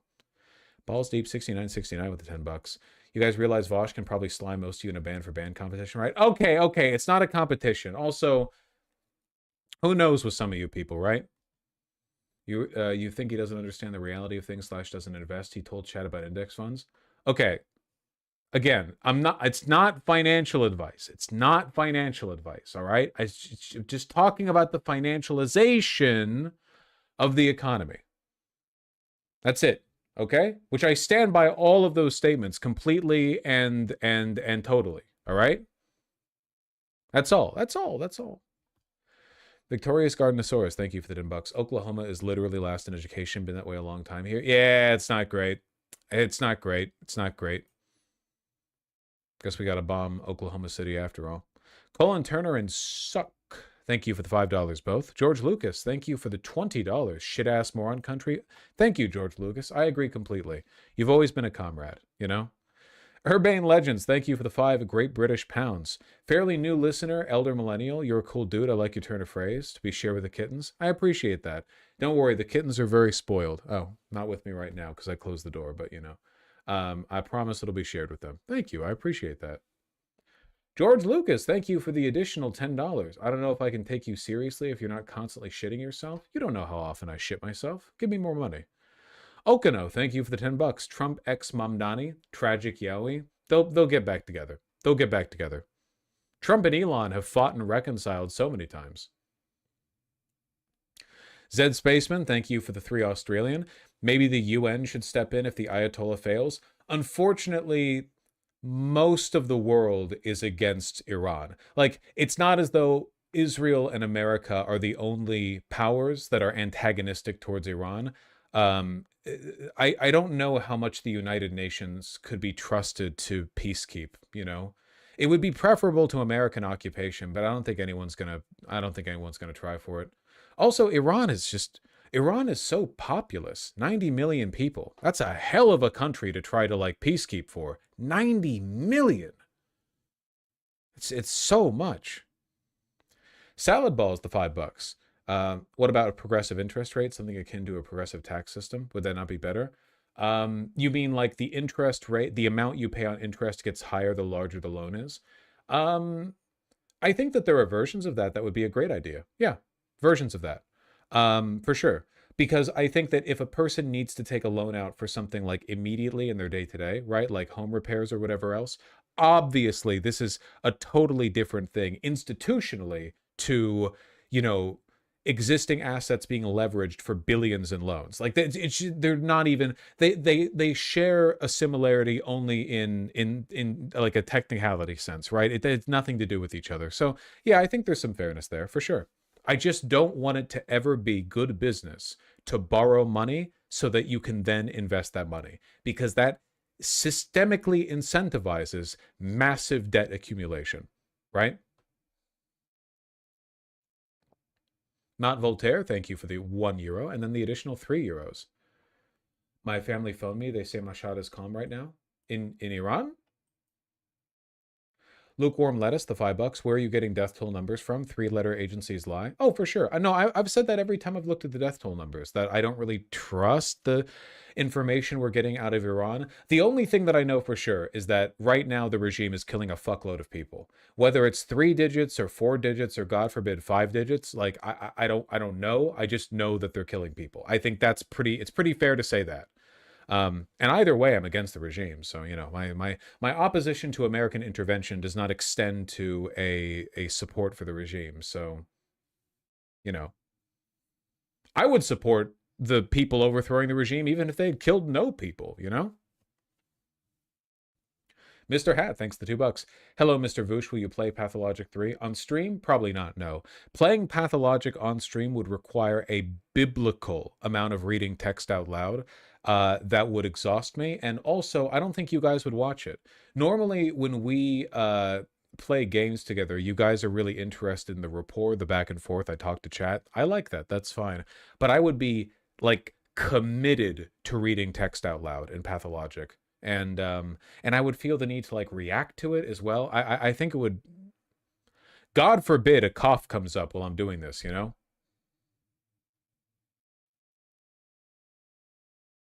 Mikhail Gelfen, thank you for the $20. ICE is removing pedophiles, one's living at 1600 Penn Avenue. Yeah, they haven't caught on to that yet. White privilege, you know? We'll get there. Still alive, thank you for the $5. Do you personally have a plan in case the economy completely crashes? Other than just rice and beans, I mean. I mean, kind of. What?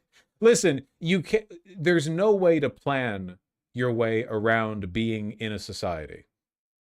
Right? Even the billionaires who are building their fucking, like, doomsday bunkers, there's no... You can't plan your way out of being in a society. At the end of the day, I have money saved and I have friends, and my hope is that if things ever got really bad, I would have, you know, the sort of the social support network, both domestically and internationally, to help me out. But, you know, might not work that way. It could be just it all becomes irrelevant, and day 2, the internet fails, and then I'm just another retard wandering the streets of Seattle looking for food. I'm just out there in Lake Washington trying to catch fish with a string that I've got tied around my pinky toe, you know? That's how it is. You can't attempt to escape this. Just plan as best as you can. There's my plan. Atul Prasad, thank you for the $10. I think liberals made a big mistake in 2015 thinking Trump is stupid. He's actually very smart, just chaotic, unwise, and immoral. I think that Trump, I don't know, on a base level is pretty intelligent. I think right now he's a fucking idiot because he's got dementia. Like, or Alzheimer's or whatever the fuck else. Like, right now, I genuinely think his brain is soup. If you take a look at how he acted back in 2016, 2017, light years further than where he is right now. Like, way, way, way more put together. So I think that sometimes when he's in his element, things work in his favor and he knows how to play well to a situation. I think there's an element of truth to that. What I will say is that the liberal strategy of focusing on him being stupid was really, really bad. Because the problem with Trump is not that he's stupid or senile. The problem with Trump is that he's fucking evil and self-aggrandizing and will do or say anything if it furthers some, like, emotional priors that he has, you know? Shikigami-chan, thank you for the $5. What do you think of the economic situation in red states? Florida's been getting more expensive, but Virginia or North Carolina seem bearable to live in. Whoa, Virginia's blue, motherfucker. You know, former capital of the Confederacy notwithstanding. Look, any place that people want to live in over time will get more expensive because nobody in the United States is building the amount of housing they need to. Maybe outside of some places in Texas. That being said, you know, it's really just a matter of where you can stand to live. I understand I'm sitting on a high horse here because I'm a streamer and I don't have a real job, etc., etc. But I would rather make ends meet in a city that felt fun and accommodating than have a bit of excess dough in a place where there's nothing to do and no one to talk to. You know? Mods, mute beloved partner for 1 minute for essay posting. No, don't actually do that. They'll be mad at me. It'll be funny right now, but then they'll be mad at me. Waffles, thank you for the $5. We're at the point where random brown shirts are murdering people in the streets. What's stopping us from proactively defending ourselves? Nice try, Fed. This is what happens when all your ICE budget gets taken up with, you know, payouts and lawsuits and getting upcharged Slurpees at the 7-Eleven from the fella at the counter. You can't afford the real quality Mossad agents no more. No preventative violence should be taken against ICE agents because it's deeply un-American, okay? It's illegal and it's immoral and it's un-American. The American way is to be brutalized by Nazi thugs indefinitely until something changes, presumably electorally. We'll get you next time. You get me next time. We'll see. We'll see, won't we? All right, folks, I thought I'd be leaving early. I'm actually 1 minute past 3. I just spent a while reading donos. I love you guys. Everyone take care. I'll be here tomorrow. Maybe we can play some more E33. I'm interested in seeing where the story goes from here. Act 3 and all that. So take care. And yeah, see you guys soon. Drink some water.